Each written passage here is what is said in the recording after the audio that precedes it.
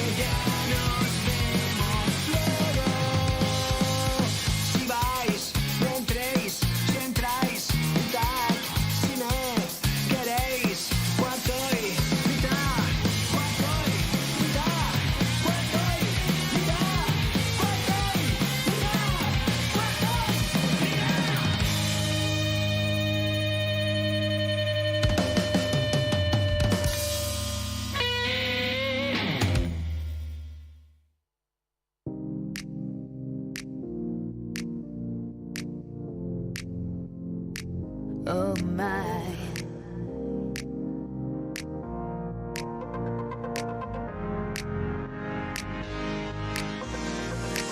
I've been all night waiting for you to come home. I've been all night waiting for you to come home. Oh my, come on, let's do this dance tonight. I gotta have you, boy, you're playing with my heart. We look around, but we don't see nobody else. Nobody, nobody. Give me your loving, give me your loving, give me your loving, Oh my. give me your loving, give me your loving, give me your loving. I couldn't find nobody else like you. Been let down each time that I've tried to find another, but I always come back to you. We're a perfect match made in the fire. You know you can't fulfill my desires. Many try, but I only got you in my eyes, in my eyes. Oh my, come on, let's do this dance tonight. I gotta have you, boy, you're playing with my heart. We look around, but we don't see nobody else. Nobody, nobody. Give me your loving, give me your loving, give me your loving, Oh my. give me your loving, give me your loving, give me your loving, your loving. Oh my, your loving. Oh my.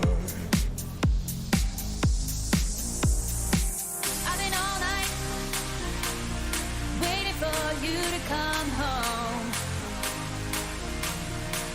I've been all night waiting for you to come home. Oh my, come on, let's do this dance tonight. I gotta have you, boy, you're playing with my heart. We look around, but we don't see nobody else. Nobody. Nobody, give me your loving, give me your loving, give me your loving, Oh my. give me your loving, give me your loving, give me your loving, your loving.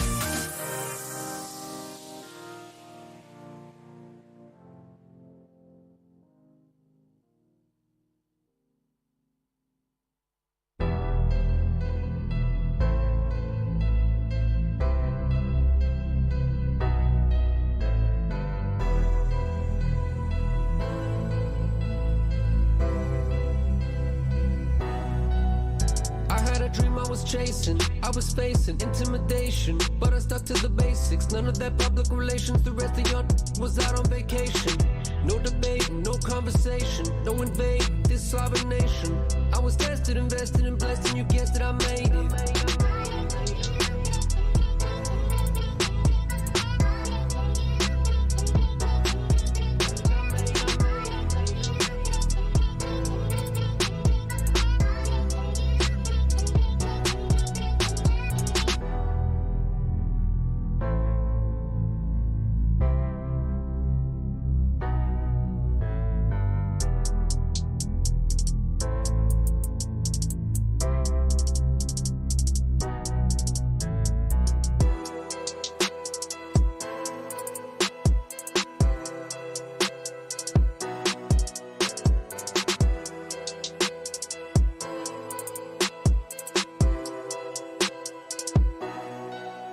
I had a dream I was chasing, I was facing intimidation, but I stuck to the basics. None of that public relations, the rest of your was out on vacation. No debating, no conversation, no invading this sovereign nation. I was tested, invested, and blessed, and you guessed it, I made it.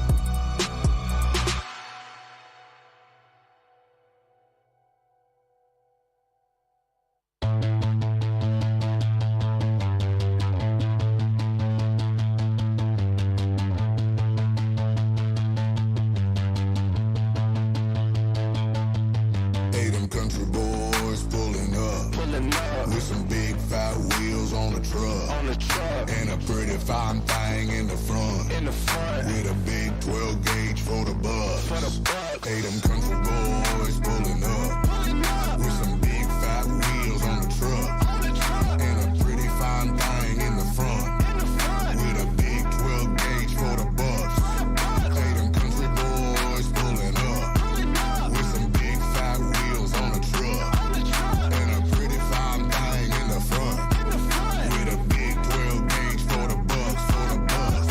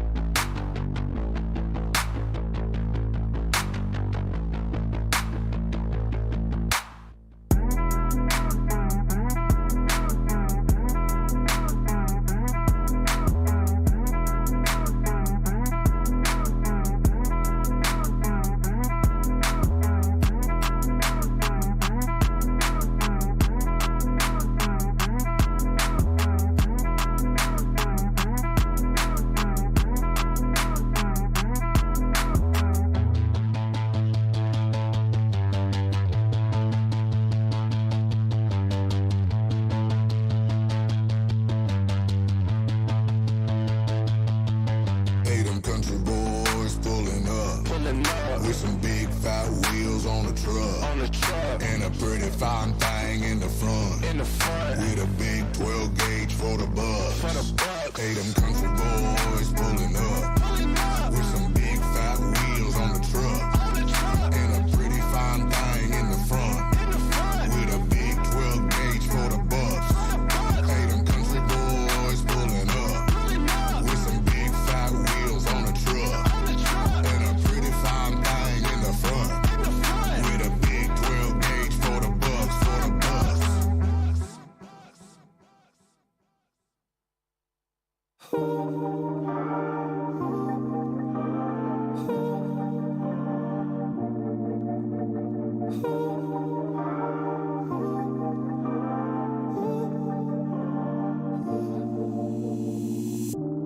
Told you that I need you, need you. But I lied, baby. Can we make sure that it's understood? I just wanna be free to say goodbye, bye, baby. I just wanna be the one to make you feel good. Do you really wanna put in work? Already know you're gonna get hurt. Tell me, is it worth it? Whatever you want, is it perfect? Can we lay low right now? Say so if you're down. Don't need a name to come around. Keep it on the low like Illuminati. Don't be wasting your time. You can come close till you feel my body, but don't mess with my mind. I don't wanna know what tomorrow holds, but we don't need to go that far. Keep it on the low like Illuminati. Don't be wasting your time. You asked me, can I try to take it slow, honey. Understand that I don't wanna take it at all. Don't think that I don't like you. But I know, no, sugar. Even if you miss me, you would be nothing but a missed call. Yeah. Do you really wanna put in work? Already know you're gonna get hurt. Tell me, is it worth it? Whatever you want, is it perfect? Can we lay low right now? Say so if you're down. Don't need a name to come around. Keep it on the low like Illuminati. Don't be wasting your time.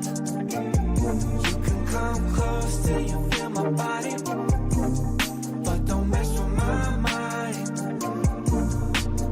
I don't wanna know what tomorrow holds, but we don't need to go that far. Keep it on the low like Illuminati.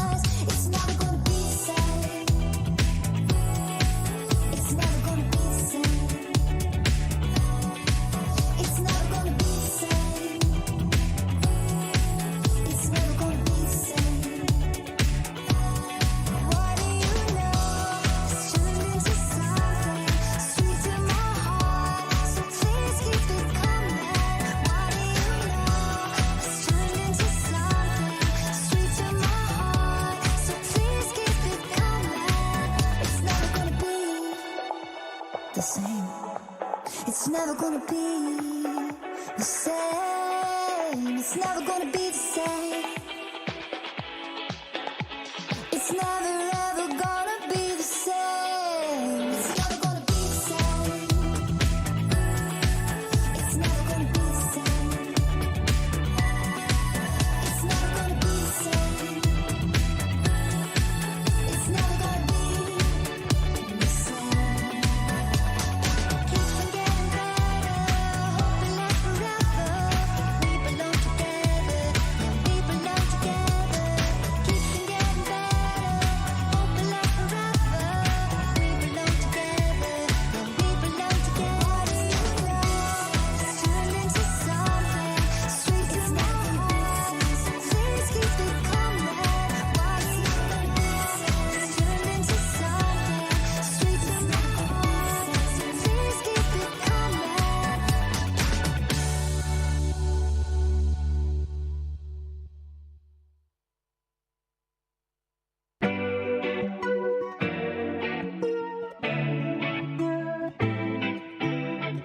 Four turns to the left, I can be the best that you ever had if you want it, baby.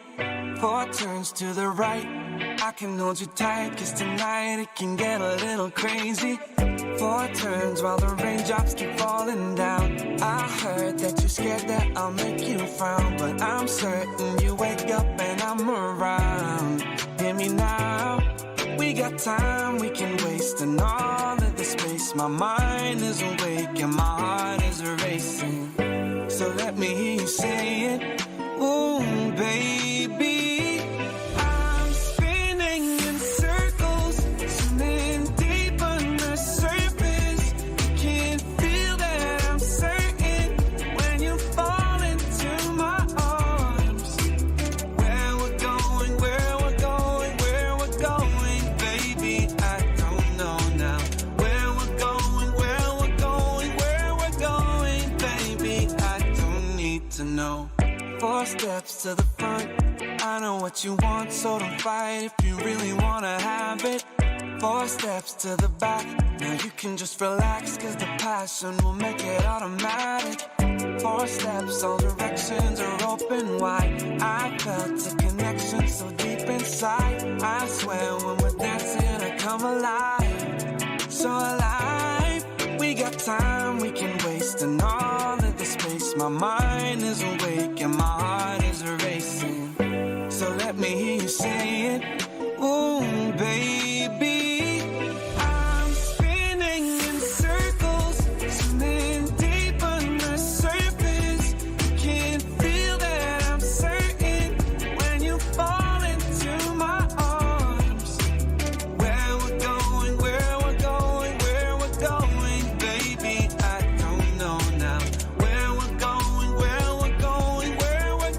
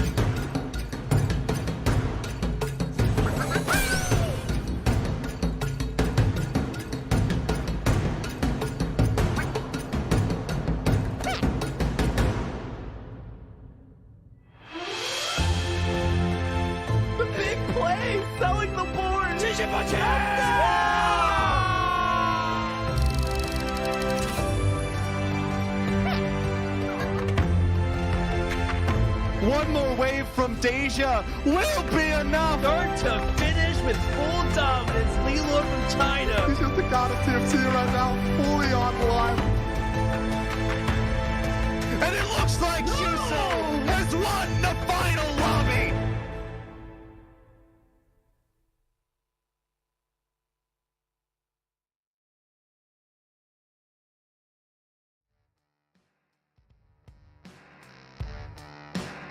I'm gonna find my way. Gonna find my way, sweet honey. I'm gonna find my way. I'm gonna find my way, sweet darling. Yeah. All I'm looking for is a reason you could love me again. Now I know it's hard to believe in when I ain't got nothing left. You're taking one shot, two shots, three shots, all straight to my heart. And how am I supposed to move on when you make me stop before I start? Wait up now, I'm gonna find my way. I'm gonna find my way, sweet honey. I'm gonna find my way. I'm gonna find my way, sweet darling. I can see myself in the mirror, got me drowning in your tide. Why can't you understand and deliver? Yeah, you know it just ain't right. You're taking one shot, two shots, three shots. You can't get enough, my darling. You keep drinking from the devil's cup. What's up? I'm gonna find my way. I'm gonna find my way, sweet honey. I'm gonna find my way. I'm gonna find my way, sweet darling.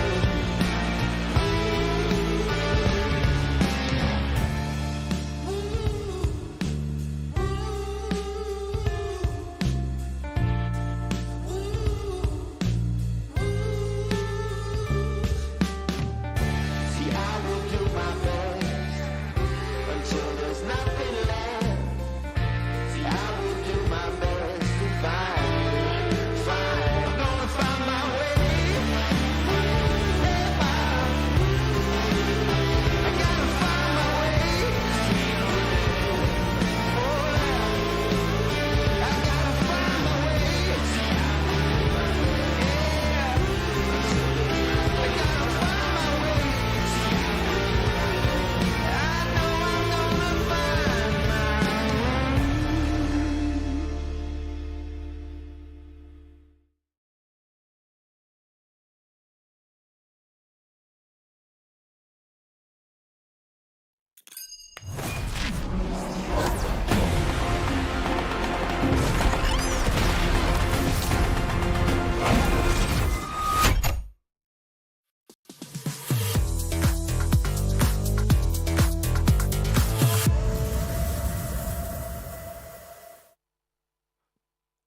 Bienvenido a España, es la hora del SQ de Oeste.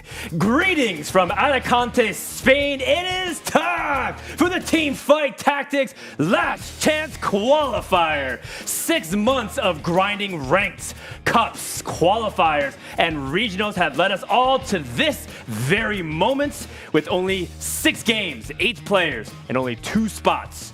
Who will be joining us for the Dragonlands Championship next week, and who will go home? I'm your host, Frodan, joined on the stage by Benjamin Vistonto, aka Vita, as well as Nathan Zamora, aka El Admiral. Gentlemen, welcome to the stage. It's really good to meet you in person. Vita, how are you doing on this fine Saturday afternoon? I mean, I'm doing fantastic for them, right? Like the fact that you guys finally get to come over here and see how the real pros do it here over in EMEA, right? Like finally get to meet you guys. Okay. You know, right? You know, yeah. After that grand intro, gonna flame us right off the bat. Nathan, I'm gonna respond to that, but how are you doing? Welcome to Spain. Holy goodness. I mean, what a trip it's been over here to get to this point, flying over the ocean. This is my first time traveling internationally for a teamfight tactics competition. And this is just, I didn't think I could get any more hype until Frodian just gave me more hype about this right now. This is the entire anticipation of the set to me. It is now international competition, and we get to see which metagame from which region today is coming out on top. It's the first time that we're having things like this international studio cast with so many commentators, but also the first time that many of these players will be competing today against international competition. Who will be able to reign supreme and who is going to fall short? So join us on social media for the conversation. Hashtag TFT Western LCQ. Let us know who is going first, who is going eighth, and who will need to skirt by tiebreakers, as some of these players have experienced already. And as you can tell, I am your host, Frodian, for today. We're normally supposed to be joined by Calypso, who is currently not feeling well. So, Cali, hope you get better soon and join us for the Dragonlands Championship next week. But in the meantime, we got to meet the casters and interview them earlier this week. Here's what they had to say.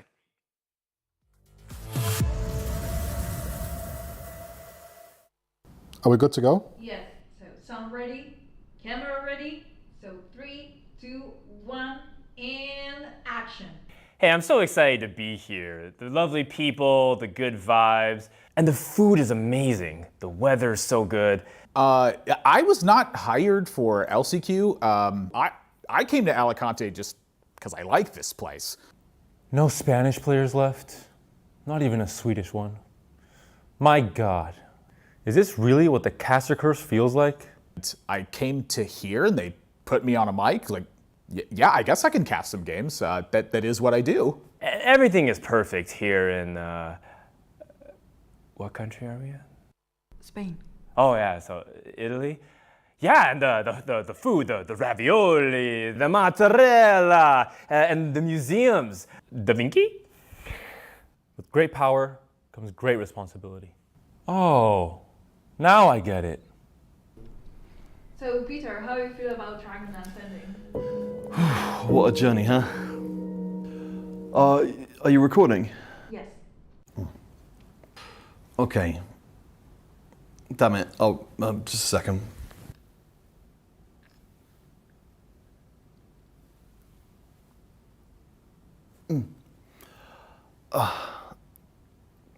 Okay. Now I'm ready. Was it? So yeah, this set was incredible with impressive units like Nyla, Nomsy, Volibear. Okay, sorry, I need a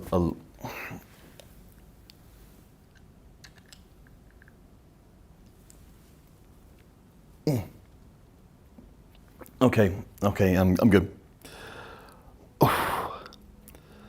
And the dragons. So cool.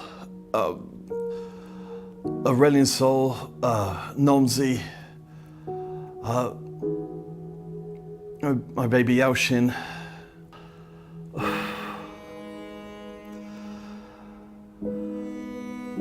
But you know, when one door closes, another one opens. I mean, every cloud has a silver lining. I mean, everything comes to an end, and eventually, it will be the best for us. I'll miss this. Thanks, guys. That was the best interview of my life.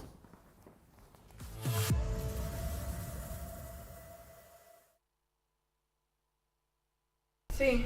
Mira, ahora estoy tomando un descanso, pero te digo, hoy es medio especial, hoy un poquito pero está bien, va. La verdad que está increíble todo lo demás. No, y ni te cuento que llegué, me perdieron el equipaje, o sea, todo mal. Pero bueno, acá estamos, viste, trabajando igual. Bueno, te dejo que tengo que volver, igual salí un segundo para responderte, pero nada de eso. Ahí hablamos, ¿dale? Besito, chau. Matecito, a la oficina. Dale.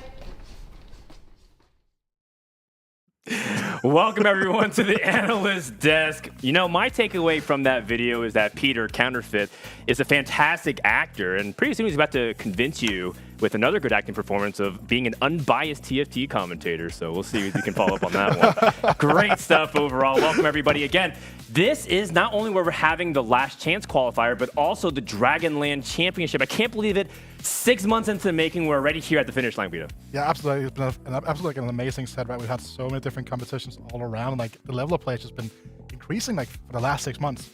This is the final stop, Nathan, before we go into the Dragonland Championship. Eastern LCQ is already done. China Regionals is finishing up as we speak. The stakes have never been higher. They really haven't, and honestly, as Vito was just mentioning, really the play talent hasn't been much higher ever, and it's just all of it is so close together. You start to compare styles and the way the players performing, they are just in line across, and really it just comes down to that tiny little shred of knowledge or that tiny little difference of a Zephyr that really makes a big difference. And it's going to be really difficult to see who is going to actually win. It seems like a lot of competition is narrowing with each passing set. You see the gaps between the regions close that much more. And so as we talk a little bit more about the championship, we have a video to explain the format for next week so you can get excited and a little bit of a preview of what's to come. After a full set of groundbreaking carousels, epic team fights, and furious races to climb the ladder, the TFT Global Championship is finally here. During 3 days of intense competition starting November 18th, the 32 best tacticians from around the world will clash to crown the one and only champion of Teamfight Tactics Dragonlands. And of course, to earn a piece of the prize pool. That's a lot of eggs. The championship will bring together the greatest minds from each regional competition. 2 from Japan and Oceania, 3 from Latin America and Brazil, 4 from Korea and North America, and 5 from EMEA and China. The remaining 4 competitors will earn their spots through one of 2 Last Chance Qualifiers. When all 32 tacticians have assembled, the showdown begins. Each position scores points, from 8 points maximum for a first place finish to 1 point for 8th place. On day 1, all competitors will be randomly split into 4 lobbies, and will start farming points based on each game. After 2 games, they'll be reseeded into 4 new lobbies based on their score, and will play 3 more games against their new competitors. When the dust settles at the end of day 1, all 32 competitors will carry their points into day 2 for another shot at glory. The first 2 days have an identical format, allowing players to do their best to earn points that keep them at the top of the ladder. Because at the end of day 2, the bottom 24 players will be eliminated. And finally, on day 3, the top 8 players will all compete against each other in a checkmate format. Once a player has reached 18 points, they put the rest of the lobby in check. You must win 1 more game to be proclaimed the TFT Dragonlands Global Champion. Tune in November 18th to 20th to watch the ultimate big brain battle. Get ready to hear them roar. The clash of regions, the battle of big brains, you heard it from the video itself. Dragonlands Championship, very different moving forward. We have 2 days of back-to-back competition, not eliminating players. What's your first reaction to that, Admirable? It's an interesting take on it, because I think that one of the things that we've been seeing constantly again and again is that you only have 6 games to really perform. When you kind of change that and start to break it down, you're cutting more players, but you've had a lot more time to prove yourself. And when you look at it, Europe's been doing, or rather EMEA has been doing these kinds of formats before, Vito, so you have experience in this area. I mean, we did this for this specific Rising Legends finals that happened a week ago, right? And I kind of feel like we've have the strongest player field at a championship from EMEA since set 3. That was when Double took home the title, right? That says a lot. Players are working so hard. It takes so many months to get to this stage. It does feel nice that we're able to introduce them to a more holistic format where they get to prove themselves over more games, as opposed to saying, hey, here's 5-6 games. You didn't get exactly what you're looking for. Sorry, try again next set. I like that a lot more. Let's talk a little bit also about the players themselves heading into championship. Look, we have so many of them already qualified. We only have 2 more spots along with whoever's going to be qualifying from regionals in China. I know we can spend a lot of time here, so I'm only going to ask you to pick 1 player each of who you are the most excited for. So we'll start off with you, Vita. I mean, for me, it's gonna have to be My Paradise coming out of South Korea. Really? Yeah, and, like, okay, I'm not an EMEA shill just yet. That's gonna come later. But for me, it's one of those players where he has always been like on the fringes of being considered as like one of the best ladder players in the world. Like a player that a lot of like my EMEA practice group has very high respect for. Like he's just a very strong player overall. I think the last championship also showed that the Korean players are here to compete. You're looking at Dudu and Bobe, a lot of the players that get a lot of hype. And of course, Woojo, who was able to get to that top 4 finish as well. 8-lane jaywalking former champion. Yet people are writing off Korea. So Vito, why do you think that is? Why are people sleeping on Korea so much? I think that Korea came into like a lot of the previous sets where they had like a much more like tempo style. It hadn't a lot more in terms of like just re-rolling like lower cost units, and that kind of wasn't necessarily in favor and in style in the meta for like so a lot of the international championships where the metas kind of end up clashing. But that is no longer the case. Like, again, this patch we're going to be playing on does have a lot of those lower cost reroll action going on. I love it. I love it. A little brief into the East, but this is the Western LCQ. Nathan, I know you got a Western player lined up. Who are you most excited for going to Dragonland Championship? It is almost impossible to ignore breakout performances, and for me this year, that is definitely Rainplosion. Rainplosion came out of the cups and just absolutely obliterated the fields. And then coming into NA Regionals, we saw pretty much the exact same thing. She just kept putting up second place after second place with some first place peppered in. It was very consistent that she was demonstrating that she had a lot more metagame read than the rest of the players did. They just kept falling behind. It was right in line with Kyvix, who was kind of doing the same thing. But Rainplosion's performance and the improvement that we've seen, the diligence that is in her study right now, for me, it seems unmatched. Representing North America, representing women also on the global stage. Very excited to see Rainplosion compete next week in the Dragonland Championship. But that's next week. What about today? Who is joining us for a chance to join us in the championship for the next week? Let's go ahead and meet the 8 players that will be competing today, 2 from each region.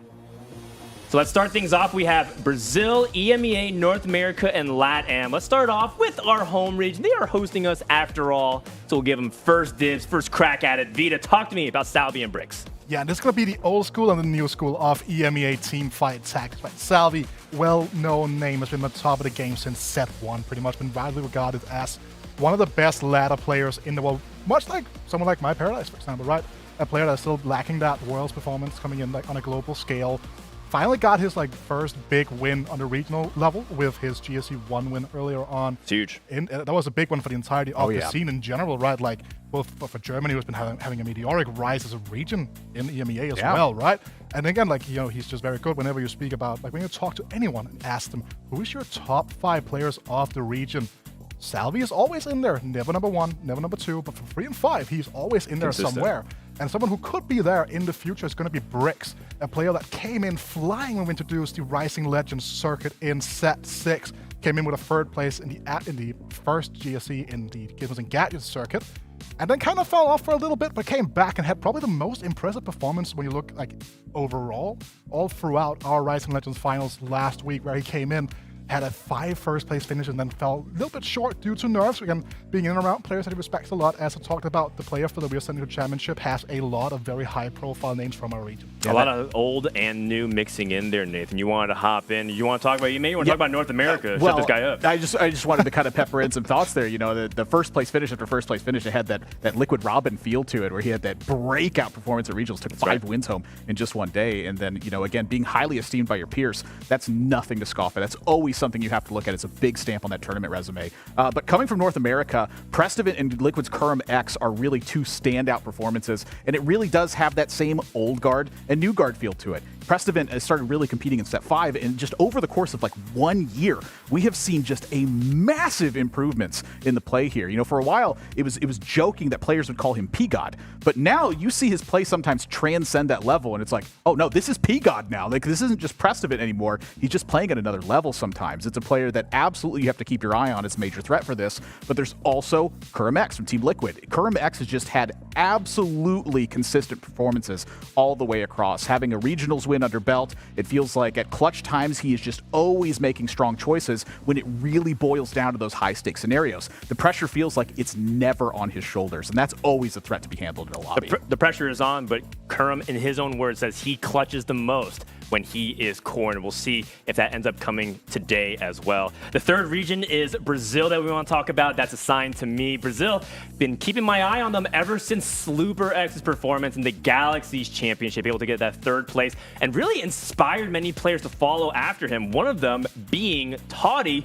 who is become, if you're from North America or you follow the West, kind of this K3 Soju of Brazil in terms of his popularity. A lot of people are cheering for him. Very popular and improving from set to set. He used to be sort of a one-trick player, now becoming more flexible and really putting a lot of the Brazilian hopes onto his shoulders. We'll see if he can match that today, because that improvement is going to continue the longer he's in competitions. So I'm looking forward to that. And then Lucas, he's back. Another last chance qualifier, another opportunity for a global championship appearance where he finished 14th back-to-back. Can he make up and find revenge for finishing that low and wants to go to that final day?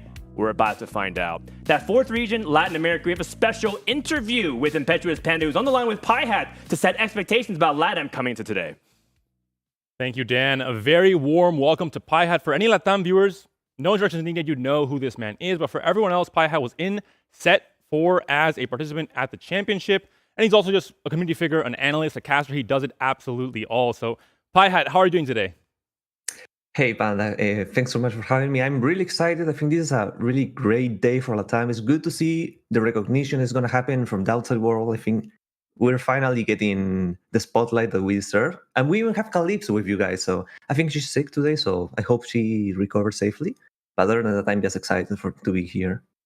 What we do have is 2 fantastic players. We have Tech Summers from Argentina, a powerhouse nation in EMEA, or in LATAM, similar to France in EMEA, for example. And we also have Josue from Peru. You're Peruvian as well, but first of all, break down a little bit more about Tech Summers compared to Kivix from NA, a very greedy AP player. But tell us more about him, please.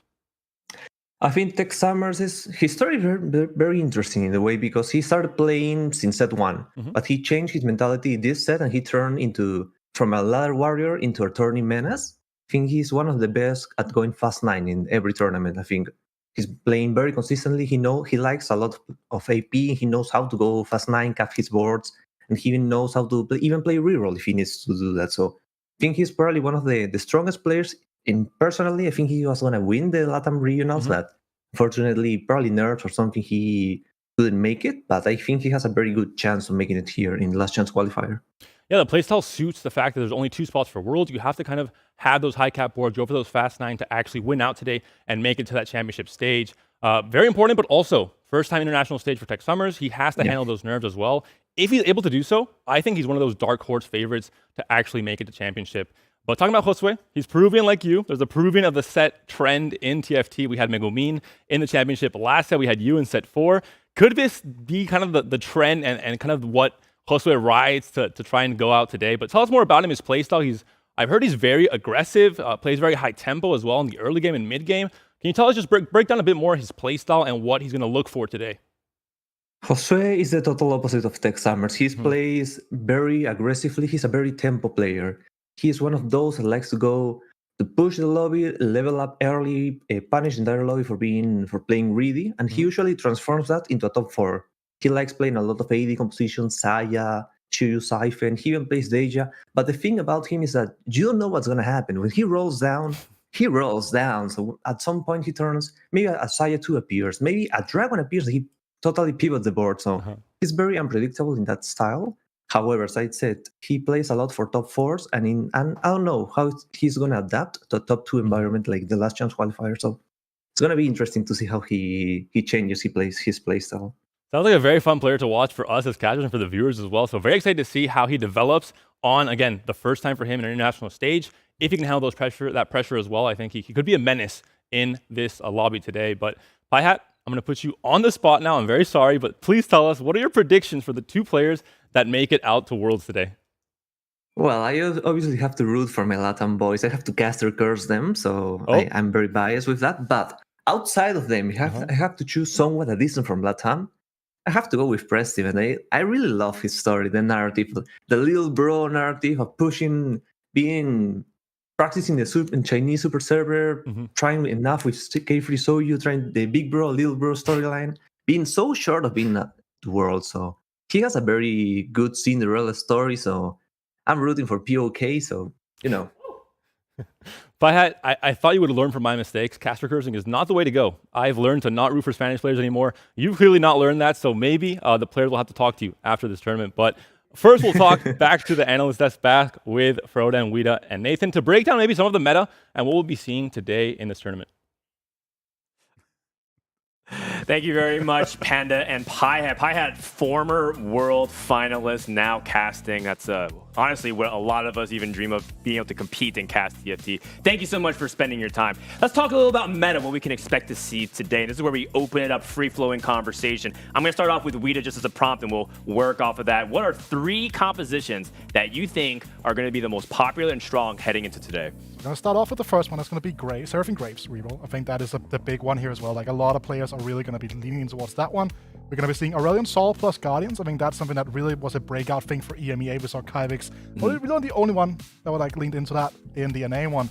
And Yone reroll, right? Like, that is just the good old-fashioned one. You see score weapons too, you just start sending it. Interesting. So when you're looking at reroll, you're thinking about Yone specifically, or you didn't mention Kaisa, but I know that's on your list as well. What makes Yone reroll so strong? Because a lot of people, they're kind of cold on it, despite some being still hot on it. Yeah, it's straightforward, right? Like, that's the big thing, right? It doesn't take a big mental toll for you, especially if you do end up having that early Swiftshot Emblem, for example. You have very clear direction. You signal to the entire lobby what you're doing as well. And Yone 2 is a stabilization point. Can carry you sometimes even all the way to something like 4-5, even if you're like failing your roll down.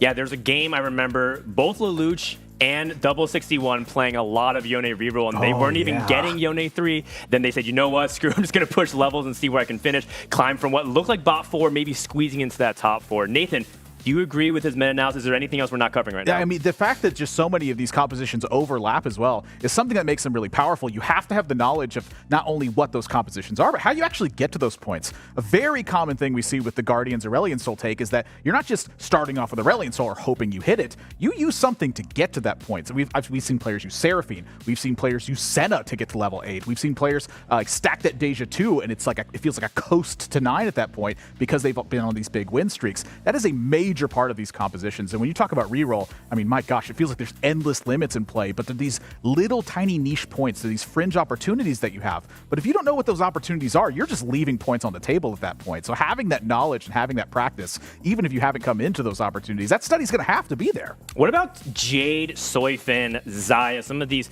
attack, damage, Dark Flight that hasn't been mentioned just yet? Where do they currently sit, Nathan? I think a lot of that has to do with the way your items end up panning out. I have to agree with Beat on this one. A lot of times Graves is going to be one of your sole focuses, but sometimes you just don't have the items for it, or you're getting like a heaping pile of swords, or you're not finding any belts or something like that. And some of it comes down to what you hit as well. You know, that 4-1 roll down, all sorts of things can happen that are just complete chaos in those scenarios. I mean, if I run into a pair of Shioyu and I run into a pair of Siphons, I'm probably going for Soifin at that point. I think so, but also don't forget the augments. The augments are really going to dictate a lot of what the players are doing. 2-1 has been a big commitment off your first augment choice. We ask, when are you going to commit to Darkflight? Well, if you have a Darkflight crown with the Protector's Vow off of Prismatic Lobby, I'm pretty sure you know exactly what you should be going for, or rather the Titan's Resolve. So it's going to be really interesting to see what people are going to be choosing. Vita, what else is there to talk about in terms of this meta that we're discussing at the moment? I think that's something you, again, specifically to Darkflight. Portable Forge is the most popular augment in the game, pretty much outside Celestial Blessing. And even that alone is an activator for, you know, Darkflight, because that does turn into Essence. And that means like it's a very easy to flex into, even as like a mid-game breakpoint, because like something like Swain 1 even holds defensive items incredibly well. Could even be used to like a very special like War Dragon transition. I think that you were talking about Kaiser reroll. I think that one for me is going to be the big one. Goldmancer's Staff will be the absolute like big denominator for that. And again, we've seen it time and time again. Something like a Duelist Mirage, Goldmancer's Staff, Deja just fast 9s, very easily, even off of Deja 1, for example. There are so many things that are going to be depending on which Shimmer Skull item we're going to be seeing. That's true. Volibear early on is going to often define and potentially warp games, especially if you get that Golden Mancer, especially if you're able to get that fast 8, fast 9, and completely warp the tempo of the lobby. So don't just pay attention to compositions, but also these units, these augments that people are specifically playing around. Let's talk very quickly about some text that we might see. There's been changes to patches of what regionals people are playing on. For North America, for example, we played on 12.20b, but EMEA was playing on 21. A lot of other people are playing on 21. Today is also on 21. With buffs to things like Nomsy, built different, and changes to a couple of other things, Do we expect to see any of that today, Nathan? I definitely expect to see some of that. You know, the fact that we just spent so much time talking about just the different comps that are available, very little strategy in these discussions, but they just keep going. We haven't even touched Lux or Astral at this point. There's so many different things to come about with these. And a lot of it is going to break down to, like, what does the Mirage buff look like? Is Namzi an Invoker or is Namzi in Cannoneer? Those things matter as well. Any way you slice it, there's always something that can come up at just those little tiny niche points. And again, the overlap is something that I really have my eye on.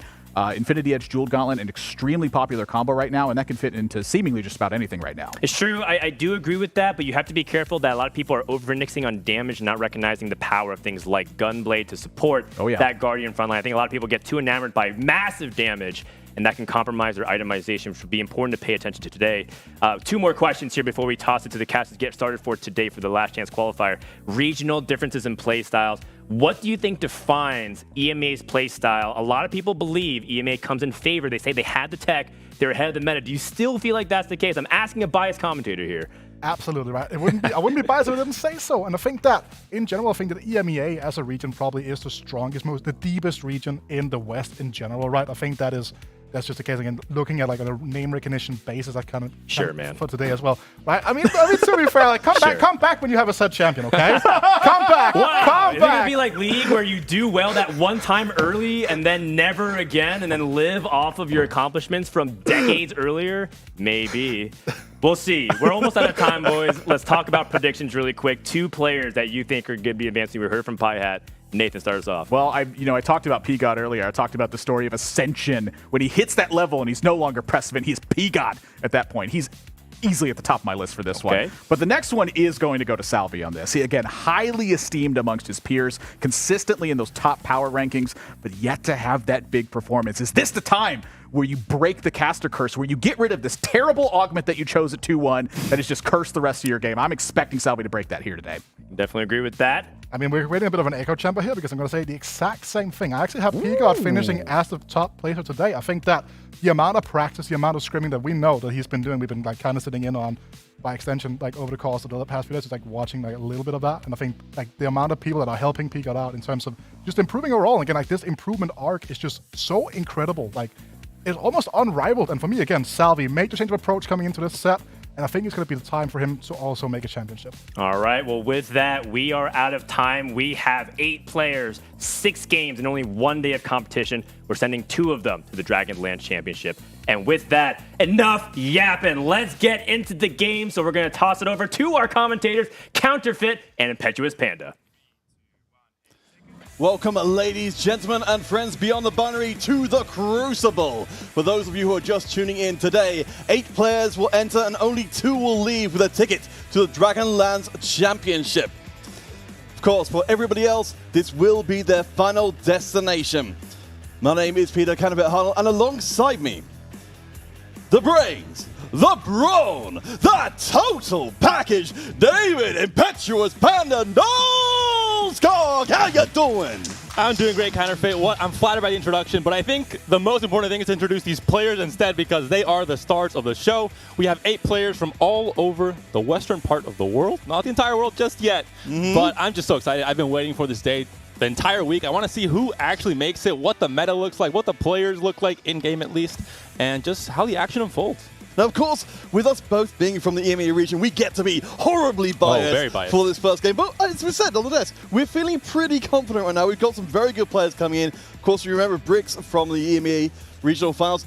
In day 1 and day 2, got the most first places out of anyone. Not necessarily the completely consistent with that, but still showing an incredible level of dominance. That being said, I'm gonna actually, I'm not gonna be an EMEA shill right now because I've had calls with every single player pretty much in this tournament, and they're just all so wholesome, so friendly, so invested in trying to become the best player they can be in TFT and make it to the Dragonlands Championship. So I'm unbiased now. I actually want to root for everyone. They're all so nice and so good at TFT, but only 2 can make it, and it's going to be very exciting. I think, as you mentioned, we have kind of the players that maybe most of the viewers will know from both NA and from EMEA, but we also have players from Brazil and LATAM, 2 regions that are not so well known for the English audiences, but I think regions that we definitely deserve to highlight right now and also next week in the Dragonlands Championship, because we've always had kind of these surprises, these players like Altenawe last set that was able to get top 6 in the world. We had Slooper, 3rd place from Brazil in set 3 as well. So it's not just EMEA and NA and obviously China. It's going to be, I think, every single region trying to pull their weight and trying to make it through and trying to prove that they deserve to be in the international stage. And of course, we talked about on the pre-show, we've got the Little Bro and Soju connection already put together. But I mean, we've talked about not everybody has access to these players directly. We've got players, particularly from the Brazil and LATAM region, who are more looking for mentors in a more remote sense, taking them from streams instead. Yeah, we've had players, I think the perfect contrast of Tech Summers, a player that plays very greedy, like a lot of NA players do, cough, cough, Soju, and players like Josue, who actually, went to play in EUS because he was watching Snooty Boo, a Spanish streamer. They share the same language. And then he's like, oh, who's this Volta guy? Let me watch him. He's actually pretty good at the game as well. And then Daysik, and overall, they've kind of taken that branching path, one in NA, one in US, with different playstyles as well. But Peter, we are finally loading into Game 1 of the Western Last Chance Qualifier. 8 players, but only 2 spots. And it's going to be a very interesting tournament because it's not just playing for top 4s. It's not just playing like you do on ladder or in some tournaments in day 1 and 2. It's trying to play for those very high cap boards, trying to get wins, trying to get a whole ton of points to end up in that top 2 spot. Yeah, it's an absolutely brutal format. But, everyone is always looking for that second chance. If you make it through the LCQ, you have got a spot just as good as anybody else. And we remember, of course, last time around, Ging made it through our LCQ and then did the best out of any of the EMEA players. Another player that made it through LCQ was Lucas. Lucas, a player that is, he seems to like this stage coming back to the LCQ. But looking at the Mirage for this game, it will be Spell Sword Enchantment. Very important to note, especially for a player like Tech Summers who loves playing Deja.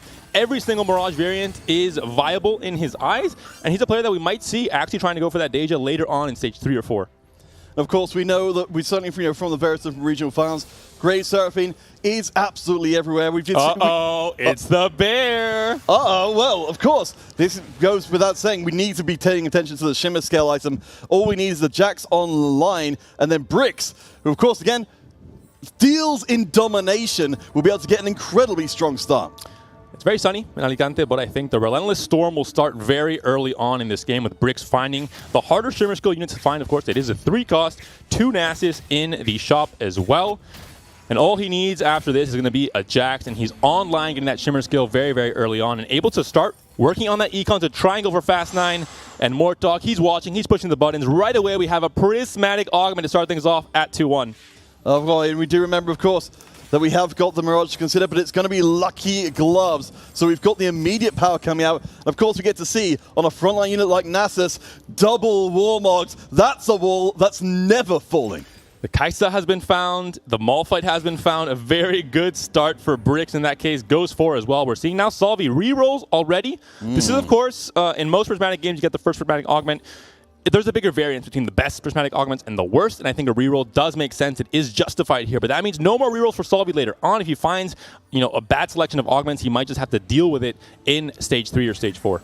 So we did have an option here to go for the high roll and try and go deeply down the path of the Astrals, but instead they've gone the opposite direction and gone for the most generic augment possible. That Cybernetic Shell will keep the front line up. We have got the Sunfire coming in.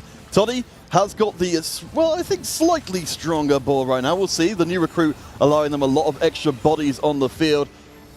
I think for now, Salvi's going to be sitting back in this game and letting other people take charge. Yeah, Salvi only level 3, did not go to 4. Has a lot of 1-cost pairs on the bench, so that does, the math does check out in that case. But it means that Salvi is happy and content to lose streak this stage 2. Maybe work on that gold instead and try and come back later on in stage 4 and be a menace that can actually take this lobby. Like you mentioned, Cybernetic Shell, I think, is a very generic augment. Salvi's a very flexible player. I understand why he leans towards it.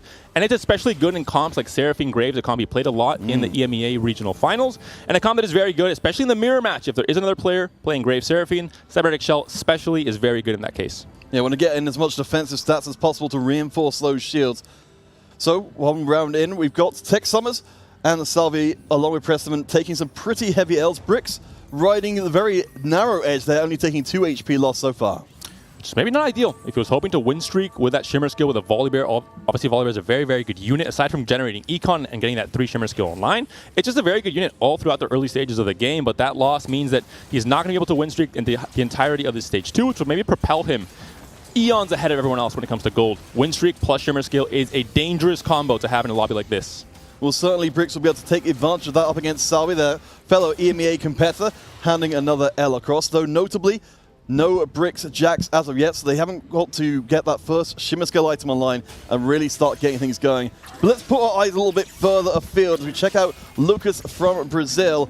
They've got themselves an early setup. The Prismatic Knife's Edge means there's a ton of AD in this comp. Yeah, and that's going to lean mostly towards Yone in this case. If you can find a spatula for that build, that would be fantastic. They get the Swift Shot emblem online, a comp we've been seeing all throughout this last month in TFT. Very, very strong reroll comp that has been, kind of in the making, being perfected and optimized all throughout the different regionals we've been seeing. But it could also be Shio Yu Siphon. It could be that Jade Whispers comp later on in Stage 4 once those dragons can be found. A comp that has been nerfed a few times in the last few patches, but could still be a viable comp to get a good top 4 to play high tempo in Stage 4. Yeah, we'll keep an eye on what Lucas ends up putting together, but I do agree it does seem they're going to get a lot of benefits. We check with bricks again. They just seem to be following us around everywhere we go. But still, no matter how far they go, they can't find that Jackson. They can't get fully online. Again, bricks has only taken the 1L so far. Got a good little item selection here for Volibear, of course, who seem to be an excellent item holder across many, many competitions. One thing we have not mentioned yet, Nomzy is going to be Cannoneer for this game. There have been recent buffs to Cannoneer. Some of these players that played in the regionals didn't have this buff online yet. They might not be as familiar, but Bricks actually played it in day 3 of the EMEA finals. He got a 6th place in the game 1, so not ideal. But it's a comp he has played in the past, he has experience with, and he knows what it is to play 6 Cannoneer, maybe just 4. Once you transition to that Swain board, you dropped out the Nomzy instead, and you try and go for Graves as a carry outside of that Grave Seraphine. All right, so again, as we come to our carousel and get our little pickup of items here, let's again take the flavor of the lobby. Deleted is up at the top. Only undefeated player so far. Salvi at the bottom. We noted before they were lost streaking, but they have taken maybe just a tad more damage than they would have liked. And yeah, all these HP totals make sense to me, except for Prestivan. Prestivan's a player that is known to play very aggressively in stages 2 and 3 and 4. He usually has a little gold, but lots of HP because he invests that gold very wisely into trying to win streak and stay healthy all throughout the early game. In this case, almost tying Salvi for last place in the HP. The opposite for Josue, a player that we know likes playing aggressively, likes leveling early, likes win streaking stages 2 and 3, and that's the case here, currently sitting top of the standings. And of course, we notice we do have ourselves another knife edge coming through here, which definitely will be slowing things down if things do end up going that Jade direction. Interesting choice, of course, of the Gwynsus as well. We're seeing Senna being used as a very strong, again, early item holder to provide Deleted with their early success. Not many traits online, mostly just the 2-star units that are going to be very powerful here, especially with the extra stats from Knife's Edge, even more so in this case. The Senna in an unorthodox position in the front low, trying to make use of that extra AD, and generally going to stay quite protected thanks to The Rock. Dwayne Johnson, still 1-star though, in that front line on Sejuani, but in this case, the front line does melt a little bit too quickly. Cybernetic Uplink going to help with the Lagoon stacks for this Talia. And can Ezreal and Senna do it here? The last embrace comes out. Talia survives. A flowing volley onto the Senna is almost going to be enough. Ezreal taken down. Fury of the Dawn on the Nasus. Oh, it's not going to be quite enough. The Rage Blade stacking a little bit too fast. The Bloodthirster keeping Senna alive in that front line-ish position. And the win goes to Josue. Still a 4-win streak for him. Yeah, we need to see as well what they're going to be doing at this point. They have got an opportunity, if they want to go for it, to level up again and make sure they keep hold of their win streak. We can see that Salvi, one of their potential opponents from next round, so probably not too worried about them. We could Prestivan down there as well, also presumably lost streaking. The only real problem here is if they go up against Lucas, who may be trying to climb further up the table. Very important fight here for Josue to keep his econ intact. A very strong board, bit of a mishmash though. We'll see if he can do it. And meanwhile, Prestivan and Salvi, the HP better together, both at 70 at the bottom. Loose streaking, I imagine, all throughout this stage 2. The fight here against Lucas, Peter. Do you think the Senna can do it with Diana jumping right behind her at the very start? Well, we've got Knife's Edge on both sides, so it's knives out from the very beginning. Of course, this is the big thing to try and keep the win streak going for Jose. It's going to be pretty dicey, as you can see. We've saw again and again that Yone is such a good carry, and it looks like nobody is going to make it out alive. Big loss there for Josue. He would have loved to obviously get the win streak all the way into Krugs. Krugs essentially a free round for whatever streak you are getting online. For anyone that is maybe a little bit confused, INP Deleted is, of course, Josue. INP is the team he represents, and that's simply his in-game name, but we will be referring to him as Josue on the broadcast here today. Yeah, we're going to make sure to keep track of that, and hopefully you guys will be able to get to know them pretty well by the time it's all said and done. Coming out of stage 2, though, we have got Bricks, again, the player who specifically said to us that they were going to be... Is that an early Deja online? This man, he knows how to hit. He knows how to whisper in Mortdog's ear to get those big, strong units early on to the game. Deja is one of those units that really transforms the early game, one of the strongest units in terms of the AoE damage from Wind Blast, especially in stages 2 and 3.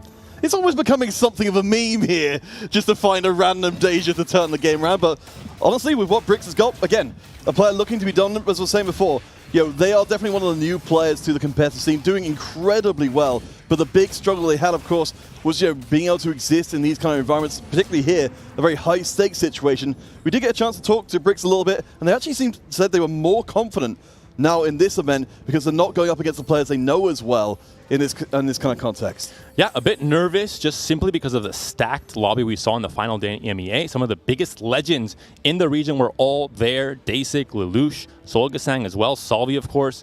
And Brix, was just not quite ready for a stage of that caliber. In this case, more of a mix and match of different regions, and I think Brix is going to do really fantastic. He's been a player that I think has really proved it to us in the last 2 sets in EMEA. And if he hits a Deja early, I think that definitely helps him as well. A quick level up as well. Brix making sure, as best they can, their win streak stays intact. We'll see who they're up against. So Curmex, you'll see they've got themselves a decent amount of Lagoon stack. Of course, we haven't talked a ton about Lagoon so far, but of course, another one of our economic traits, which can get you a decent amount of money before potentially dipping out, usually around 80 stacks when you get that first item component in. More than money, and something that many players and people just don't talk about too much, is the fact that you get a Reforger, which means you can try and go for those good, perfect, optimal items for that Grave Seraphine comp. And you also get, extra components. When you pick up Cybernetic Uplink, you have that chance to get the extra value, especially from a Prismatic Augment like this one. And Kurum, we saw him playing Grave Seraphine all throughout day 3 of NA Regionals, and I think he hasn't changed his mind too much, especially with a great augment for the comp. I think that's definitely the direction he's going to go in. We saw the Vow has already been built, which I think is a clear indication he's going to try and play for Grave Seraphine for that stage 4. So our second augments are starting to come in. We can see already we've got Mirage building up. But we've got some interesting choices here for Tech Summers. We haven't seen a ton of them so far. Again, a player who likes to play towards the later games. We can see the Kaiser itemization as it goes up to 2-star. We don't have the actual Shimmer scale online here, but we've got most of a reroll Kaiser composition, or at least perhaps a more temporary version. Shimmer scale is online. Gambler's Blade is the item. Not the best, but not the worst. I think definitely somewhere in the middle, and definitely something that can work when you have a 2-star carry like Kaisa already. Jewel Lotus, essentially that 4th item for any of these AP carries later into the game. Binary Airdrop as well. Wow. Which is not great in this position. Going to be a Zeke's Herald into nothingness from Kaisa. Very lonely in the back, unfortunately. Yeah, that's a little bit unfortunate. We haven't seen a ton of the Binary Airdrop coming in, but Correx maybe it's got a read on this that we don't have. So the Binary Airdrop should at least get some more items online, even if they're a little hard to navigate. Currently on a lost streak and towards the bottom of the table. Apparently, that's about to come to an end at the expense of Carmex, who will drop down into the bottom 4 pretty convincingly. Binary Airdrop is an interesting augment where it doesn't really hit the peak of the board strength right when you pick it, especially early in 2-1, because you don't really have enough items to make use of it. It starts making that much more of a difference, in the middle of the game when you hit this next carousel and you're able to distribute those items a bit more and get more value out of this augment. And especially later into the game, you get more and more value. It continues to scale into the late game. We will be heading across through Pressman, of course. We expected to see them trying to be relatively aggressive. We are seeing the components coming together of a Seraphine Graves composition, but they have taken a ton of damage. This is something of Controls Descent. This is a lost streak, but I mean, they've taken so much damage now. Do you think going forward from this point, this is going to make things trickier for Preston to navigate? It's not his usual playstyle, not where he feels comfortable, not where we saw him, the playstyle we saw in NA Regionals at the very least, but he has a good setup. He has Cybernetic Uplink as well, Thrill of the Hunt 2, and he could also be angling for the Grave Seraphine comp we saw so often in both EMEA and NA. If all these players go for the same comp, though, that's going to be very hard for everyone to hit Graves 2, and whoever doesn't might end up taking a bot 4 in this game 1. I mean, we're already seeing some of that competition coming to the fore here. Tech Summers also running the Kaiser item carrier, as you noted before. It's going to slow down everybody getting to where exactly they want to be. This could actually be the end of the lost streak of Preston. It's going to be pretty tight, but yes, barely holding on. Tech Summers keeps the lost streak alive for Preston. Also, crucially, gives them the minimum amount of damage they could have taken while still keeping the gold flowing in. AKA good loss for Prestivan going into this carousel. First pick as well, so has a chance to continue finding those optimal items for the comp he wants, which I assume still is going to be, looking for that Graves with a chain vest.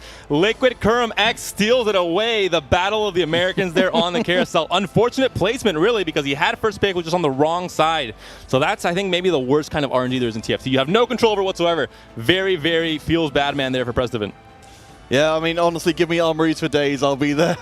All guns blazing. But yeah, for Prestivan, Karamex above them on the table by nearly a clean 20. Bricks, of course, does remain up at the top of the table, has kept that win streak intact with, I think, a pretty solid showing. We've got, of course, the very early days, was mentioned before. We've got the chance to build up potentially another Thieves Gloves to take advantage of the Lucky Gloves augment and give, another strong unit straight on the board. Has a Spatula still open, can go for a vertical Mirage if he chooses to.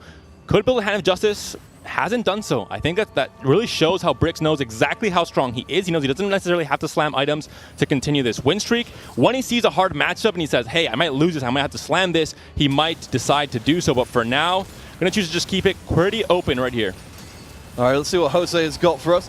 We've got now the 3-item center, doing a good job of at least trying to remove one unit from the field. But you can see Bricks, with the consequence of Bricks needing to keep ramping up their power level to keep the win streak going, is that they are putting out some pretty heavy losses to everyone they face up against. Curious to see what Salvi is doing. He's win streaking, but he's also picked Portable Forge as a second augment. Some of those Portable Forge items are very relevant in terms of what you get picked, in terms of what you can surprise your opponents with if they're not scouting properly as well. And we're seeing it there. The Giga Chad Vlad transfusions for days in that front lane with the Sunfire already built in as well. Very, very tanky and opting to play some Lux reroll, it looks like. And he's almost at 3-star already, Peter. Yeah, I mean, that's absolutely huge. The quality of the Astral Drops goes up astronomically once you start really getting them all in place. One thing we are missing here for our friend Lux, though, no casting item to help her get off a few more casts quickly. But as you say, the front line is very, very good. Let's see what up against. Salvi is on a win streak right now. Going to be up against our friends with the Proto setup here. Precedent, of course, building towards that Grey Surfing comp. Again, they're not there quite yet, but they have got the Protectors Vow on the front line, which will keep them nice and healthy. For Salvi, of course, you saw the EMEA Regional Finals, fighting back from the brink on the final day to barely make it to Last Chance Qualifiers. Our Golden Spatula Cup #1 winner with a lot to prove. Giga Vlad finally dies. Lux is still alive, but I think she still has to deal one more big Cosmic Flare in the direction of Kaisa, but the stun, the grasping spines from Zyra lock her up for a second, and that's just enough time for the Morello to do its thing. Anti-heal on both sides, but in the end, it is Salvi's win streak rather, taking a loss. Yeah, and Salvi wasn't the only one to lose out on that win streak. Bricks is also no longer streaking. Tex, instead, is the only one streaking coming out of stage #3. So, I mean, we saw this a lot, again, in our previous events. The win streaks get me really tending to get hit pretty heavily once the other boards start to spike. Very curious what Kurum's board is going to look like. He's gone level 7 now at Wolves. He's going to be rolling for Graves, if I'm not mistaken, considering the Graves he got off the carousel earlier on and his augment choice as well. I'm very, very interested in where those rolls go, but we also have Tech Summers here rolling for a Kaisa, gets a Jax and a Malphite there as well. Great stability in that front line, and now it's all about this. 3 Kaisas to go. If he's uncontested, this is one of the strongest comps we've been seeing at the Chinese regionals as well. Only 2 off now, Peter. Ooh. Can he do it? How far does he roll now at this point in the game? Well, we have to assume now that Summer has been scouting out and making sure that the previous item holders of the Kaisers aren't getting in the way.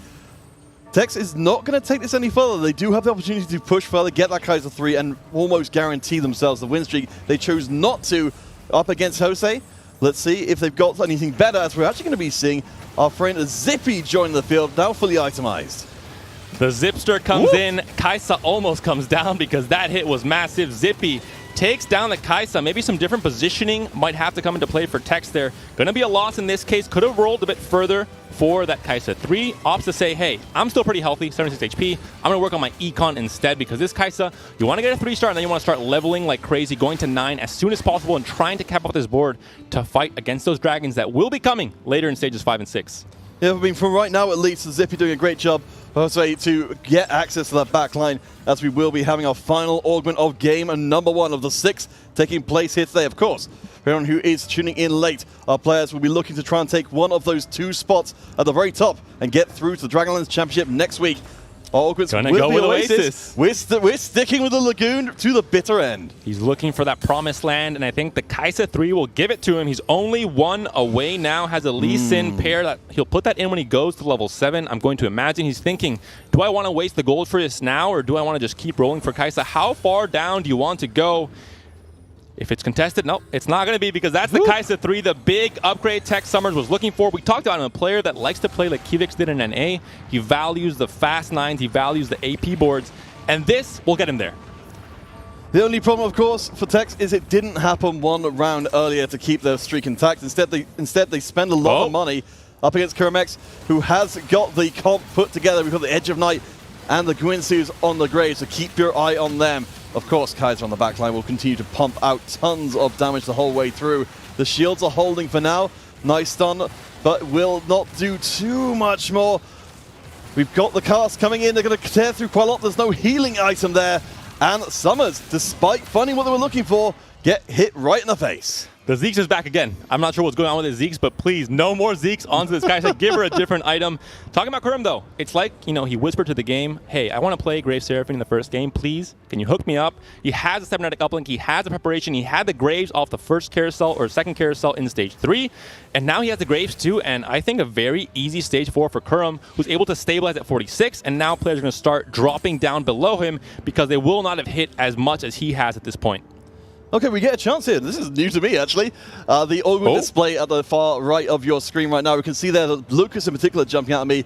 Double Knife's Edge. That's an absolute ton of AD. Curious what he has decided to go for. Is it going to be that Jade Whispers comp, or is it going to be something like Yone reroll, for example? We haven't seen much of Lucas just yet, but first let's check out Kurum as he tries to stabilize, as he tries to get the prep stacks going, as he tries to get to the 3 stars as well. Already has Graves too, that's the big one. Rage Blade stacking as well. Edge of Night, maybe the most important item.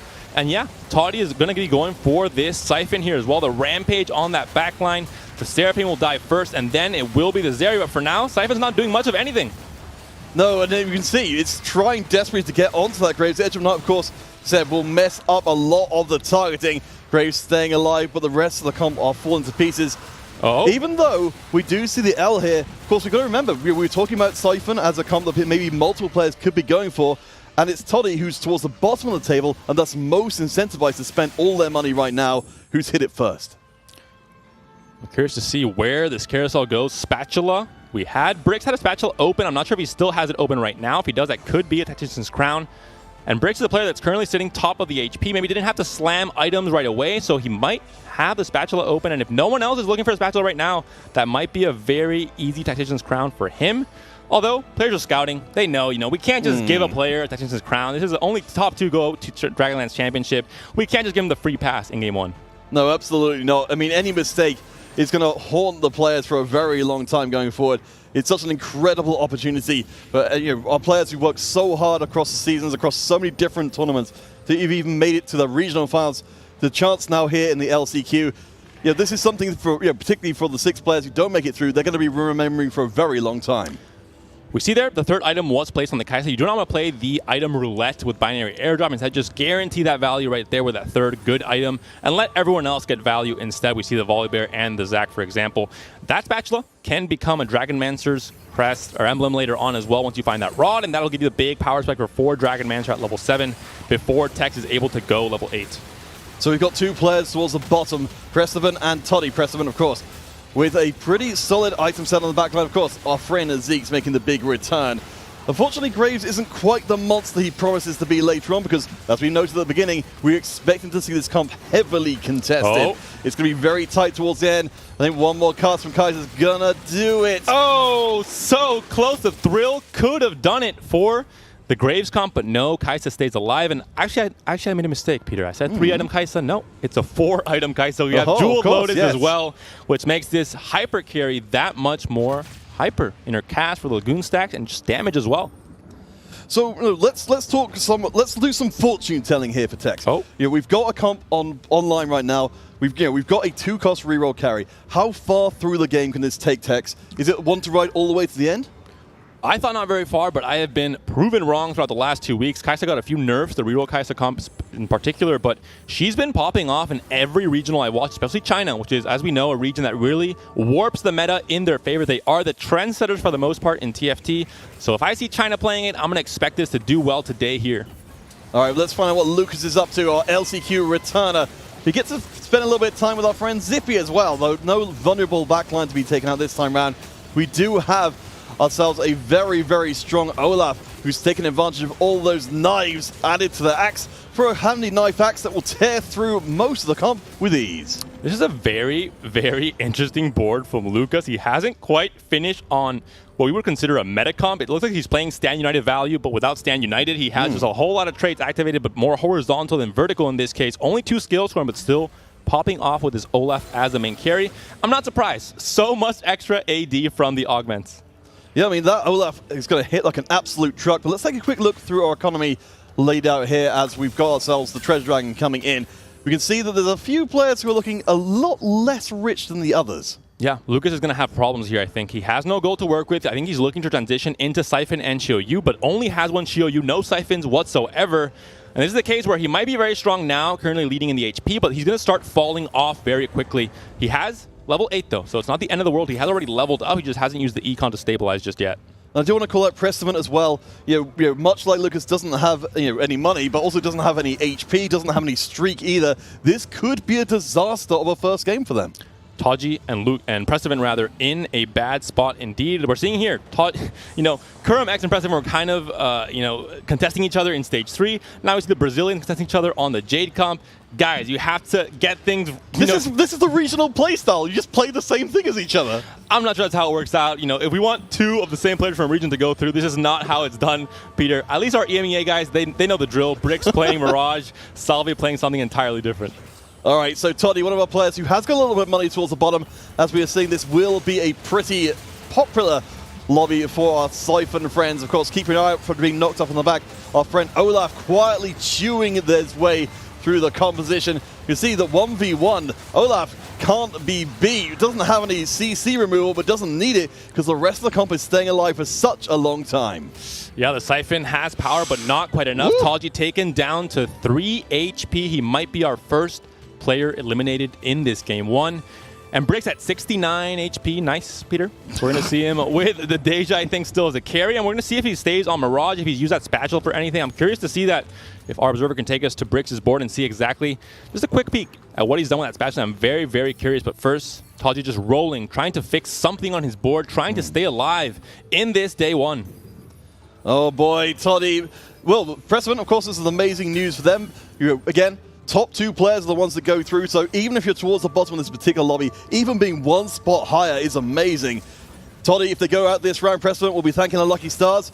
As will be Jose. We have got Salvi here, who has, of course, been working the astral angle for a while. They still don't have a mana item on their Lux, but what they do have is an absolute ton of damage. A lot of armor as well. Cybernetic Shell, both gold and prismatic version. We see a lot of players doubling down on an augment they chose in stage 2-1, trying to get even more of that particular stat. Siphon chose to bite the wrong unit, going to be taken down by this next Cosmic Flare. He can jump, he can rampage his way through, but won't be able to do it. Can Xiaoyu do it, actually? I don't think this Giga Vlad is Giga enough to actually take down a dragon like Xiaoyu. The 1-2 punch will come through, and Vlad, the transfusion comes through, stays alive a little bit longer. I don't think it can possibly be enough. No! Oh my goodness, the Giga Vlad, the name comes true. What was that? He's a Giga Emperor, Vlad. Get it right.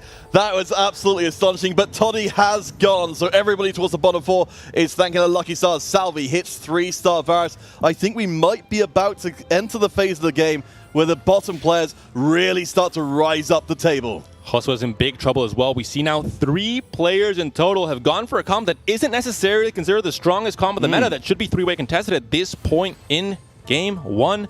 Xiaoyu Siphon for Josue as well. JG, Bloodthirster, Hand of Justice, secondary carry Jace, who is a 2-star, whereas Xiaoyu has no items on her just yet.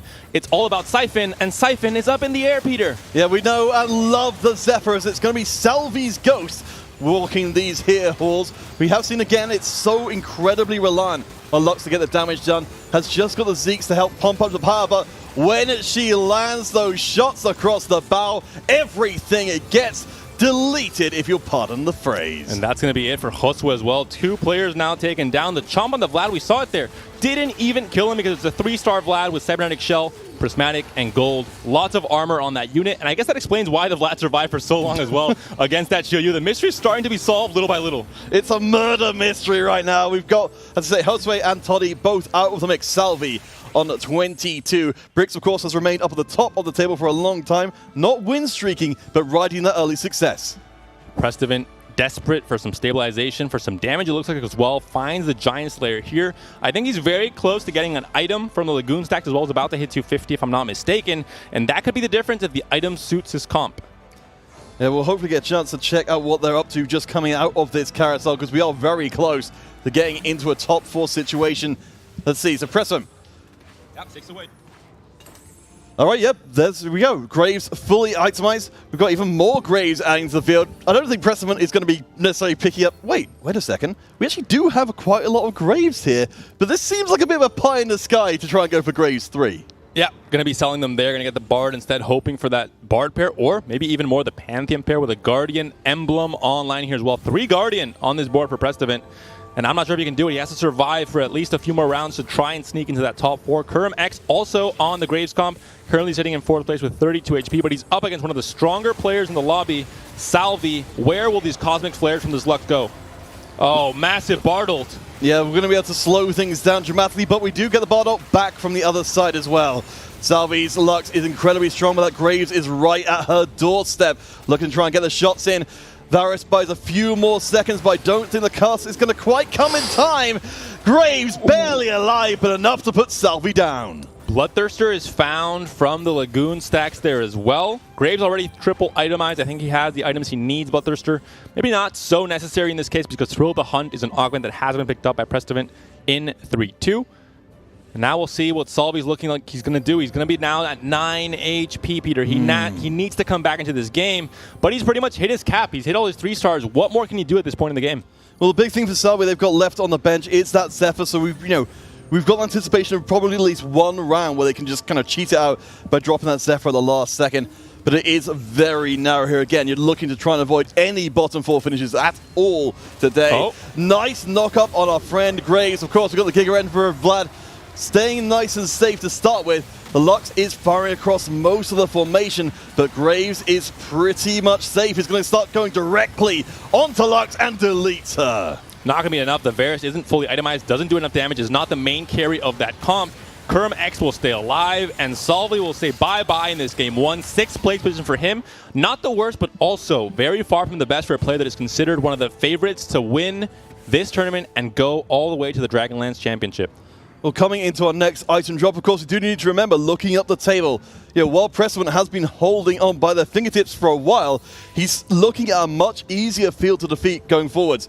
We've got 26 for Bricks, and the top HP total for Tex is only 32. There is not a big gap between 5th and 1st right now. And we did see Bricks actually use that spatula to make the Mirage crest in this case, going to the vertical 8 Mirage with Spell Sword's Enchantment as the Mirage variant for this game. He was leading the HP for so long, but now starting to fall off a tiny bit. His only goal is to secure this top 4, something that Prestivan and Kurum are also trying to do in this case. And Kurum now sitting at the top spot, we talked about it. He lost a lot of HP early on. He hit the units and the items and the comp you wanted to hit that he's so comfortable playing. He's executed it so well and is now sitting at the very top of the standings going into stage 6. And it's amazing Kermex can still be holding on to 50 gold and a win streak at this point, being up at the top. But this day is all about being hyper dominant, and Kermex certainly starting us off very well. We'll see what Lucas has got. Again, we are with the oft-delayed Siphon comp, so popular in this lobby, but perhaps a trap for many who have ridden upon this path. Oh, we can see the damage is pretty good, but Graves on the back line is enough to dance through the ashes and take out so many. Lucas takes a huge loss, and Prestivan is now in 3rd. It looks like the NA players knew what they were doing playing Graves and Seraphine. They were contesting each other, but still both players able to almost sneak into this top 4. Lucas took a massive hit. Bricks takes a massive hit as well. And this lobby is so close. Kermex with a bit of an edge, 32 HP for him, but everyone else just 7 HP away from Lucas to Bricks. It's anyone's game to sneak into this top 4, to start getting those points, to try and make it to the top 2 spots at the end of the day. Well, a big upgrade for Bricks is going to be that Yasuo 2. We saw him be the last one standing before. we've certainly got a pretty good setup here. We have got Protector's Vows for days, so presumably Deja will get the time she needs to be able to ramp up, and of course Yasuo will get the time it needs to ramp up their own spell. Positioning is going to be so important here. Deja switched to the right side just in the last minute. Lucas' Shioyu is going to try and sneak his way to Deja as quickly as possible, but Idas is going to be in the way. It's all about this Siphon Rampage. If it sneaks into that corner where Deja is and takes a big old bite of that Deja, it could be game over, but no. Goes for that Idas instead. The damage comes through, the bite will come through, doesn't quite kill the Deja, buys a bit more time. Gunblade healing the Yasuo as well. Shioyu now targeted, killed, only up to Jace. Jace can't do it by himself. Luke is going to be taken down in the 5th place position. Tex Summers gets 4th for the Argentinian player. And Prestivan, Kuramex, both in the top 3. NA viewers must be very, very happy to see how this game 1 has panned out. But EMEA is still on top. That's true for now, but Kuramex did just hit level 9, and Prestivan is on a win streak coming in, so Brix, I don't think, is remotely comfortable. They have got no money at all. It's all down to the position now to try and beat back the advancing NA competitors. Yeah, Brix has hit his cap, but I think a top 3 to start things off is good for all of these players, although, of course, you want to get those wins. You want to start off with that big momentum, Peter. All right, we'll see. Let's see. So it will be up against Brix's Ghost for Prestivan. Of course, Prestivan on that 4-round win streak. That Graves is doing an absolute ton of work, but will get stunned up in the middle. A few more seconds bought. This front line is pretty tanky as well, because remember, of course, we've got the Idas with the double Rascal's gloves, the good items, but Graves is still staying alive. No one can touch him. He's just too damn strong. As we see Brix take the L.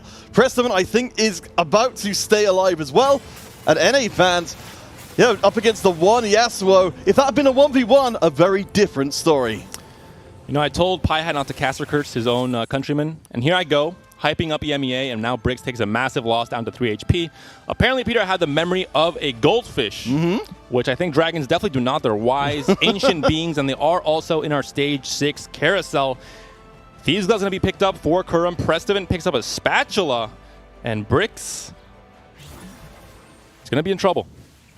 Yeah, it does not seem like any more than 3rd place is really on the cards here for Brix, but certainly for Prestivan, an incredible showing for them to really come back from the absolute brink and hold on. You have to know that Sergio is smiling right now watching this stream, having the little bro really just perform way above what we expected from the early game.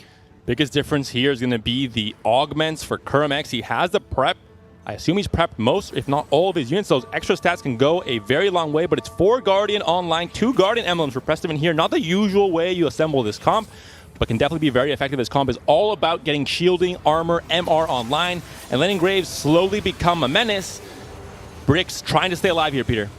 Yeah, again, it's all eyes on our friend Graves, who has taken the attention of Deja. She's going to be able to chunk down the magic resist, the heal coming out from Soraka as well, and Graves is dropped. Without the Graves, I don't know if there's any way Prestivan can survive. We are pretty far in. They're on Stage 7 as of yet, but with the big gun gone, a huge win on the cards for Brix.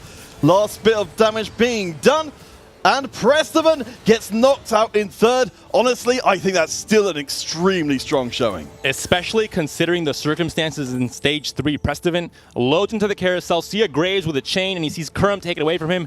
That must have been a feeling like, oh my god, I'm about to go 8th place. But no, he turns it around in Stage 4. He assembles his comp, he stabilizes, and he finally gets a 3rd place to start things off in this day, or not day 1, in game 1, because there's only one day today, Peter. Day. It's all about this one-day tournament. There's no second chance after this one. This is the last chance qualifier. The last chance saloon. Brix up against Kuramex 1v1. Taking down one friend Graves. Let's see if they can do it again. 8 Mirages, of course, an absolutely titanic force to have to deal with. We have got Soraka, who will, of course, be keeping the front line up nice and healthy. Good stun onto the main force of the field.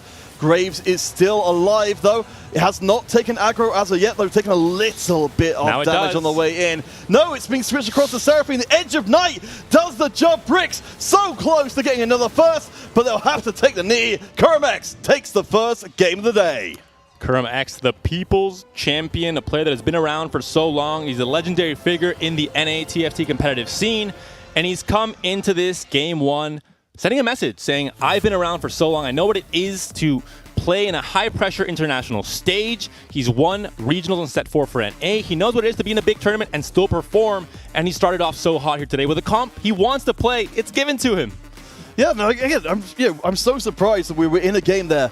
We had all of the, all the graves being contested as we expected. I think the big surprise to me, of course, coming out of the game one, it was how much people were kind of indexing in on the Siphon comp, even at each other's expense.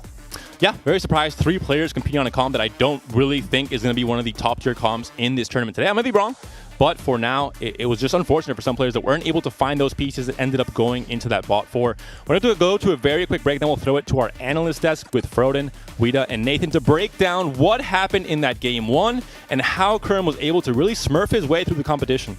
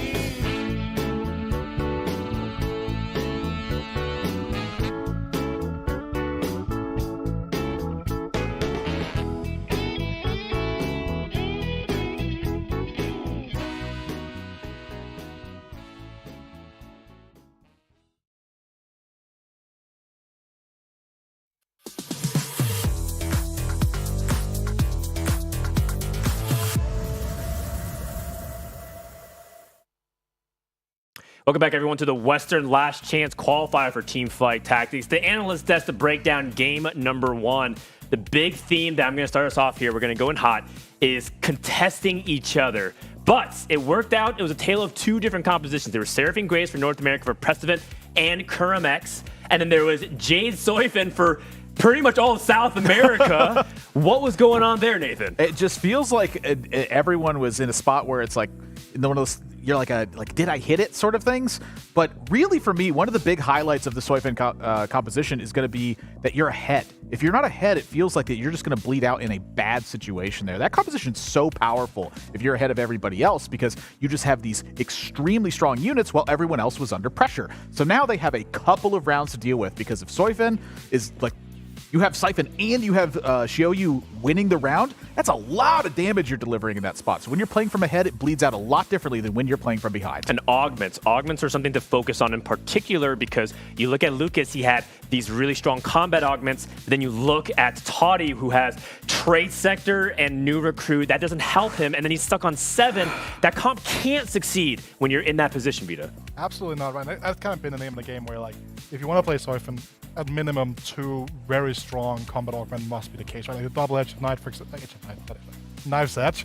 Very close, it's kind of the same thing. But Edge of knife. Edge of knife, right, there we go. Like, Nectar Charge, Celestial Blessing, those type of augments, you kind of need to have them in like a nice combination for the comp to really be able to push further than 4th in a lot of these compositions, like, especially in a lobby that is a stack to this one. 2 players I want to also highlight doing something on the reroll side. We have one Tex being able to go for a Kaisa 3. What happened with that indecision binary airdrop and that Jewel Lotus? Felt like he was hesitant, and I totally get it. He wants the binary value, but it feels worth to actually go for that Infinity Edge when you have Jewel Lotus. I mean, there's a big thing to think about here, and it's like value is important, but there's a certain point where you want to override that. You're going to want the highlight of your 3-star unit really in play, and for me, there's Infinity Edge is sitting on the bench while you have a Jeweled Lotus, and it's a 3-star.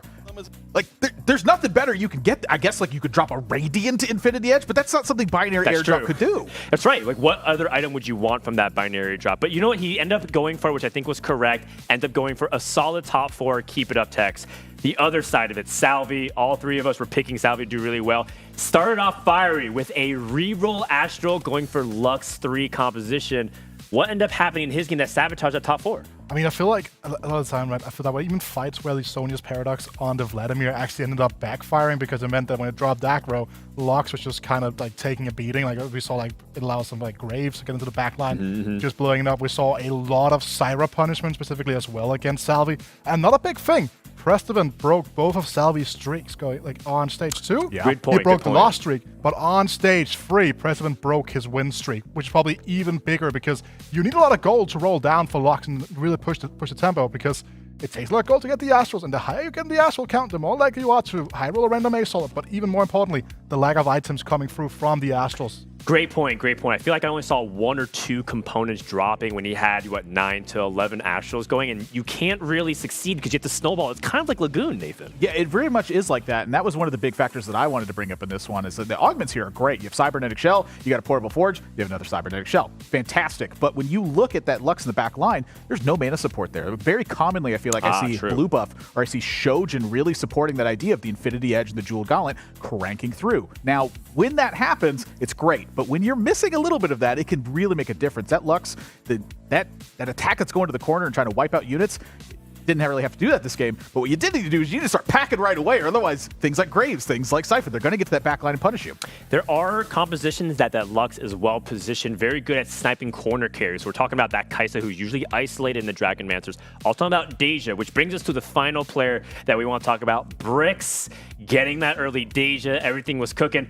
I was scared at one point that he wasn't even a top 4. It felt like going for that 8 Mirage was surprisingly risky despite it being a prismatic trait, Vita. Yeah, and the thing is worth noting as well, different Mirage is different, priority. Different Mirage is different. Hard-hitting analysis here in EMEA. But like, that's the thing, right? But again, sometimes, you do have to, just say, okay, I only need 4, because again, spells doesn't happen. One of those things where, like, yes, you can get a lot of AP in, but if you just have a weak surrounding board, that is sometimes just not going to be good enough. It's true. I agree, and I actually like that point. 4 Mirage with Spell Sword is really enough because you're scaling.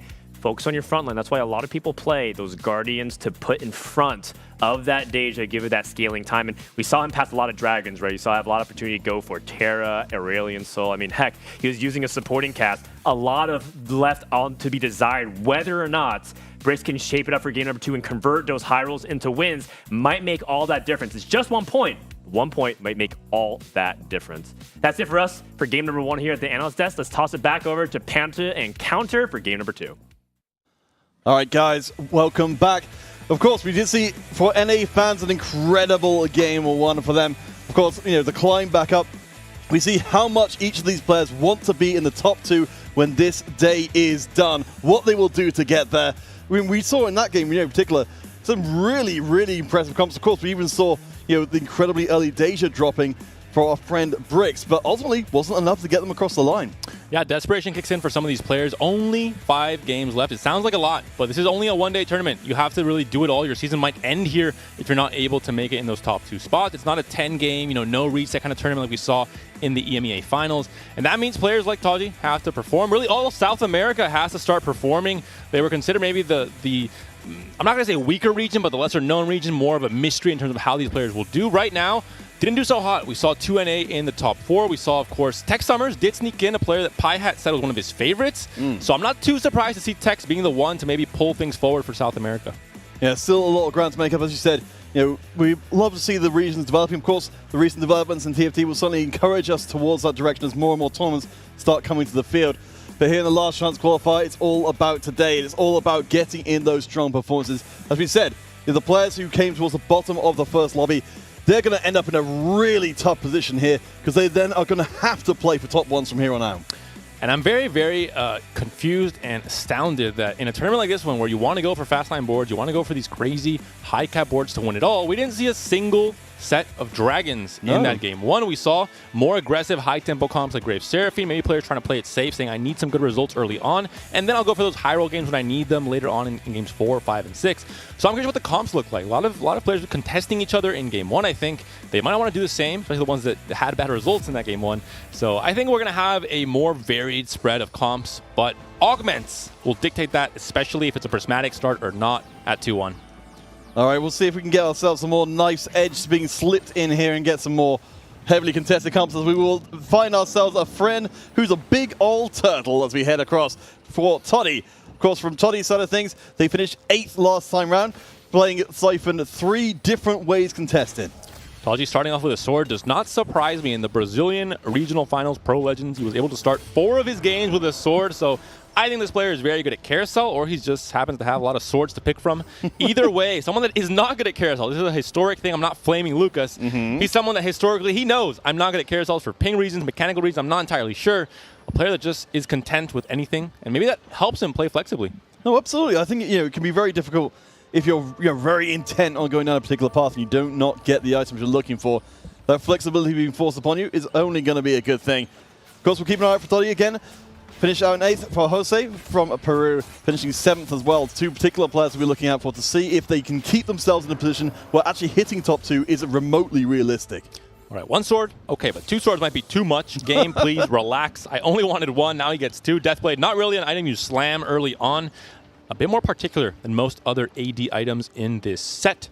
Nidalee, of course, loved it, but Nidalee is no longer with us when it comes to metacomps at the very least. Shapeshifter not really doing its thing as it has in previous patches in this set. But those who are doing their thing are Guardians, Leona pair on the board for Taji, and also Malphite for the Lagoon start for the Bruiser with Jack with Shimmer Skill Malphite, one of the key units in Stage 2. All right, we will be rocking the Dawnbringer to termination, so a lot of extra front line to maybe push a Deja to stack up. We'll get our first augments in, so no Prismatic. But we have got some very promising augments here for Toddy. If Namzi was Cannoneer and if Taji's trying to check that now, he might decide to pick Ricochet. This is an augment that really elevates the newly buffed Cannoneer comp into the stratosphere, but Namzi is not Cannoneer, as Taji might find out as he lurks around trying to scope out, looking at those traits. It is actually Mage for this game, and once those nerfs came through a few patches ago, I think Mage, Namzi is no longer the priority for players when we see it in this lobby. Well, you talked a bit about Dragon comps before. Let's start kind of getting directly on the table what our players who have played 7th and 8th need to do. What? Oh, hello. Talking about getting on the table, something you want to get on the table in Stage 2 is the big old bear, Volley Bear online. Shimmer Skill, not quite there just yet, but a Dragonmancer start instead for Lucas. Okay, well, no, very good start for them. But to go back to the previous point, what do our players who didn't do so well in the first game, what do they need to do to get through and get these top 1 finishes? Well, they need to have a lot of gold to do it because dragons cost a lot of money, and 2-star dragons cost even more, and leveling to 9 costs even more, and I can keep going on and on and on. And that is why Shimmer Skill is so relevant. That's why we're noting the fact that Volibear is on this board, because once you get 3 Shimmer Skill online, especially with an item like Goldmaster's Staff, you're able to propel yourself into a very, very, very rich bank account. Of course, we did note from before our previous game, it's all about, you know, if you find that Volibear, find that Jax, to get things really online. So the early level makes a lot of sense. We'll hopefully be skipping around, check out a few more folks as we've got ourselves a little bit of upgrade for Lucas. Of course, let's see. Oh, in fact, yes, we'll actually be getting our first augment selection coming through. So you noted before that Mage is a little bit disfavored. Tex Summers apparently disagrees. Tex Summers likes playing AP, so I'm not surprised. He's someone that really, anything that's AP, he's down to go down that route and see what he's able to do. But Salvi picks up Trade Sector, might be leaning towards Astrals again, despite not having a great performance in that game 1. Or it could be Yone, or it could be any reroll comp that favors from all the extra rolls you get from that augment. Oh, who is this? Our good and special friend. It's Knife's Edge coming to the field once again. I think this time round, we have got just the one Knife's Edge in, so hopefully that will free up the Siphon Comp to be a lot more flexible. It does seem like our players are spreading things out dramatically more in Game 2. And Prestovit, now I think, you know, more in his playstyle, slamming the Thieves Gloves early on. He's a player that likes to play high tempo in Stage 2. Looking for a win here with the Ezreal still alive. Karma and Twitch, Ezreal and Zeri. The battle of the pretty weak units, to be honest, for this Stage 2. But in the end, it will be Twitch with a sliver of health who wins out. And Prestovit maybe trying to go for that win streak, not going to be able to do it. Although we see Gold Collector for Briggs. This is also another way to get that gold rolling. Oh boy, I mean, we've seen how incredibly powerful this can be. You know, we talked about the Gold Monster stuff, be able to accelerate a win streak dramatically. Now we've got ourselves a Gold Collector to do much the same thing for Briggs, who of course, again, as we said again and again, is a player looking to be hyper-dominant. Came second in the first game. If they can pick up a first in Game 2, they will position themselves extremely well to be one of our 2 making it out of today. And with Gold Collector, you want to try and focus on getting a very strong front line, especially. If you kind of lean more towards that back line, get another damage carry, it might take away kills from the Karma. So actually just get a brick wall or a Cavalier, Guardian mix wall in that front line and try and get kills with Karma instead. Well, we have got a pretty solid brick wall here. Bricks coming in up against Lucas, both undefeated so far, so we'll get to see directly who is the strongest. Looking out, of course, for those procs from our Gold Collector, but unfortunately, Volibear is proving to be a pretty tough nut to crack.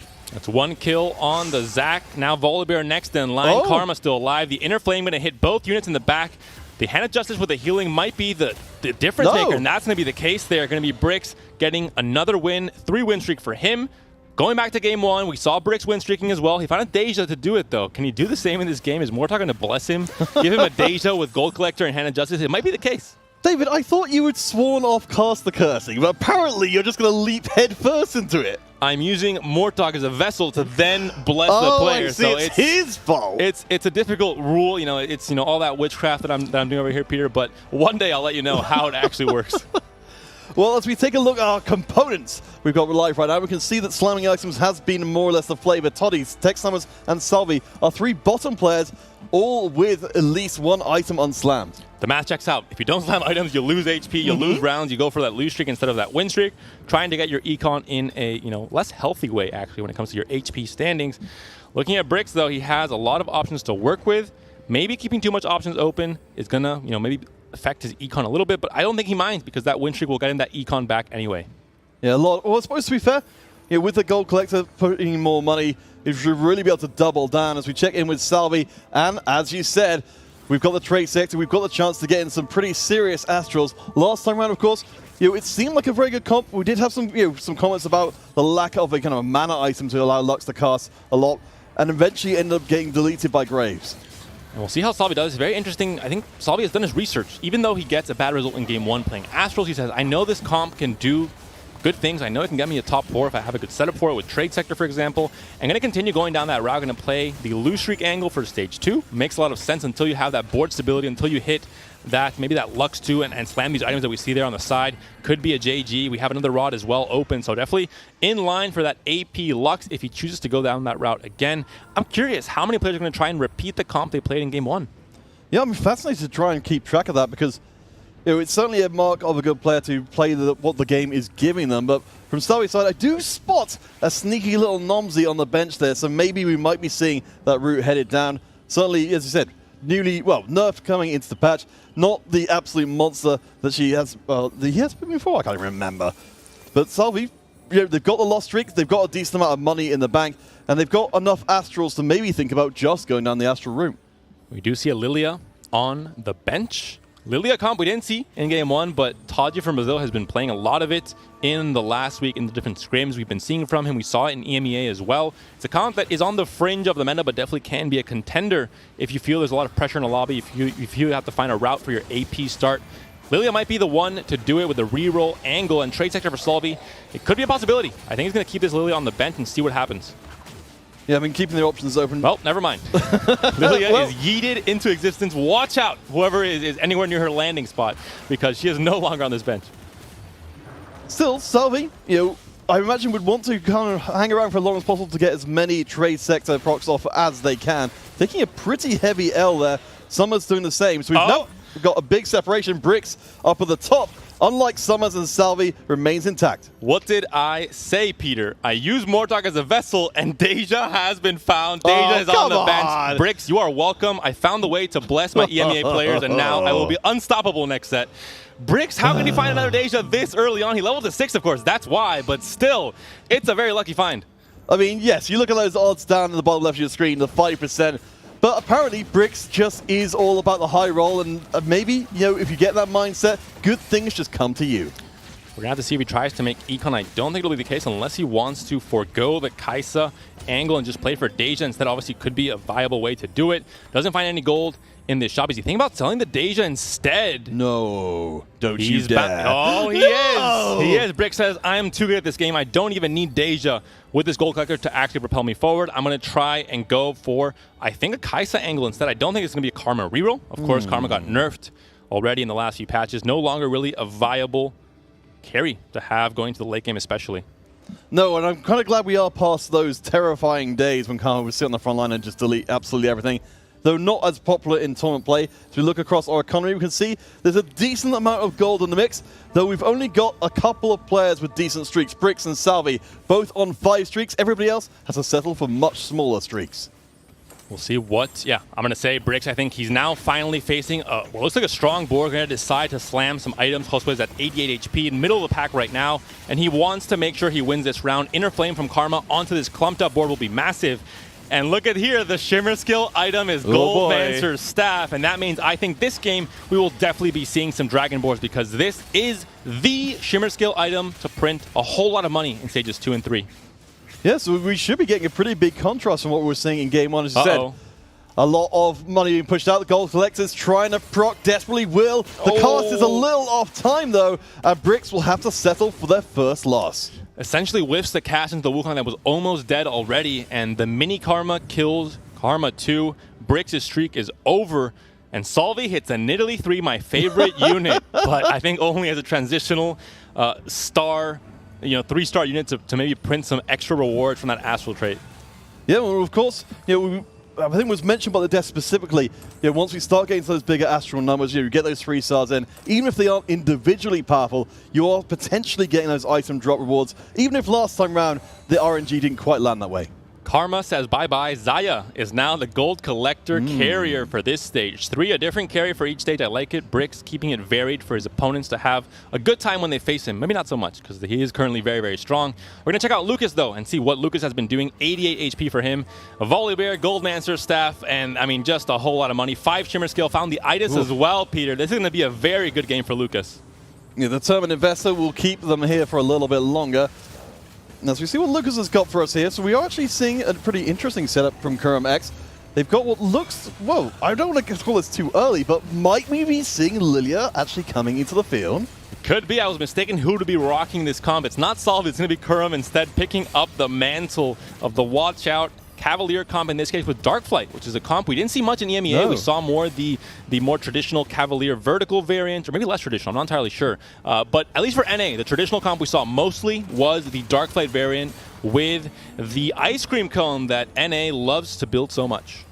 So talk to me about, hopefully we'll get the chance to check out Kurum X in a second, but Talk to me about what kind of difference that kind of comp can put together. What is Lilia good against? What is Lilia bad against? It's much more bursty because you are able to get a lot more AP onto Lilia, of course, putting her in a way where Darkflight units buff her with the Ice Cream Cone, and she gets that much more HP to try and burst down targets. But you have to assemble that comp first. You want to maybe roll at 7. It depends on if you want to also get your 2 stars like the Diana and the Rengar. So it really depends what spot you're in for Kurum. If he thinks he needs to roll at 6 to get that Lilia 2 stars at the very least, that'll be the first priority. And then he decides what level he wants to roll on to get those 3 stars. We check in with Prestivan again. Of course, we do remember from last time round, managed to claw their way back up the standings to finish out with a very, very respectable 3rd place. Of course, we got Volibears absolutely everywhere this time round. Doing another great job of item holding, but we can see the pure damage Prestivan has put out. It looks like this time round in Game 2, Prestivan refuses to play from behind and instead is going to play strong as hell. This is the playstyle he is more suited to. This is the playstyle he preferred in the NA regionals as well. He was one of the players that lost the least HP in stages 2 and 3, but also had the least gold. The math does check out. He used that gold to get stronger, as is the case here. We saw him slam TG earlier on, trying to play high tempo, trying to, again, get himself into a position where he's very healthy going to stage 4. And even if he starts bleeding out, he almost guarantees a top 4 or top 5. All right, we'll check out the items again. We're talking about slamming items. We are seeing some pretty empty inventories here. Lucas, the only one who's holding on to more than 2 components. And Toddy, of course, needs to do very well in this game. Again, our 8th place player from our first game is on a streak. So, setting themselves up well for success. And Salvi at 44 HP. With these Astrals, it's not quite working out. Finally finds the Lux 2. That might be the difference maker, but still one away from the Giga Vlad we've seen before. Ionic Spark has been built, so a good way to shred that magic resistance in that front line. Finds a Deja. Overall, I mean, I don't know if this is the right direction. Picking up Astrals 2 games in a row, a comp that no one really considers to be one of the stronger directions to take in a game like this, where everything is on the line, on a day like this, rather. I do like the item choice here at the featherweights. Salvi, of course, is recognizing, as it was in the previous game, how much of each round is on the Lux's performance. Unfortunately, one of the comps that they're going to struggle against is our friend, the Darkflight. So we actually get to see what Carmex is up to. Notable, again, this is building more towards Lilia. We've got a shared chalice of power rather than perhaps one of the Darkflight essence or the Zeeks we might see in a Rengar-centric comp. It doesn't actually work so well here because Rengar wasn't strong enough to take down Lux, and the rest of the comp got clumped up and destroyed in the midfield. Not a surprising result. Salvi has hit a higher peak already with this Astral Comp. You normally hit your peak in stage 3 when you start rolling for those 3-star and 2-star units. In the case of Kurum, still had only a singular rod on that Lilia. It is a Lilia 2, that is true, but still nowhere close to the items you want to have on this unit just yet. Axiom Arc is a good pickup, but you still need to have more items to amplify this Lilia as the main carry before we get to the point where Kurum is going to feel stable and strong going into stage 4. Yeah, I mean, we certainly know how incredibly powerful she can get to, but what we've got right now, fascinating to see the Randuins there being put just, well, until that last second, being put just to try and buff her up specifically. She's going to run right into the center again, as we are, of course, looking for Huese deleted. They've got themselves a strong setup for what the Jade is Siphon. Not quite hit as of yet, but very ready to go. Yeah, Wukong going to be the item carrier for now, the crushing blow, crushing the hopes of Kurum to stay healthy and maybe even sane at the end of this stage 3, because he's going to be put into a spot where he has to try and stabilize in stage 4. And it's not easy to do so. It's going to have to depend a lot on the item components he gets from Wolves to try and find the right items to really put Lilia in a good spot. Ionic Spark, Hand of Justice are definitely the kind of items you want on this carry. All right, and if you'd like to join in the conversation, please use the hashtag TFT Western LCQ over on Twitter to make your voices heard. As we check out the score table, we can see, of course, Carmex with friend Lilia at the very bottom of the table with Tech Summers just up above them. We can see that Lucas and Salvi are not that far away, but the separation between our top 4 and our bottom 4 is pretty damn stark. It's pretty much Kurum and Taji switching places in terms of the bot 4 and top 4 from before. Josue finds his way up there as well, whereas Prestivan and Brix, top 3 in the last game in game 1, are still currently top 3 going to stage 4 as well. Looking at the gold total, Salvi very, very rich. Tech Summers as well, level 7, but everyone is rolling, trying to stabilize, and Taji has 122 gold. I said Goldmancer's staff is going to propel someone forward in terms of their bank account, but I did not expect this. Taji is about to buy out every unit in the game with this much gold. No, I actually like this, though we don't see it very often. They're keeping the gold monster at full strength, and they know that once they spend that money, it's gone, and the gold monster's not going to be strong anymore. So presumably... He's 80 HP, Peter, with this much gold. Yeah, but if he keeps hold of this gold until he's got enough gold to go straight for the dragons, he can keep, he can have his cake and eat it. I flamed Rich Get Richer in the past. I will no longer do so because Taji is very, very rich, and the rich do indeed get richer, at least in TFT and, well, in the world as well most of the time. And this is going to be crazy. I mean, we talk about Fast 9 boards. This is the Fast 9 position that every player wants to be in a tournament like this where you need to get first. You might lose here, that's fine. You have 80 HP to work with and 132 gold, Peter. Oh, boy. Well, I guess maybe eventually you have to spend some gold. We have got another set of moments coming in, pay to win. Of course, I don't think we're going to be seeing that one emerging again, but Ascension certainly would be a very good generic augment to make sure those late game dragons hit like a truck. He needs to find a very strong combat augment if he wants to win this game outright. And it looks like Ascension might just be enough. Obviously, with a Dragon board that I think he's going to be able to assemble, it's going to be enough. You're going to be able to have enough stall with the Terra and the Ida, especially the 2 stars. And I'm not even doubting he's going to get there, because with this much gold, it would be very surprising for him not to go there. Well, Toddy may have all the gold in the world, but something they are missing if we're talking about trying to stall out for Ascension to kick in is frontline items. They've got none right now. I mean, they've got tons of damage items, sure, but their frontline right now is a little bit more anemic than I would certainly like if we're trying to hold out for longer rounds. Lagoon stacks might help with that if he's able to get them with the Kaisa, with the Shojin especially. Ooh. But this is going to be just a scary board to face for any player. Not very strong yet because you have a very weak front line, but once he's able to go 9, it'll be absolutely crazy. And Bricks still staying healthy. He's streaking. He has Gold Collector as well, so there's going to be a lot of very rich players in this lobby. Despite the last one being a prismatic augment to start things off, this is going to be the more high-roll lobby that we've been seeing, at least for today, at least for these first 2 games. Yeah, Bricks is being a hyper dominant, as we said. Yeah, I think we know that's the whole thing. We get into the gold augment situation, and players are much more on steady ground. However, Jose is building their way up to challenge Bricks from second place. The 2 top performing players right now have got themselves a whole heap of hurt. Jose is going to be going into the Jade line, so we're set for a collision course. Very similar to what we saw last game from him. He's a player that likes playing those kind of stabilizing at stage 4 kind of boards, fast state instead of fast 9. He likes guarantees to be in the top 4. That's his mission for today, and I think, or at least for this game, and I think he's in a good position to do so. Streaking right now, that means he is currently strong on the board, but he's also healthy. 82 HP for him. We check in with Summers here, and we can see a comp we weren't expecting to see coming to the field. Nomsy coming in, also taking away a few of those Astrals, which I'm sure Savi won't be terribly pleased about. Get up against Cormax and the Lilia reroll come. Cormax is on 14 HP right now. They need to get the wins in. Keep your eye closely on that Nomsy. Those casts are going to hurt like hell. Rocking down, and nearly everyone's dying, of course. Rengar is not the beast we are familiar with. Instead gets blown up, and there's no Lilia to even wave goodbye. I think Karm is just about going to survive, but it's still a big loss.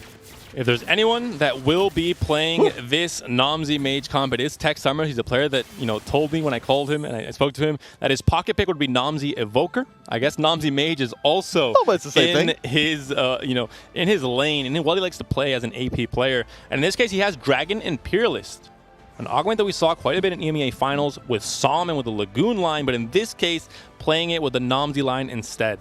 No, I love Dragon Imperialist for Nomsy. Being able to get the execute is amazing, especially for an AoE. But first and foremost on our mind, in a lobby where Bricks and Jose are both looking incredibly strong, 2 players are in big trouble. Salvi, Cormax, they're on single-digit HP. It's almost certain we're going to lose one of them, at least, in this coming round. And this is a bad spot to be in. You don't have gold, you don't have HP. Your Lilia is very, very far from a 3-star. She's not fully itemized either. Things have not really gone how Kurm X planned. At this point, Thrill of the Hunt and Axiom Mark are great, especially when you have your units, ready to go, fully itemized. In this case, only 2 items on the Lilia, 5 away from that 3-star copy, and only 5 HP to work with. When there are so many players that are so strong, they've been high rolling the entire game with Goldmancer's staff. Salvi versus Liquid Kurmax, EMEA versus NA. Who will stay alive in this game too? Only one gets to leave this round. Of course, we're back to our friend Lux being fully itemized with just the damage item, so we'll have those big casts. Unfortunately, For Kuramex, the big casts are enough to absolutely rip through the comp. It wasn't even a little bit close. The Lilia Betrayal will send Kuramex out with an 8th, and everybody else is got way ahead above water. From a completely unbiased perspective, it is good to see the first place player taking an 8th. That balances out the standings a tiny bit, and it makes it that much more exciting when players are able to flip around their result. We see maybe someone like Taji doing quite well. Josue, of course, as well, that also got bought for in the game 1. And Salvi is someone that actually got bought for in game 1, is currently sitting at 6 HP. He has to turn things around. Ooh. Oh, what a position to be in. You're going to have to maybe sell the Sylas for a Sylas 1, but Sylas is so important as a frontline in this competition. Do you just wait? You're at 6 HP. Oh my gosh, this is a decision that could send Salvi to the Dragonlands Championship or could send them home in this game. We're going to be up against our friend Deja, of course. We've thrown away Dejas in the past with a gold monster. It's going to be the Zippy onto the Lux. If the Zippy gets the kill, Lux is taking down the Deja and the Zippy. The 1-2 punch, and that might be it for Salvi. The damage is no longer there. Varus and Vlad, the V brothers, trying to do their thing. But will it be enough, Peter? I don't think so. It's going to be very hard without any of the itemized carries. Zippy, of course, will keep on pouring out the shields. Salvi, the decision was made. No 3-star Lux. No way to get rid of Zippy. The guild has arrived. Lucas takes their toll. Kuramex is out. Salvi is out. We have our top 6. We're now at the Treasure Dragon. The items that are going to round out most of the carries or the tanks for these players are coming in. They have to be very careful how much gold they want to roll, especially if they're thinking of going level 9, if they're thinking, oh, I still need some gold to try and find my key 2-star units. I think we were seeing that respected from our players. They're taking relatively early choices there, maybe hoping, or not going to hold out for the perfect items, but just good enough. A large opponent wanted to... Oh, hello. What have we got here? Brix is looking for a Xayah 3. 5 copies currently, finds the Hecarim 2 as well. Is currently rolling through, finds a Seraphine 2-star as well, has some interesting items. Oh, come on! And loaded dice on the bench, but doesn't find any Xayahs on that roll. I mean, I want to say Brix is just going to do it again, but that was a savage betrayal. I think maybe we're just taking a few more moments to contemplate. Of course, doesn't have a lot of money in the bank anyway. We have, of course, got the Radiant Edge of Night in there. We'll give those 2 extra lives to whoever it lands upon. Surprised how desperate Brix was with that loaded dice. Maybe trying to pressure this lobby and eliminate some players and guarantee the top 4. He's still very healthy. He doesn't have to use these loaded dice yet. Can try and find some more natural Xayahs in the shops first before trying to get them from loaded dice. But in this case, facing off against Lucas, who is pretty much fighting for his life currently. Last place in the standings of the players that are left alive. Deja trying to do her thing. The Wind Blast coming through. The Zippy did not go to Xayah, but as I say it, the curse comes through. The Zippy jumps, but is now onto the Seraphine instead. The Edge of Night so relevant in this fight. At least until the Deja started looking at Xayah a little bit wrong and blasted her into outer space with the help of Jace as well. Lucas stays healthy and Brix takes a tiny hit down to 61. Yeah, Jose, the one who stays on top, 90 HP and a win streak at this point in the game is pretty darn impressive. Tex down on the bottom with 17, Lucas just above them. We are starting to see at least the players below second place start to really drop down. Toddy finding the 2-star Shyvana. I think things are about to pick up. I'm curious what these other boards look like. Brix, he's healthy, he's stable. We can see him, I think a few rounds later, he'll be alive here, but I'm wondering what Tex Summers is looking like because he is certainly currently sitting at 17 HP, decided to go for the off-meta Nomsy Mage route, and maybe just doesn't quite have enough damage. He gets the AP from the Lux, from the Chalice there. He has a Giant Slayer to multiply that damage as well. The Archangels will scale throughout a long fight, but is this frontline good enough to stall out for that scaling to happen? At least the Siphon does end up going away from the Nomsy, which will make an enormous difference. The front line is holding for now. Oh, the Zoe's big. Yeah, the invincibility frames coming in there buys even more time for Nomsy to keep on scaling up. The big old dragons are very tough to put down, but with enough time, Summers holds on, turns around their loss streak, and hands Prestiman a well-earned loss there. All the homies coming out, the ZZ Rot Portal, the Daisy as well, trying to buy time for this Nomsy to continue scaling, and scaling it does. The win for Tex Summers jumps up in the HP standings. Lucas and Prestivan now with the target on them, the bullseye for some players, trying to knock out Prestivan, who had a very good game 1. Lucas was middle of the pack and is trying to bounce back up into that top 4. in this game too. Taji hits his bar too. Let's go back to Taji's board because he had 120 gold, and yeah, to no one's surprise, the Dragons have assembled. Shyvana2 is here. I mean, he's only missing a few last upgrades, but overall a player that I think can take this game too and has the ascension to help him out with some extra damage as well later on in the fights.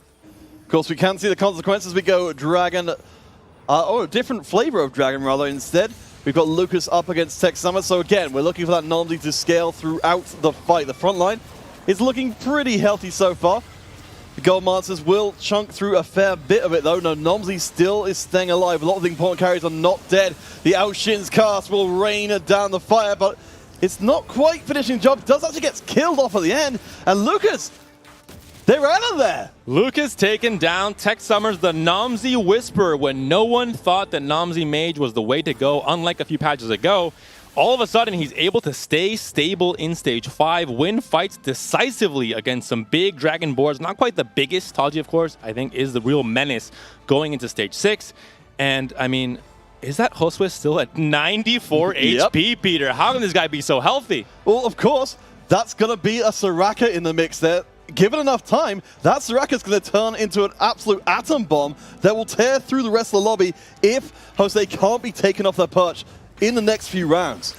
This, of course, won't matter if Taji is able to hit that extremely high cap where he's almost, unable to lose a round. He's going to be able to whittle down that HP round by round against Josue. But a very interesting battle here. Presteven also fighting for his life at 13 HP.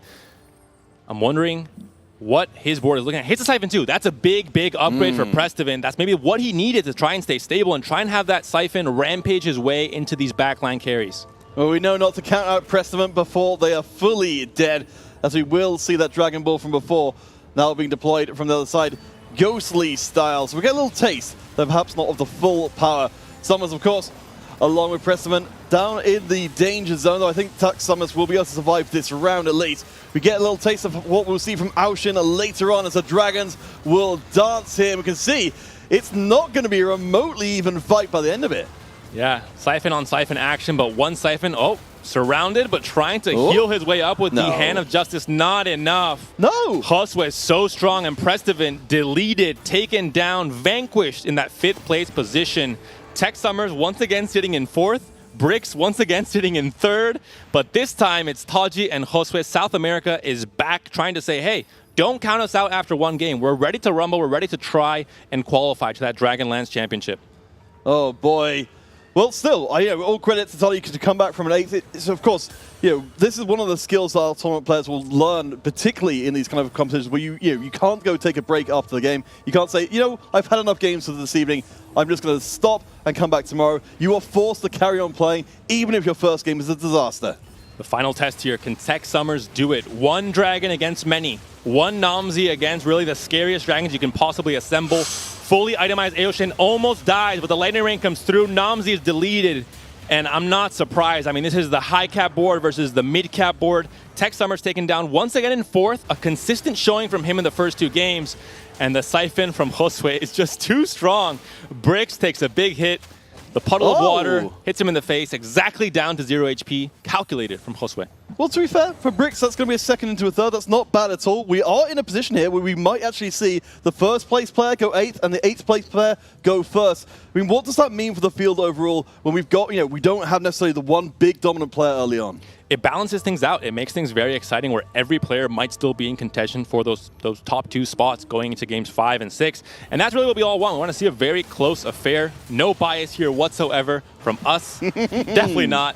And we're going to see the last few fights. I think it'll be very interesting. We're going to have to see if Taji, who had all that gold to work with, is going to be able to actually win out this lobby, or if Josue's very high-tempo playstyle, staying healthy throughout the entire game, is going to be able to be enough to take down this Aoshin, take down this Terra. A few upgrades still left to come in here. And there it is. There's a Terra 2. Oh, boy. I mean, they're searching as well for more, but I think that's going to be good enough. Of course, we've got an enormously strong Terra on the front line, with a redemption, of course, to keep them alive, even when they're going to ult again and again. It does not look good for Jose here, but they're doing everything they can to get that last bit of positioning in. And this Siphon has been carrying for so long for Josue. A 12 win streak for him. Josue versus Taji. Peru versus Brazil. Massive Shroud comes in onto that backline, but not quite enough. The Siphon chomps onto the Soraka. Ioshin is the big carry that needs to stay alive. Lightning Rain about to come through, and it does. Siphon goes the wrong way and gets taken down in the process. Big, big win for Taji, and now, little by little, I think that HP is going to whittle away. And that was on the edge of the doomsday clock as well. Just ticked over to 100 on that Soraka. So would have started deleting units from next round. But yeah, absolutely perfect timing there to get things online. Of course, you know, the health, as you said, while it could be whittled away, there is a lot of room to work with here to try and make adjustments, to do that little bit of change with all the room you have to work with. The Shroud is the big thing on this Jax. The anti-heal on the Shyvana against a Jade comp that wants to heal so much with 7 Jade is going to be massive as well. All right, let's roll it over once more. Of course, we're looking... The Shroud hits. For the big dragons, and yep, the Shroud will tear through. That's a massive amount of extra time bought. We're looking to see if we can get ourselves a cast before the round is over. Everyone on the front line is getting torn into, but Terra is incredibly hard to put down, still stays alive. That Radiant Bramble Vest buys just a little bit more time. The lightning is coming. Siphon is going to be taken down, and it will be Toddy now on a 4-round win streak. A battle of millimeters. The Siphon Rampage almost came in at the end there against the Aoshin. We almost saw the Shio Yu path into Aoshin, instead took a hard left onto the Terra. Instead, the Rose Thorn Fest, so massive against the IE that is on Shio Yu as well, delaying some of that damage, not allowing the crits to occur. Gargoyle Stoneplate as well, Redemption healing everything up. I mean, this board is looking so strong for Taji. We talked about it. This is the exact thing we predicted. Taji would eventually assemble the highest cap board that you can currently assemble in this game and would end up winning out unless some massive positioning plays are made here from Josue. Game number 2 has been on turn over the table game. Yes, the Shroud will end up missing. But Siphon charges right into the back. It will allow for a very early cast, though, which means a lot of the board's going to get wiped away. Siphon is gone, and the Aoshin does enough work, even having taken the charge to the face. These are our 7th and 8th place finishes from Game 1, both looking to make an impact and claw their way back in to the LCQ. I love the seesaw here in the HP. Jose was at 90, Taji was like at 15 or 20, and now slowly they're coming back together, and then, it'll go back down again. Of course, Soraka, it has a lot to say in the terms of the HP going up for Taji as he's able to get this win streak going.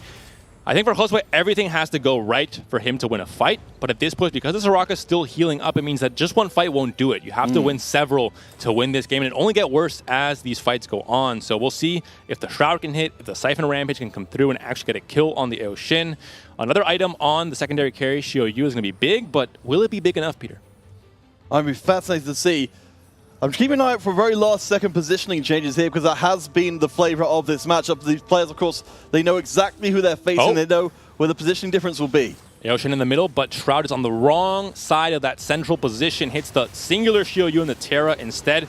The Earthquake coming in late won't be too relevant. The Siphon charges the wrong way into almost an immovable object that Terra 2 is with that Rose Thorn Vest. Deleted the Siphon. The Jace comes through, but the Jace is not going to do enough against all these dragons. Shyvana, the fire comes through. Jace taken down. Taji is now the win streaker, and Josue, I think he's happy to take a second in this game.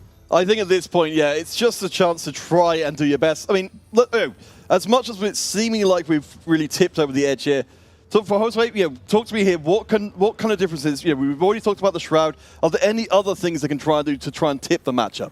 He has no gold. He's angling towards the Pantheon 3, but it's not going to happen. And even if it does, the Pantheon 3, or the Pantheon 2 right now, has no items anyway, so not going to be that relevant. It's all about the Shroud, really, and the Siphon. But even then, I think this is the highest cap board in the game for a reason. It's incredibly strong. You need a lot of gold to make it work. You need to have a very good early and mid game and really transition perfectly. And maybe get Gold Manager's staff early as well. And that will be the case for Taji. Was just so rich at level 7. But as I say that, the Casper Curse comes through. Aoshin is dead. Siphon is still alive, trying to rampage and chomp and bite his way into that Soraka. Goes the wrong way, but still, once the main damage carry is out of the way, all of a sudden the tables might be turning here. But is this Shyvana going to do it? I don't think it's the case. Soraka battling against a Jade statue while a big, massive dragon bites her head off. Soraka's good, but not that good, and that will be a loss for Taji. Josue still trying to fight his way into this game. I think these two players are going to claw each other all the way down to minimal HP. What a great round. But of course, we have still got upgrades coming in. Again, Toddy had that time and they spent it. They've now got 2-star Xiaoyus on both sides of the field. And we've got our probably last items joining the fray. We're so late into this game. We're going to go into stage 7. We don't get that every game. I think really you need to have a lot of different things going right for that to happen. A JG comes in here. Could be on the Xiaoyu. Not the best items, of course, but does work well with the IE and the Hand of Justice. All that extra crit will help out. And in the case of Taji, it will be the Hand of Justice, which could work on a Shyvana, for example. Got some extra healing as well. We saw her almost win that last fight despite Aoshin, the main carry, not being there. So that could be the difference maker if a similar circumstance occurs in this next fight. Bard, Terra, we're working on these 3 stars. We're trying to find a way to guarantee the win now for Taji. He says, all right, I lost one fight. Time to get serious. Time to try and go for those 3 stars. Yeah, the gold just isn't quite there. Though from the side of Jose Deleted, they have got some gold built up of their own, but not enough gold to go up to level 9. One thing we haven't talked about is the fact that Josue has Battle Mage and Augment. It's not really considered the normal way to build into an AD comp like Jade Whisper, which is working perfectly here.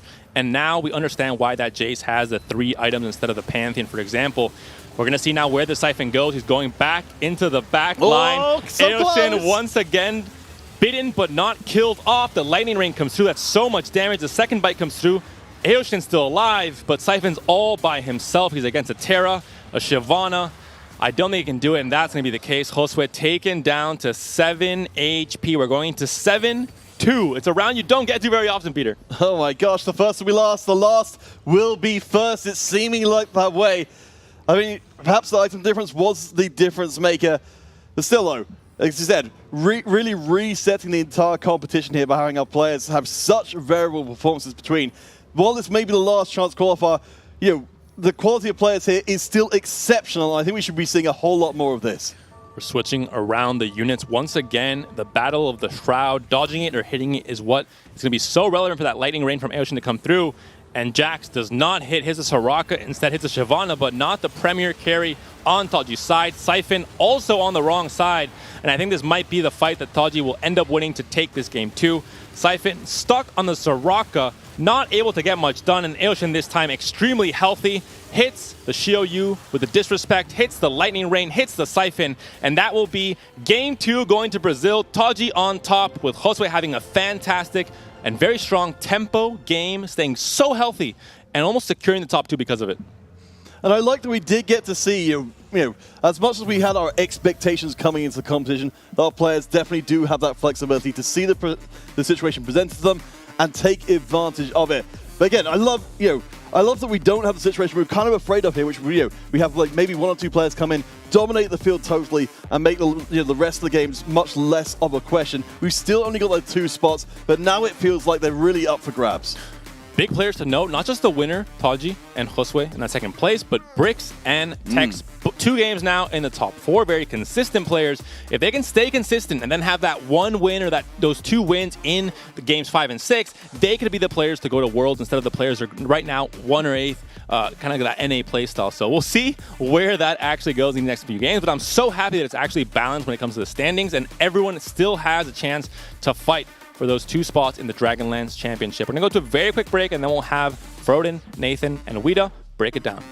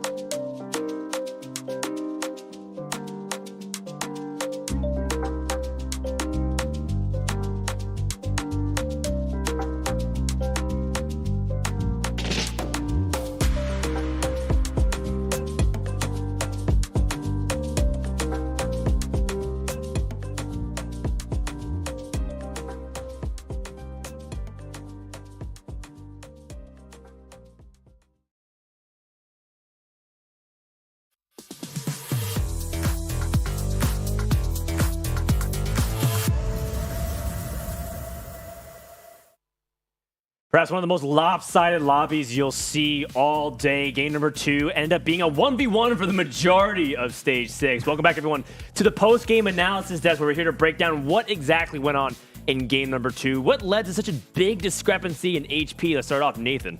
Yeah, I mean, you pretty much just flip this lobby upside down, and that's exactly what you get. There are 2 exceptions to this. The first one to highlight is Salvi right now. Bottom 2, bottom 2. Salvi needs big performances to break out. There's 4 games left. You absolutely have to turn this around with big finishes right now. And then Bricks with pretty strong performances here. 2nd place and 3rd place. That's a great start for Bricks to have in this one. But outside of that, it's like you have to look at how this composition went and really just how these Dragons dominated this lobby, but what it takes to get to that point.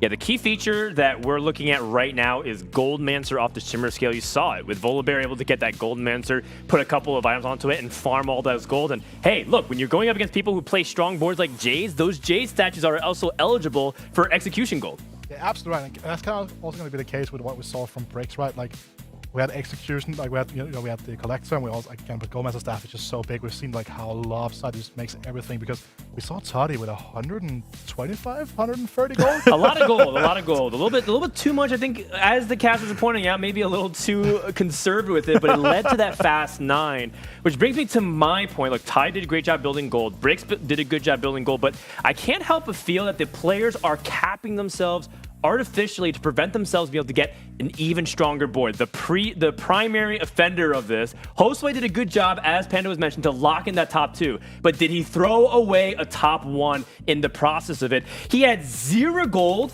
at 98 HP at 6-1, and when you're looking at that much of an HP lead, do you have to keep rolling all this time? He played the entirety of Stage 6 with the exact same board, and I think his win share was actually 0% against Toddy. I definitely think it was a big miss from Josue Deleted Spot, where you take a look at it. When you're at 94 HP at that point, and you're at level 8, like you can kind of slow it down, start building out some econ. Maybe you can be the Dragons in that spot. It's not just you that are hitting the other players. You know, Toddy's sitting in that position as well. They're putting together Dragons. How are you supposed to beat that if you don't go to 9? Yeah, how much of it is pressure versus not being able to recognize the spot? It could be that that Josue Deleted is so focused on the now and the immediate, right? Because he hit that Tactician's Crown on Stage 4.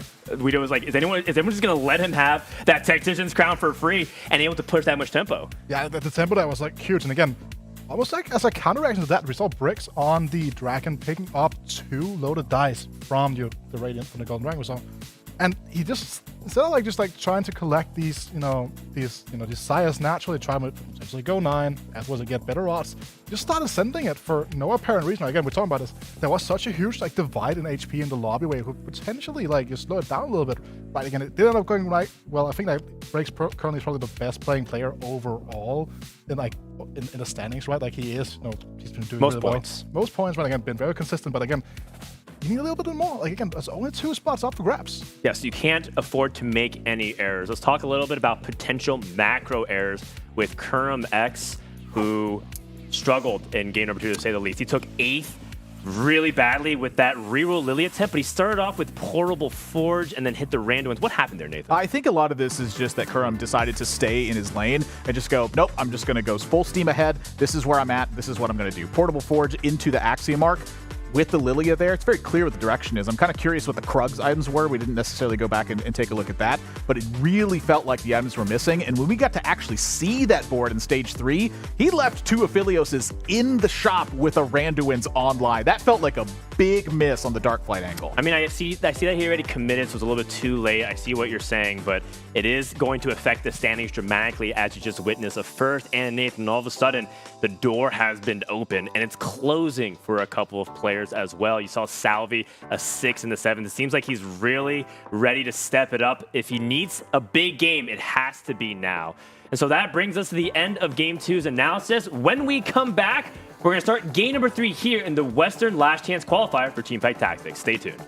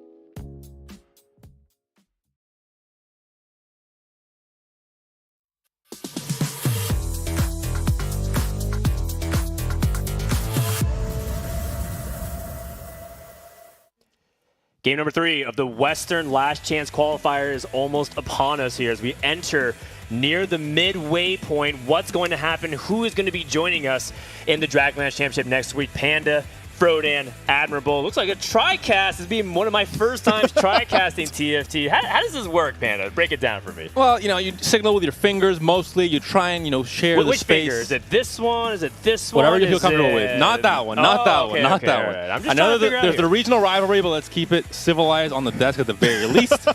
And civilized in game as well, because right now there's a perfect balance between the southern and northern hemispheres. There's a mix and match of South America, EU and NA in the top 4 and the bottom 4. Yeah. And I'm curious if that will continue going on in games 3 and games 4 and games 5 and 6 coming up.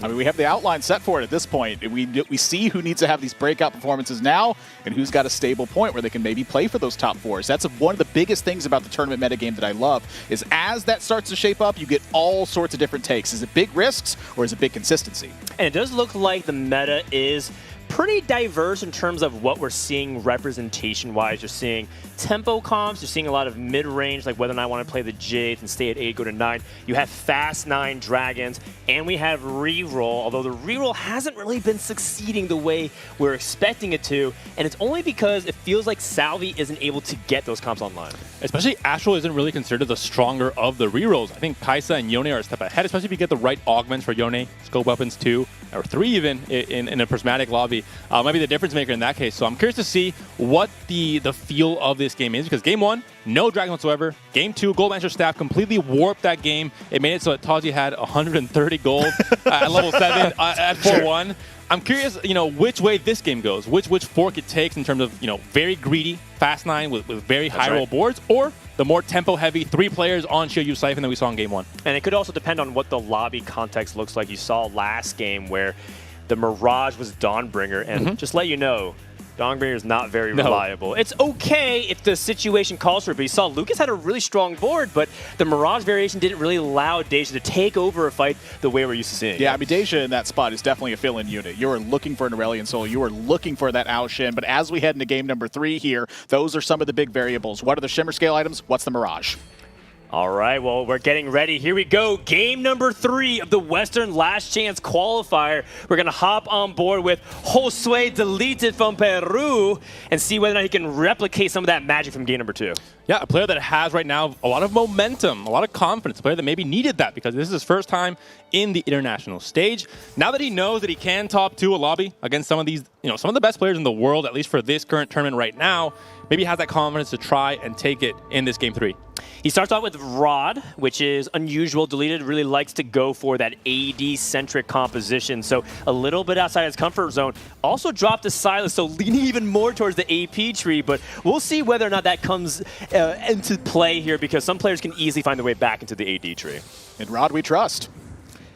For players that aren't Josue, though, Josue wants to go for more of that AD-centric compositions we saw with the Jade Soifin. Yeah, he definitely has been seeing that, and we got word before this, and Petrus Panda, you were able to provide some of this knowledge here, that definitely the AP preference was Psalm coming into this. Yeah, very interesting. For him, very interesting. For Tech Summers as well, for Taji, I think he mentioned as well when I talked to him that the one comp he would try and default to in this tournament was actually Lagoon Psalm, a comp that I think no one has really considered tier 1 when it comes to the last patch. I think it's not a comp that has been as reliable as others. Psalm, of course, is a carry. Broden, I think you know this well. Can be iffy. Sometimes everything works out. You're streaking. Oh, I did say it could be Prismatic Augment. It could be Scope Weapons 3. Do we see a player go this route? Do we see Yone finally find some action? It's possible. I mean, you look at Mage Crown. You talked about Soam. You can work that into Lagoon. We've seen some Namzi mages. Depends a lot on the setup. Mirage Crown, I think, is the weakest out of all these options, primarily because even if you do get a good Mirage, the Hand of Justice is not exactly what you're looking for. It looks like it is Warlords, though, so if there is one variation of Mirage that wants to go vertical, it is the Warlords. And it looks like my caster blessing came through. Boy. Yone will find some action. Froden has the look, but Lucas will have the board, it looks like, in stages 2 and 3. Because we take those. Yone, already 2 of them. This could be a very scary game if he's able to get it all together. I will let you guys know, Solo Gasang in day 3 of the EMEA finals had this set up, went 7th. So you have to have the right items as well for this Yone. Oh! an Assassin Crown start off as well. We haven't seen much of this. Rare. What do you like from the Assassin Crown? Every single time I see the Assassin's Crown, the first thing that jumps to my head is, number one, can I use Neela to some major effect? And number two is, can I use Rengar to some effect? I think the Rengar composition's a lot easier to find because that Assassin Spatula can be taken in two different ways. Number one, it can be that essence that you're looking for in Darkflight. Or number two, you can just make another unit stronger. That's right. In Darkflight, the traditional variation, you can actually make Graves the Assassin jump onto those backliners and be able to take out those crucial solo backline carries. Talking about Data, you're even talking about like those Kaisas, because that big amount of damage from the crit amplification is massive. So I'm looking forward to that. Just want to tie in Host Sway deleted situation. His itemization is tragic. Tier vest with prismatic scope weapons. We'll see if he can shape that up later. We talked about one of the key points. You need to have that Rage Blade. You need to have that Giant Slayer later on as well to have that unit really pop off. Darkflight we saw in the last game from Kurum, a different version, of course, on the traditional Rengar Darkflight. Instead, it was Lilia. Did not work out. We haven't seen Rengar just yet in this tournament, at least the traditional variation. This could be it. Or maybe not traditional, I guess. For Assassins is, you can't always play for it. You have to have this prismatic start with the Assassin Emblem. Yeah, an Assassin Emblem is rarer, but they put more power in the vertical because of how few, or rather, how you don't get many chances at looking at Assassin-based compositions. I'm pretty sure most people don't even know a comp outside of the Darkflight. I mean, the Assassins got toned down so big in 7.5. It was such a major deal, and honestly, I think that it's kind of a wonderful highlight when you see it. Like, now seeing that Assassin Spatula, it's like, yes, yes! I want to see players jump into the backline and murder those corner cops. One more key thing, it also allows you to have Nyla as a more viable, you have a bigger reason to play Nyla in your board, and many times you get the Rengar 3, you have too many AD items, you don't know who to play it on. This allows for a more varied spread of items, you have more carries to work with, and overall I think it's going to be a more balanced board if we're able to get there. So what's it going to be? Is it going to be Assassins with Neela? Is it going to be Graves and Cannoneers? That's the two main lines I see for Salvi, but the most important thing, bar none, Salvi needs a top finish. He is 6th and 7th, yes, towards that bottom of the standings, needs to have a big game 3. He goes up against Toti, who does have a blue battery too, and that is a fantastic augment for those Lagoons, except I don't see Lagoons on the board just yet. We'll see if Toti can make his way over there. It's also an augment that works so well with Aesol later on into the game. We just saw Taji playing the Dragon board. He could try and reach that point as well. We see a whole lot of Ezreals, though. That could be the item carry, of course. Ezreal 3 in China may be very relevant in the meta. In the West, not so much, but as an item carry, as a transitional piece in the mid-game in stages 2, 3, and 4, definitely viable. And I think a big highlight there is the blue battery as well. You're not looking for Ezreal to have that natural mana item. Instead, you get to stack a 3rd damage item instead, and that is just a world of difference. So if you're cheering for Toddy, you want him to get that tier, but it is on a 3-cost Zeri, so it's very tricky to guarantee that. One more pick, and he can get that Archangel Staff onto that Ezreal, which is the most important item when you're stalling. No way. Nobody's playing AP. Nobody wants the tier. Can Toti get it? Stolen at the last second by Bricks. You can see Toti, he was banking on it. He said, yes, give it to me, but it was denied. Bricks is one of our top players right now, most consistent players currently leading the standings. He knows Taji won the last game. He knows he's getting that momentum going. He says, I'm not going to let this guy get a tier, get things rolling with the Ezreal. I'm going to try and contest that a little bit and fight for my own blue buff instead here onto this Kaisa. I feel like for Bricks that really these two consistent performances right now comes down to this game. You know, we've seen Bricks able to just absolutely cap out boards, a strong understanding of how that late game's going to work, but so far a strong understanding of just how to stabilize your board and not finish in a bottom position as well. Right now, everything is shaping up for Bricks. Looking good so far here as he does have a 6v4 against Lucas, still stuck on that pair of Yone. Picked up that bow off the carousel, but he's going to need a lot of help at the end of Krugs. If he's in a situation where he gets a 1-item Krug, that might be doomed for Lucas. You talk about how some players still manage to bot 4 from this spot. This is a recipe for Lucas to still bot 4 if things don't turn around fast. I think the stage 3 is the most important stage for these Yone players. They need to try and find a Yone 2. They need to try and find that itemization to stabilize, to have gold to roll with. If you lose streak and then you win streak and then you win a game that breaks your streak, you're not going to get anywhere. You're not going to be able to have the gold to get that really get that Yone 3 online. And the biggest thing for Bricks here is that Volibear. If he's able to get the Volibear, if he's able to get that perfect marriage of Lagoon and Shimmer Skill and Dragonmancer, all of a sudden he'll be a very scary player. And again, we're seeing Bricks on that spot where the big win streak again coming into the Krugs. This feels like it's time and time and time again. Players that tend to have these positions tend to finish in top spots. It is no surprise to see Bricks in a spot like this again, but it is kind of a surprise in this style of tournament. Again, these are the top 8 players who just barely missed a spot for that Dragonlands Championship. How is he doing this over and over? We saw him in day 1 of EMEA. He won 3 games in a row. On day 2, he won 2 games in a row to start things off. He's not someone that I count out in the first games of a tournament. He knows how to come up and show up and have the momentum going into the later stages. Very fortunate matchmaking, able to queue up against the 2 level 4 players back-to-back, Lucas and Toddy, the 2 Brazilian players. But the difference, Toddy at 86 HP, much better flip for Lucas, as Bricks is the only player streaking. You mentioned it, Admirable. The only player that's really consistently streaking every single game. We see a Deja in the shop. This is the 3rd game in a row. He's a Deja magnet. What can I say? It's not the spot to play Deja. He has blue buff slammed, and it's Warlord, so it's a little bit awkward. In fact, this would be a spot if he didn't have that blue buff. If it was just 2 tiers separated. Yep. Absolutely go for that Deja.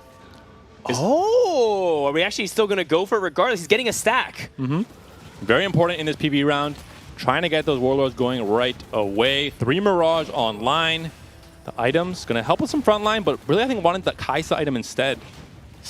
Yeah, and I get it because it helps get the Lagoon going. I mean, look, he's about to get a Reforger. Oh, he got another duplicate. He can have Deja too right don't now. Do it to us. Kidding! Bricks, don't do it to us. We'll see. I mean, it kind of depends on what his game plan is. He could also wait for the augment as Lucas does hit a Yone too. So the blue buff. Going for it.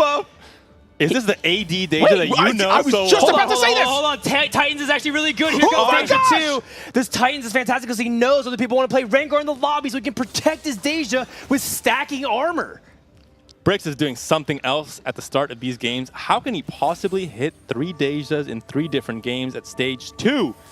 All right, this is obviously a very exciting point. Let's take a step back for a second here. High rolling is a way that you win these events, but it's not just that. You have to be able to capitalize on these spots. You can't just throw it away because you're way ahead of the lobby. From this spot, if Bricks is going to win, you still have to be making strong key decisions. Oh, that's 20-minute-old analysis, Admirable. He is doing exactly what he needs to win, which is to capitalize on the fact that he hit early Deja. I wish he put this Titans a little bit earlier. He kind of recognized the need for it. And I know it looks a little bit unusual. People who are not used to seeing Titans on backliners like Xayah and Deja, but the benefit of it is being able to, 1, it's a 2-item Deja right now, and 2, it's good defensively against some of the things in the lobby. I agree with the itemization coming in a little bit late. We saw in games 1 and 2 as well, where Bricks was win streaking. You should be able to, you want to defend that win streak, but he many times had 2 or 3 components on the bench, kind of, riding that line perfectly, saying, I don't need to slam this yet. I want to stay flexible, keep my options open until I see the augments, for example. And that's the case here, but in the end, continues the win streak. 6 win streak, 30 gold, bench is full, and he's looking so strong. The late game specialist here, I think, is the big highlight as well. When you are this strong, the world is your oyster. How could you not find a way to go to 9 from this position is sort of what I'm looking at.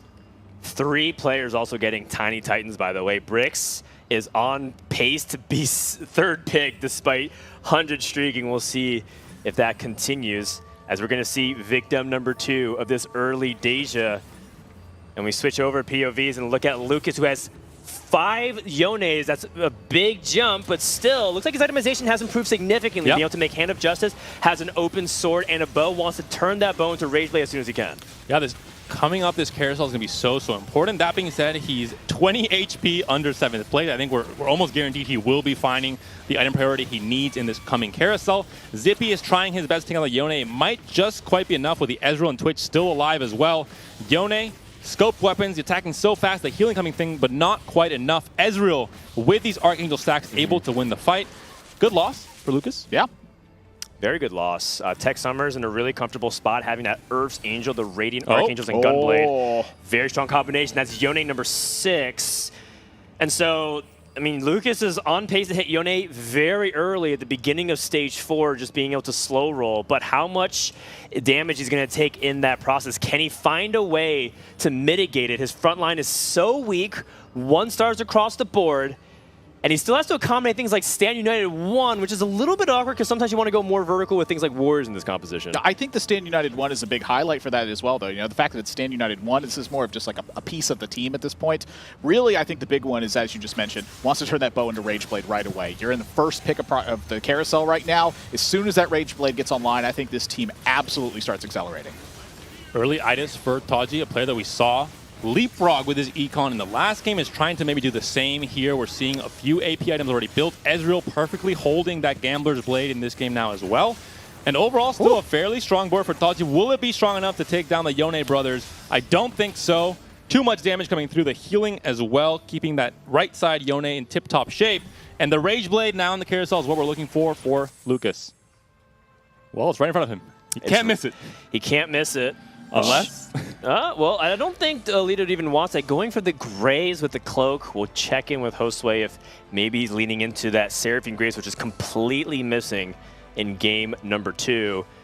But we take a look at who is streaking. It's Bricks. The rest of the lobby is on notice. What can people do about this Deja that's getting stronger because that Warlord stack is almost done? Hey, I'm not going to be kidding you. When I'm looking at this right now and I see Bricks' board, I'm going, okay, second is my spot right now. There is absolutely no way that I'm playing for first in this position unless you just absolutely have to get that cranking right now. Second place is definitely my target. Oh, so it is going to be the Ezreal 3. 1 away now. Finds it. Nice. Finds the Leona 2 as well. Can go 6. Put in the Leona. Get the Guardian. 3 in, not 4 just yet.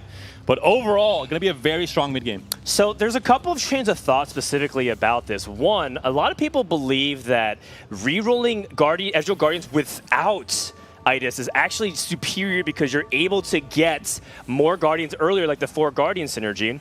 The second thing is that Tori did level to 7, so he's not going to be able to collect any other 3-star. So what his primary game plan from here, what I'm reading, is that going to ride this Ezreal to a fast 9, try to transition to a Dragon, and utilize things like Aurelion Soul or another option if he needs to in order to win this game. And that's a Gambler's Blade activation right there, right? You have this extra gold that's going to be rolling. You're now going to start building a win streak off of this loss streak. It pressures the other players. You maybe have just enough to get there. That Tiny Titans being a big highlight as well. When I'm looking at the other side of this, on Josue Deleted side, when I see that wise spending, your game plan's pretty clear in mind. It's just continue to stabilize your board as you level up in this spot. So I think it's still a lot of tight contention for these mid spots.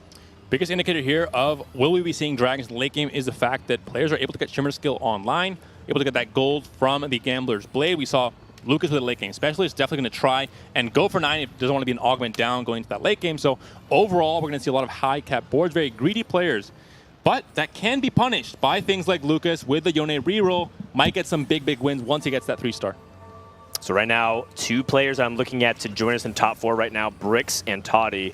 Can anybody else show us a strong board? That's a 1-star Rengar. If that was 2-star, that Ezreal's in trouble. But the nice clump to try and protect Ezreal for as long as you can. The taunt from the Rakan going to stall just long enough. Ooh. And as we mentioned, just the 1-star Rengar, not good enough. It doesn't seem like Salvi has tempo on his side, despite playing a high tempo augment. And despite taking Tiny Titans as well, look at his HP. He was trying to get away from that bot 4 HP position in stage 3, but he's right back at there again. 70 HP for Salvi. That's a tough spot to be in. I mean, we've typically seen Salvi play from behind, play these loose streak compositions, and then try to rubber band it back to one of those top spots. But today, so far, it hasn't been the day. And we're going into game number 3. If you hit the halfway point with 3 bottom 4 finishes, that is not the feeling you're looking for. Bricks did lose a streak. Pressed to Vince. POK, the only player that's currently on a streak, as we check in with him and see what's happening. And it looks like he has a very strong Jade setup. And also has some of the strongest augment, like he has, for example, Celestial Blessing 3, which many consider to be one of the most powerful augments for this composition. Items, too. Very versatile as well. You can go into Dragon, you can stay on this Jade Whispers board if that's the route Preston wants to take, and just try and fight for that top board, trying to, again, get that nice momentum going. Not a great game in game 2, but trying to find Shio Yu, and he does. It's very nice. Now, the finesse of this composition is how much to roll at 7 and when to stop to try to greed to 8.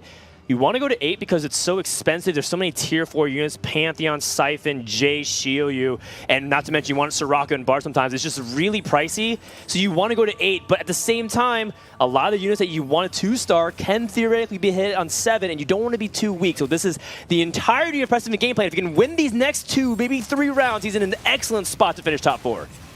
That being said, he's up against Bricks. He lost his streak, but he's still very, very strong. Titans Resolve on this Deja. Giant Slayer, the Gambler's Blade as well. The Wind Blast hitting the entirety of the board on the side of Prestovent. The Rage Blade is stacking. The Graves is known to be a 1v9 carry, but I think he cannot quite do it here. The Itis is still alive, and the Wind Blast is just too much to handle. Prestovent takes a hit. Just narrowly not being able to kill Itis. That's -4 HP for Prestovent. It actually begs the question, who actually beat Brix? This one I'm looking at right now, and I'm seeing Lucas it's hitting the win streak now at this point as we head into 4-2 with that third augment coming into place. It's a gold augment, so still very powerful upgrades that are here to be made, and this is where we start to see everyone really piece things together. We saw a lot of gold get moved around, and a tome being taken here. Is this leaning towards the Jade idea? You're going to have to tailor this board to try and get the best odds at hitting what you want. Oh my goodness. But what you want is there. Wait. Jade and Mystic. And two Mystic. possibilities, especially for a lobby that we might be seeing a lot of Fast 9, a lot of AP. Mystic has that extra value. Scouting probably happening right now as Prestovent decides which of the two might be better in the meta. Yeah, just a little bit better. A little bit of that Texas feel to it. Kaisa 3 for Josue. I like the Jade pick because it gets him 5 Jade immediately, and he can continue to scale up to 7 Jade, which is a very nice way if he can play to his win condition. Taking a look at Josue deleted with that Kaisa 3 has basically pushed levels all the way to 8, except he didn't. So why spending? Pre-leveled. Oh, you're right. No, because of why spending. He's been spending his gold. Polys were catching up with the POV. So this is how much gold he's rolled. He almost got to 8 just purely pressing that D key. Makes sense. I mean, Kaisa 3, you have the fruits of your labor coming in. The Graves, again, trying to do it for Prestovent, but again, not quite enough. The Kaisa, or is it? Did I speak too soon? No, I didn't. The Kaisa battle against the Karma, but still, Josue comes out on top, trying to stabilize just a little bit under that 50 HP mark. Good loss. Well, he doesn't get much gold, at least value off of the gold from the Gambler's Blade, but able to still farm a couple of pieces. That's really key here for Josue as he's trying to stabilize. The lack of Kaisa items as well has been quite tricky. I mean, this is looking pretty tough across the board. Brick's going to go with some tempo options here on the Sunfire, get a little bit of that anti-healing in. I'm looking at Toddy's side of the board here with this first aid kit and how much this could influence what's going on in this spot. Because when you have a Hextech Gunblade on your main damage unit, first aid kit is a big difference for how your front line holds up. Yeah, not to mention that the primary reason why first aid kit is so strong in that setup is the Guardians. Your shielding is that much more effective. And so we'll see whether or not that's good enough to break through Brix, who's almost done stacking that Determined Investor. I believe it was 5. Gold being printed on both sides. Everyone's back on AP carry. Who's going to win? Is it the Deja, which does get taunted and disarmed by the Rakan? Can the Mystic Stack cut through the front line fast enough to be able to get to the Deja? The Wind Blast does clamp a lot of the backline units, and it doesn't look like Ezreal's able to get it because there's not enough crit damage being done. Deja doesn't have any healing, though, and Ezreal 3 able to get the job done. Toddy is coming back for that level 9.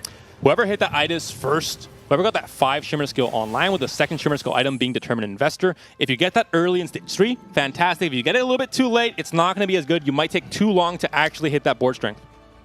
It's looking pretty tough for Kurum right now as well. Liquid Kurum X sitting at 30 HP at level 8, has a spatula on the bench right now. Typically, I'd say doesn't fit what Kurum is playing for. Yeah, and we'll see whether or not that can pick up for Kurum. Another really interesting decision on Carousel, as Panda just pointed out to me, was there's a Yone with a sword, and Lucas had an opportunity to go for it. If he doesn't have Yone 3, I mean, the comp can use almost infinite swords. You can have sword items on Yone, you can play for Zeke, and put items onto Olaf as a secondary carry. It's really, I'm really curious to what his spot is. Look at Kurum, though. He's back where he feels most comfortable. Tried out Lilia in game 2, did not work out. He says, all right, I'm going back to the Graves Seraphine comp. Graves is online. The Zeri's were good to go. The priority in this comp is, of course, the Zeeks over anything else. Then you look at Graves items or maybe the Vow as well. You have it all built. This is, textbook Graves Seraphine here for Kurum. Nice. What he hasn't found is those extra Graves just yet. Not yet, but he did hit Seraphine 2, which is nice because his comp was looking like it was lacking substance, a lot of the right pieces. And now we see why there was no Yone with sword picked up, because that is a Yone 3 with the Rage Blade. And we do see that whether or not Lucas can get this win, will continue to piece his streak together, because that is a very scary scope weapons Yone on the other side. The Rakan just holding down the fort against that Graves. Nothing even touching the Yone and the Olaf in the other corner. But the grasping vines from Zyra are going to keep it down, and there's still 4 units. Yone has to go 1 unit at a time. That's a weakness. The chain stuns coming in, and I just don't think there's enough from the Yone here. Kermax with the crucial victory at stage 4-5. The one thing missing there is the Giant Slayer on that Yone. There's a sword on the bench, missing a bow. Could come in with the Treasure Dragon coming up very, very soon. But Kermax found what he needed, a win to stabilize, because he was in a dicey position, especially when you don't have that carry already. You don't feel as strong, as protected, as stable, really. Yeah, speaking of stability, Salvi just slowly but surely dipping further and further as he hits Swain too. Prestivan also has hit Shioyu too, so a lot of people tagging the dragons they needed as we check in what's happening. Nathan, you called it. You talk about the versatility of having this emblem early. Does end up moving towards the back. You want the other units with Dark Essence to die first before you're able to get to the Swain. We'll see if that's enough. The clumping occurs, though, on that Ezreal, trying to keep the main damage carry protected from what is the counter comp, what is the Rengar. And there's the kill coming through. Ezreal deleted off of the board, but Salvi has kind of hit his peak for now, has rolled down all of his gold. Should be stable for a few more fights, but once he starts fighting those stronger players in stage 5, he might bleed out. The only difficulty is that he needed to get this at 4-1. You see him rack those 3 losses to begin stage 4. The spike of this Darkflight comp is being able to jump those carries as people are getting ready for their 4-2 augment, their stage 4 to roll down. Radiance on the Dragon as well. It's also a Bramble Vest. Power spikes. Good. Do you just take this? This actually looks reasonable. You could theoretically put both these items onto Swain. You already have items for both of your Rengars. What else do you really want?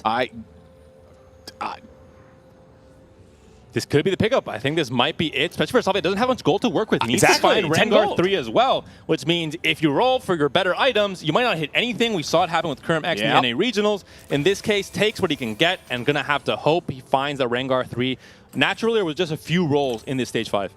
Another thing that caught my eye was it seems like Salvi is sacking this this Sejuani. Does he want to eventually potentially find a way to tech in 4 assassins if he can find a way to get to 8, right? He plays a Kiana, for example, in there. In this case, he's sacrificing the Twitch. Interesting. Really good call, actually, because I don't know if he's lacking defensiveness. I feel like he lacks a little bit of damage, and that's where the attack speed can come in huge. Especially with items on the Swain now, Nathan. You have now the chance to have this, this hyper tank where you don't really need that extra Cavalier.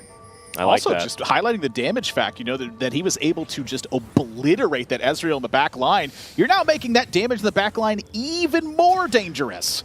I mean, speaking of dangerous, Prestivan guesses Zephyr onto the primary damage Rengar. And it's going to be that much slower. The Rampage was the first Rengar, and the Rengar is going to drop. And this is a bad matchup already. This is exactly what Jay Zoifin's matchup wants to be, because the time that you give is exactly what Siphon needs. Too much damage coming to this Swain. The 3-way attack from Siphon, from Shioyu as well. But Swain has the Titan's Vow stacked, has the Bramble against the IE, but not quite enough.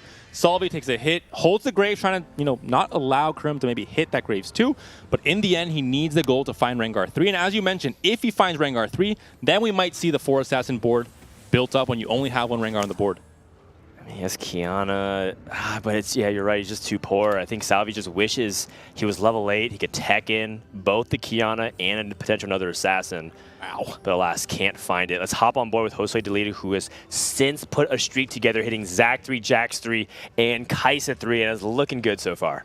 Working on the Volibear 3 as well. And again, you just get to keep that leveling going while continuing to improve your board. This is inherently the strength of wise spending, is when you have a clear direction and you have a healthy amount of gold. That's how you win with this augment. He's up against Lucas, who has stabilized at 40 HP, has the Yone 3, has the Runon's Tempest as the 3rd item on this Yone instead of any kind of Giant Slayer or Demon Slayer.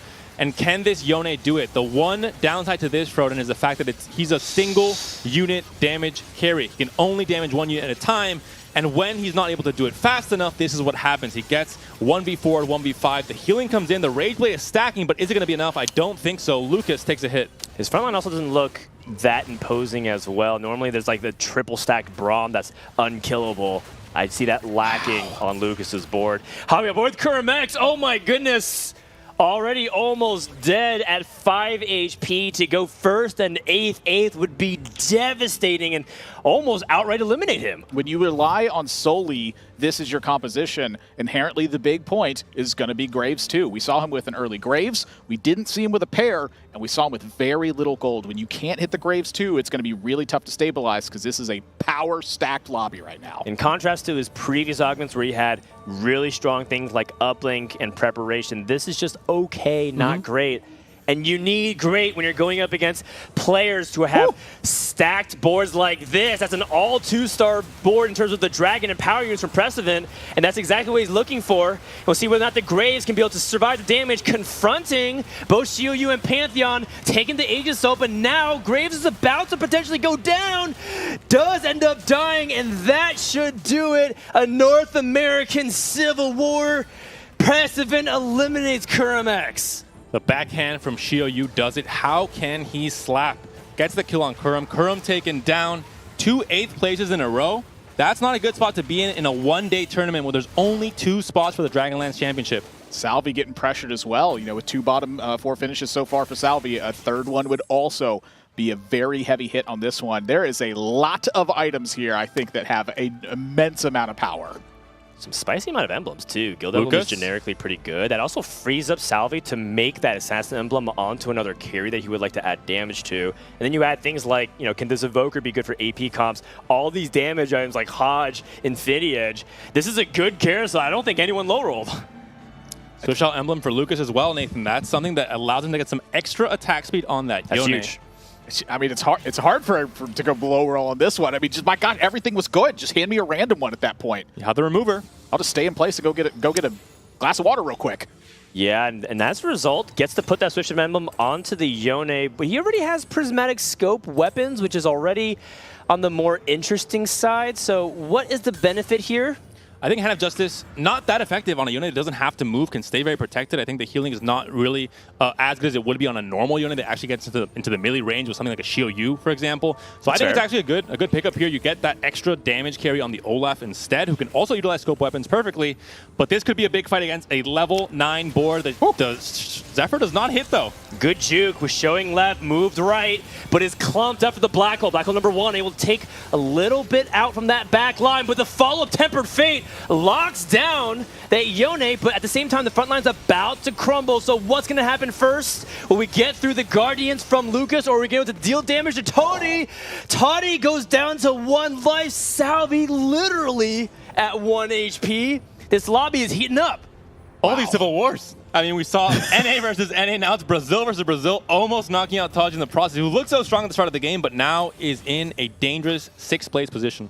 I really want to point out just how good of a matchup that was for Lucas in this spot too. You were facing someone who went fast 9. They're looking for the Dragons, taking that big risk. Oh, and you hit them like when they're just all in those 1-star positions. Perfect timing for Lucas there. So Kiana has arrived. It's 4 Assassin. We're playing Assassin Aphelios. Look, desperate times calls for desperate measures. All hands on deck. Can Salvi find a way to claw his way back for any additional point? He's going up against Brix, who has one of the counters to this matchup. I just can't believe what's been run into right now. These Rengars have to get the job done, but getting stunned by the Bard in that stasis, now onto a main damage source right now, but not able to tag it, and there is no way a Swain lives through a rain that powerful. EMEA versus EMEA, we're just missing the LATAM matchup. We're checking with Toddy versus Prestivan whether or not he can take out this Siphon, which is about to Rampage Bite. It takes out the Aurelian Soul in 1 shot, and may have eliminated Toddy for this game. It does! Toddy finishes 6th. That's 3 players out, and the curse continues. Whoever wins the last game takes a pretty bad result in the next. Toddy gets a 6 here. The 2 players that I think are in big trouble, Kurum and Salvi, the 2 favorites may be going in from 2 of the strongest regions, NA and EMEA, not performing to the highest level. Someone that will perform at the highest level is going to be Lucas, picking up yet another Zeke. Could you pick a better item here? Not really. I do feel like his frontline, again, is really lacking. A lot of times, what you play with this composition is anchored by Braum 3. I don't even see a Braum on his board. Hey, you know what? the best defense is just a great offense. If you kill all your opponent's units, there's no damage left being dealt. Yeah, but you know what's also the best defense? The best defense, which is actually kind of what this meta is about. It's about stalling for as much as you can for your backline carries to ramp. Players who were able to figure that out in the regionals, we saw in Kivik with the Guardian boards, had great success. You're saying it, Froden. Guardians is so important. In this case, more of a warrior comp, more of an offensive, defensive mix. Will it be enough? It doesn't look like it's the case for Lucas, currently at 6 HP, a little bit out of that top 4. Tech Summers hit a Xiaoyu earlier on, is currently on a win streak. That being said, just a 1 win streak there, and sitting at 23 HP, so a big gap between Lucas and the rest. Bricks at 69 HP. Seeing the gold get spent too. It's like the player, they're not being too aggressive with the gold count here, but when you see them stop, it's actually kind of a very scary thought from a Dragon's board perspective. Shroud not really that effective against his comp in general because Yone doesn't really need mana. Starting to work. Onto the Xiaoyu. The black hole targets the back line, which is not actually what you really care about. You want to crack through the front to be able to pressure the back line, reduce that attack speed from the Swift shot. And Yone has cracked through the Xiaoyu, now working onto the Itis. And I don't think Aurelio has noticed, trying to go for the whole board. But the Brink of Dawn, able to get the double reset, but not in time. Tex takes critical damage. Lucas is charging for the top 4. And maybe you were right, Nathan. The best defense is a very, very good offense, and that is what we have here. Just barely able to squeeze out the win. No healing there on the Yone, so once he took that hit, he was so close to death, but still managed to do it. And Josue, he's looking strong. 26 HP, so many 3-stars here. Oh, he's blinging out. He's got 3-star Kaisa, 3-star Jax with incredible Thieves Gloves item, 3-star Volibear with incredible Thieves Gloves items, Zac 3 and Karma 3 fully stacked. Oh boy. What is going on? Going up against another 3-star composition, or rather this is Lucas's fight up against Briggs. Briggs has an opportunity to send Lucas down in bot 4. He has to kill off this Yasuo quick before it can stall out for Deja, and it does. All of a sudden now the Yone almost onto the Deja. Now it is the Lightning Rain comes in, but it's enough. The Yones die. Lucas does as well. -12 for the Brazilian player. Tech Summers sitting where he likes to be. 4th place in games 1 and 2. Wow. 4th place right now, but still alive. That's the big difference right now in this stage 6. Consistency might be the name of the game here, Tech, with another top 4. That's fantastic. Precedent top 2 in scores. Is going to, looks like barely live here at 7 HP. So Precedent another top 4, very good. But Bricks is the player of this game to watch ever since he got that double duplicator Deja on 3-1. He's been running away with the lobby. Who can fight with him for that 2nd place? I mean, he's still at 66 gold in this spot as well, so you're still cranking to continue to build this board up. A Deja 2 on your bench as well with 66 gold while you're still continuing to crank.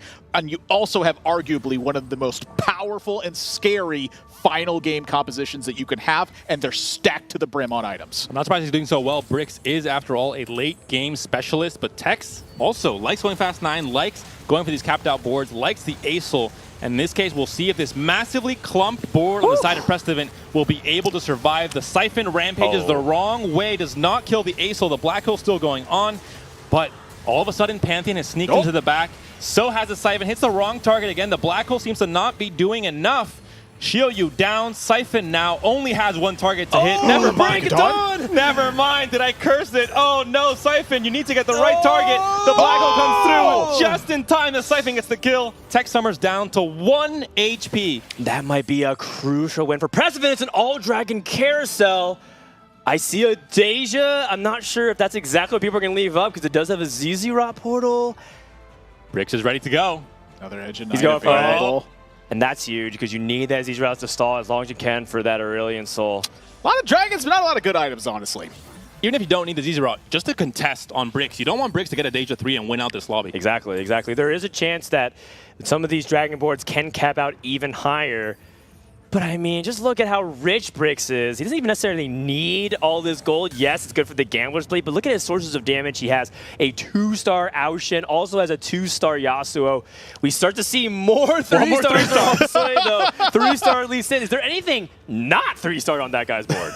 Jose heard you were flaming him for not capping on his board. Now he's going to get every single unit 3-star coming into this game 3. I have no words. Fantastic job. That's exactly what you need to do in order to win this game, but that's not the person that he's going up against. It's Briggs versus Prestivan, and Prestivan needs to mitigate the amount of damage. Even if he doesn't win this, he wants to take the least amount of HP loss. To start with the Zephyr onto the Deja. The Temper Fate locks down his entire board. Can Siphon get to the back line? So far not being targeted by the Lightning Rain, and here comes the Siphon. No Rampage in time, and that's going to do it for Prestivan. How much damage does he take? Negative 13. Can Tex Summers find a way to lose by fewer or even win?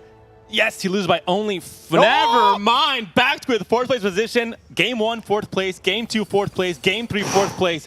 If he stays 4th the entire tournament, I'm not sure he makes it in the top 2 spots. He has to try and win some games as well, maybe. But he's in a good spot to put himself in a position to succeed. As we take a look at the final 2, and this should be all but done and dust in terms of final result. I don't see a world where Deja 3 would lose, but can we find a way? Is there a miracle, perhaps, Nathan? We can see Josue deleted, bring this back. I think some of this is going to boil down to Lee Sin and how this kicks this these frontline units out of the way. Your board is very strong, but inherently you're going up against one of the strongest teams that can be built. That being said, Josue has shown a lack of micro in the sense that he's missing the shrouds. His Lee Sin was not targeting the Itis, for example, instead going for the Rakan.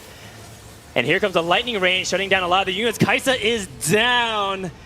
Is that going to be it with 5 units effectively up? Ooh. That is it. Bricks gonna start pulling away from the competition with the round 3 victory. And Brick said it, EMEA finals, he was nervous, he was under pressure, he was playing as a stacked lobby. He told me this would not be the case today, and he's proven that until now, finds consistent results, but now finds the win. He said he's a streaky player. You can't have a better streak than this going into this game. 3 games in the top 4, 1 win now in game 3. I think Bricks is now maybe the favorite to actually find one of those spots to go to Dragonlands Championship. It definitely looks like to be the case, but also we have to mention, I mean, the guy hit Deja too. That's true. Warlord Deja 2 duplicators on 3-1. Like, come on. Come on, don't deflate me, Froden. Come on. Don't make it so obvious, please. Hey, finish with a nice amount of life there too at the end. You're just miles ahead of the rest of the competition at that point. But this is also kind of highlighting their performance in that EMEA as well. A lot of wins coming out on top of that one. And as you mentioned, Panda, it's that pressure coming into those first tournaments. That's a big factor when you're playing these competitive games. The first time you make it to one of these high stakes positions, you can really feel it bearing down on your shoulders. I feel like it's just night and day difference from his day 3 performance at EMEA and coming right in now in the Western LCQ. Well, that wraps up game number 3. We're going to take a brief intermission. When we come back, we're going to analyze what exactly happened and get ready for game number 4.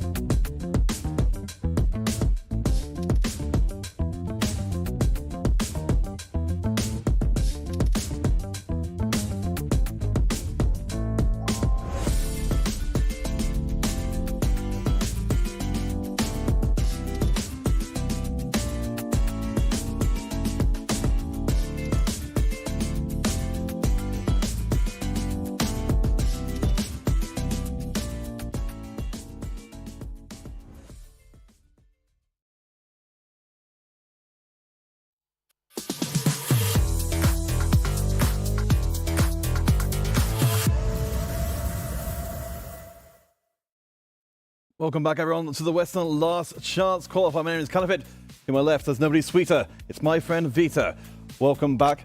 Of course, we did see in that last game some pretty big separation really starting to emerge from our players. We did, in game 2, we started to think maybe, just maybe, we see people flip-flop from side to side. But this game proved not to be the case. Yeah, Bricks, like he is starting to build a brick wall between him and the rest of the competition right now. Like he's just gonna, right now he's just been that much hot, a little bit above. A little bit.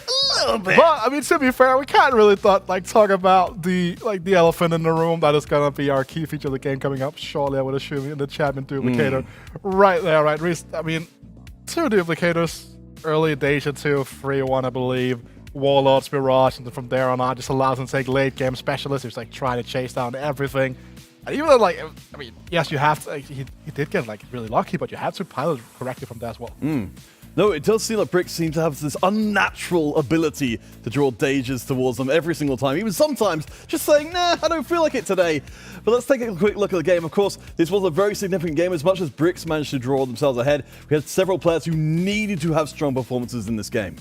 Salvi, right? I mean, you gotta feel sorry for him to a certain extent, right? Again, this position not necessarily always gonna be quite good, but again, he did, make decisions that was okay, you picked up the Gilliam, was allowed him to actually, move over the Assassin Emblem to get those 4 sins in, but it was a little bit too short in terms of finding those ringers that he needed to get that ringer free. Did have some pretty interesting dragon. He was so low gold throughout the entirety of the game.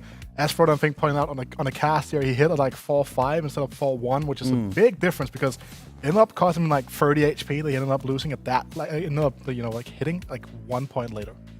Yeah, and of course, as we see here, we did have some burns which ran incredibly close. One thing, of course, what do you want to point out, which was being mentioned a lot during the cast, the Radiant Edge of Night being a huge difference maker. I mean, Brink of Dawn, I think that was probably the most entertaining thing throughout the entirety of the game, right? Just watching those fights, Brink of Dawn, Brink of Dawn. I was on the desk. It was us sitting backstage. That Brink of Dawn was such a big highlight factor. But I mean, at the end of the day, the night just took over. All right, guys, let's check in with our standings as we reach the halfway point of the Western Last Chance Qualifiers. As we mentioned already, for Salvi, this day has not gone well. You can see highlighted on the right-hand side the 2 scores, which will be the 2 top players at the end of the day who will make it through to the Dragonlands Championship. So we now have Bricks, who's getting out ahead of the pack, but the second place is still pretty hotly contested even at this point. Yeah, right. And again, President, the player that we've all been talking about all throughout the entirety of this week as we've been preparing for this event, right? He is, the player that's probably the most improved overall throughout the entirety of this, just this season in general, this year in total, right? Breaks another one of those players that, has really made a name for himself this year. And I think that if there was those 2 that were to make it, it would be the definition of potentially a new age of TFT, right? Was it these players now, they have the competitive experience of making these cutthroat environments. Of course, we've still got the other players as well. Jose Deleted, almost feels like they've had, they basically have had the opposite experience from COMEX. You're going from a weak first game or a strong first game and then completely flipping things around. I mean, also, just to grab Kerm for a second, right? I mean, it's a rough one to follow, right? Against Surfing Graves, the good old trusted. It's not always going to be be good enough here. I need somebody to watch, but that wise spending play, his ability to just navigate and just use that wise spending perfectly all throughout the entirety of the game. Yes, he did hit his Kai'Sa a little bit later. He did hit on level 7, but it's not the end of the world. And because he was so deep into level 7, he was able to start using that wise spending to show off his board, start pushing level 9. He even hits the karma free at the same time he goes to level 9. Just watching those 2 things pop up at the same time was one of the biggest counterintuitive things I've seen in my life. I was karma free, level 9. I was seems good. So, Peter, heading into the second half of the day, again, the 2 spots available. What do you want to see from our players now? Now that we have got a very definitive front runner and we've got a very contested second spot, do you want to see people trying to play consistently, or do you want to see them go all in? I mean, they have to go all in, but again, we are halfway through the day, right? Everything could still flip around. Sure, you're not going to be Sal probably is not going to be the one to do that, but again, those from 2nd to 5th, all to play for. All right, guys, I do believe our casters are ready to kick things off for our second half of the day. Frodan, Impetuous Panda, and the Admirable One himself. Ready. We'll see how Game 4 turns out. Welcome back from halftime, everybody. It's almost time to begin game number 4. You heard it set up very nicely by Counter and Vita talking about how the day could flip, but definitely need to be taking some risks if you're at the bottom of the standings. Let's talk about some of the things that we saw from the last game that we've been kind of lacking. The first thing is we did see cap boards. It seems like people are much more comfortable with playing to those win conditions, and yet at the same time, there was still some moments that felt like, oh man, like what happened with Toddy with that fast 9? It looked like he was just on the verge of stabilizing Panda. Yeah, I think players, as you mentioned, it's the 1st or 8th for players like Salvi especially. I think he's sitting now at 7 points. Brix first place with 21. That is a massive gap. You have to get essentially maybe a 1-1-2 or a 1-1-1 maybe even in the last 3 games to actually try and find one of those 2 spots. And that means that we might see very risky plays. I think if we see Prismatic Augments especially, you might go for like a Cruel Pact, for example. Overall, we're going to see things that we maybe don't expect. Cruel Pact for a first. I've only really been able to put together bot 4s whenever I play that augment. But hey, don't ruin the moment then. You're right. No, the Prismatic Augments have thrown a big loop, right? Like Lucas needed to have a solid game, and he got that Yone, but wasn't able to truly carry it to that victory. And these were some of the comps that were hyped up, Nathan. And something else that I really want to take that into account as well, those comps being hyped up, is just play styles and how differently that weighs in, and just kind of looking at the way it's stacking up just across the board. Salvi and Kurum, 2 players who very often are in that gold, that 3-stage gold preservation. You're focusing on the next step there. You're just taking the damage and you're not worrying about it. These are the bottom 2 players in the lobby right now. When you're going up against 6 of the world's best performers from this set, that obviously is going to be really tough if they're playing for tempo, because they're playing for tempo super well. It brings up a good point, too. There's people who are still consistently lose streaking, trying to bring it back. You see Salvi in almost all of his games are losing HP early, and that could be a product of his openings, but it could also be how his game plans is formulated, right? If you're playing Astrals, of course you're going to be losing a lot of HP, which puts you in a spot where it feels like you need to hit, and he's just not hitting at the cadence that he needs. Sometimes he gets that Lux 3 or he's able to get those Rengars online, but it seems just a little bit too late, Panda. If you ask me what my game plan is for a day like this, I would probably not say 2 games of Astrals into a game of Rengar. I think those are comps that are very, if you hit, great, but if you don't hit, you're in big trouble. You have no econ to work with. If you don't hit Lux 3 early, if you don't hit your Astral board, your Rengar 3 as well. We saw it there, didn't hit, and just took a big fat bot 4. So Salvi has to change things around, has to maybe find more consistent, tempo-heavy openings like we've seen from Festival and Josue. That's a turtle, Nathan. And now, a really cool, fancy board for anybody who wants to snatch that up before we head to TFT Monsters Attack. I mean, hashtag yeah, but also PB is out in like a week, man. So I'm really excited to wrap up LCQ, get some PB time, cast Worlds, play more PB, get into TFT Summit. Like, it's a great time to be a TFT fan. I wanted to make a joking comment there, but you just hyped it up so well. I mean, what's not to love? I feel hyped now. I know, and here we go. Game number 4 is upon us. Let's hop on board with one of the players that has a lot of hype behind him. It's Brazil's Toddy, who is in an okay spot, 12 points in 5th place, but needs to make up ground specifically on players like Precedent and Josue Delady, who are at 16 and tied for 2nd. We have a few players here who really like playing Mirage, but this time it's Dawnbringers, not the hottest of variants, to actually try and go for a very strong game of Deja. Although for Namzi it will be Cannoneer. We saw Brix play it in the EMEA finals, a comp that has been considered as a comp that's a little bit off meta but can work out. You were talking about it before, Ferdinand. What's your take on Cannoneer overall right now? I think it's okay. It's really high tempo. The best part about it is it's pretty cheap to roll for, because similar to Mage Namzi, you just kind of need Astrals and Namzi to get it online. You just kind of need cheap Cannoneers and Namzi to be able to stabilize and hit, even 6 Cannoneer very quickly. The downside is it caps way lower than even the other Namzi variants, so you have to leverage that into like a top 3, a top 2 if you're able to preserve HP. You rarely go for the win. And how much does Augments really influence that idea as well? You just mentioned it caps out a little bit lower, but I'd say the Silver Augment starting things off, I feel like that really opens up that opportunity. And the pick here that I would expect for a consistent player, well, it's right there. Maybe not the best of augments though, Ferdinand. What's your take? Bruiser Heart! But yeah, it's consistency if you want that consistent streak. Ooh. But picks Item Grab Bag. Now, Item Grab Bag makes sense because it's high tempo. Oh! Hold on a second. Hold on a second. It's Cannoneer Namzi, and we just saw Soul Siphon. The tech. This is something that we've heard whispers of in the past. We don't know exactly what the tech is. Froden, have you heard anything about Soul Siphon? Because I know it's an augment that on the stat sheet, it looks god-awful. But some players in other regions have made it work in these regionals. What's the game plan with Soul Siphon? So Soul Siphon is because it's a Cannoneer Namzi, so what you can do is sacrifice the Namzi itself, give your entire team Prodigy. And what that means is all of your units will basically get the attack speed if the Tristana dies. But the best part about it is the passive on Prodigy that gives you flat attack damage. So if any of your units are 3-star, it'll count as if the Namzi is 3-star, therefore all your units get the 3-star attack damage buff. It's a very niche corner case scenario, but here we are. And this demonstrates that player research that we were talking about, and finding those niche comps and finding those opportunities. This is a big deal. You know, when you talk about Tech Summers outside of this, one of the things they highlighted is that they will take big risks. And this is one of those spots where you are looking like you need to take big risks. Right now, Brix is at 21 points. You're 6 points behind. Not just that, but we talk about Namzi being the star of the show here. Who is the pocket pick Namzi Evoker player who already played Namzi Mage today? Namzi is Tech Summers. I think that's his hidden identity. And if he can make this work, he will be the Namzi specialist going into World Champs if he's able to make that. I love that. I love that. He called out Evoker Namzi being underrated. A lot of players are sleeping on it. Also has played Mage Namzi. Now looks like to be angling for that Canyon Namzi. Going to try to go for that, that Zeke's Herald as soon as possible. For any viewers who don't quite know, we have a little augment card to show us what exactly Soul Siphon does, because as Ferdinand mentioned, it's not picked very often, especially not in the competitive setting. Dark Flights will benefit from the topmost trait of the Sacrifice unit. This is why the Namzi works out. But as Ferdinand said, it's a very niche case. You have to have studied. And TFT, there's so much information. Some players just don't have the time to go down this route, but I think Tex has. I mean, Tex, first of all, for some people who don't know, is also a Redditor. You might have seen him posting on the competitive TFT subreddit.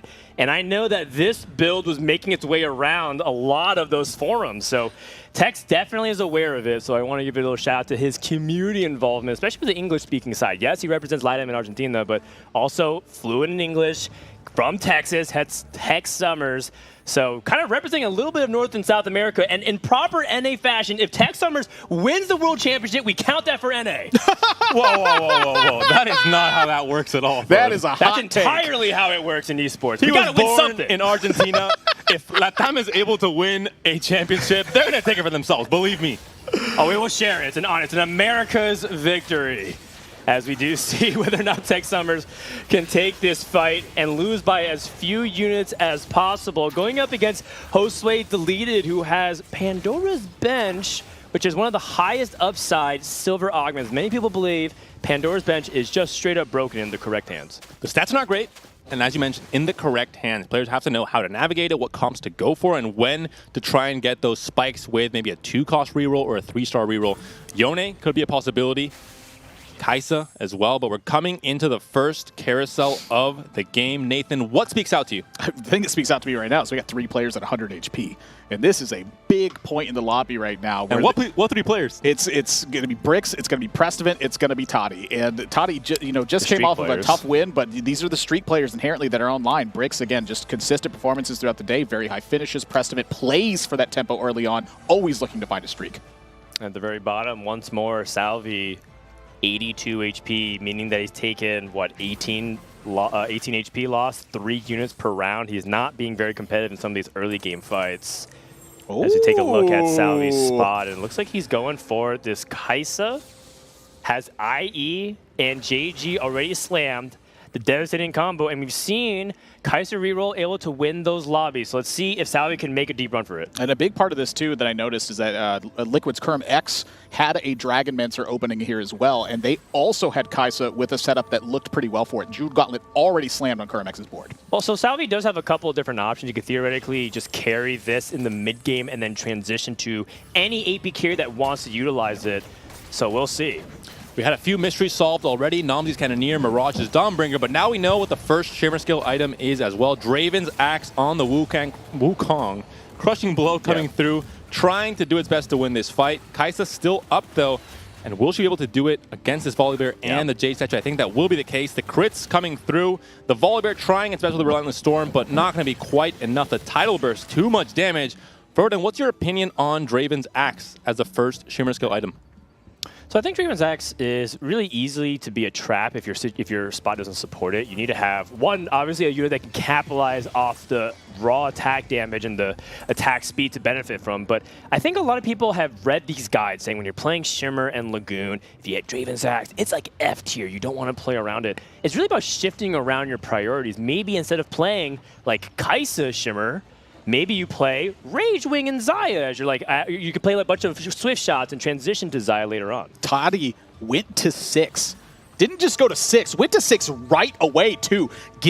What a prominent statement you're making when 2 players are battling for that streak, and then you face one of them! That's right, going up against Prestivan, who's level 5, all 1-star board, which actually gives a hint of why Prestivan didn't level 1. Toddy is richer because he has the Lagoon stacking, and 2, Prestivan doesn't even have a youth to level 4. He has a single Skarner while holding 20 gold, so if anything, it might have been very fortunate for Prestivan to even 4-streak in the first place, because quite frankly, his board looks a little fraudulent.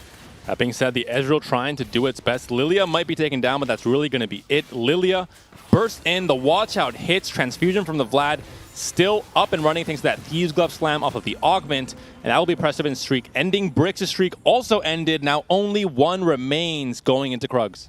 Yeah, it's a really good call by Prestivan, I think, is knowing when to let go of that streak and understand, look, I want to be the one streaking, but I'm not willing to sacrifice so much in my game. And that shows growth, because in the past, Prestivan, even as most recently as the North American Regionals, a little bit too much on the tempo, not enough foresight into the late stage of the game. Yeah, don't bite off more than you can chew is really the lesson there. And sometimes those simple, basic outlooks provide a very deep insight into how the rest of your game goes.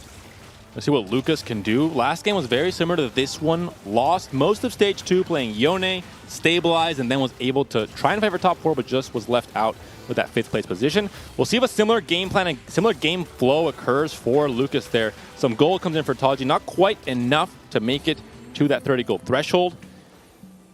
Finds a Jason, finds a Nyla. Oh. Can he fit these on this board? Nyla, maybe? I mean, Nila's the real MVP of a lot of Lagoon setups. And if that's what Toddy is going for, I would love to see it. I agree with the sentiment that I think Lagoon is actually quite strong. It's just that a lot of things have to go right. You have to have the Lagoon start.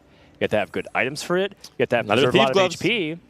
And I would say that the conditions do seem okay for it. But if you have 2 Thieves Gloves, that means you don't have 3 items ready to build for your Sohm. But you might get a Prismatic Augment coming up, and it might be Lucky Gloves on the big stage. I will now channel all my Caster Blessing energy. Froden and Nathan, please join me. Let's see this happen in this game 4. Let's see. I mean, we're seeing Soul Siphon. What else do you guys want?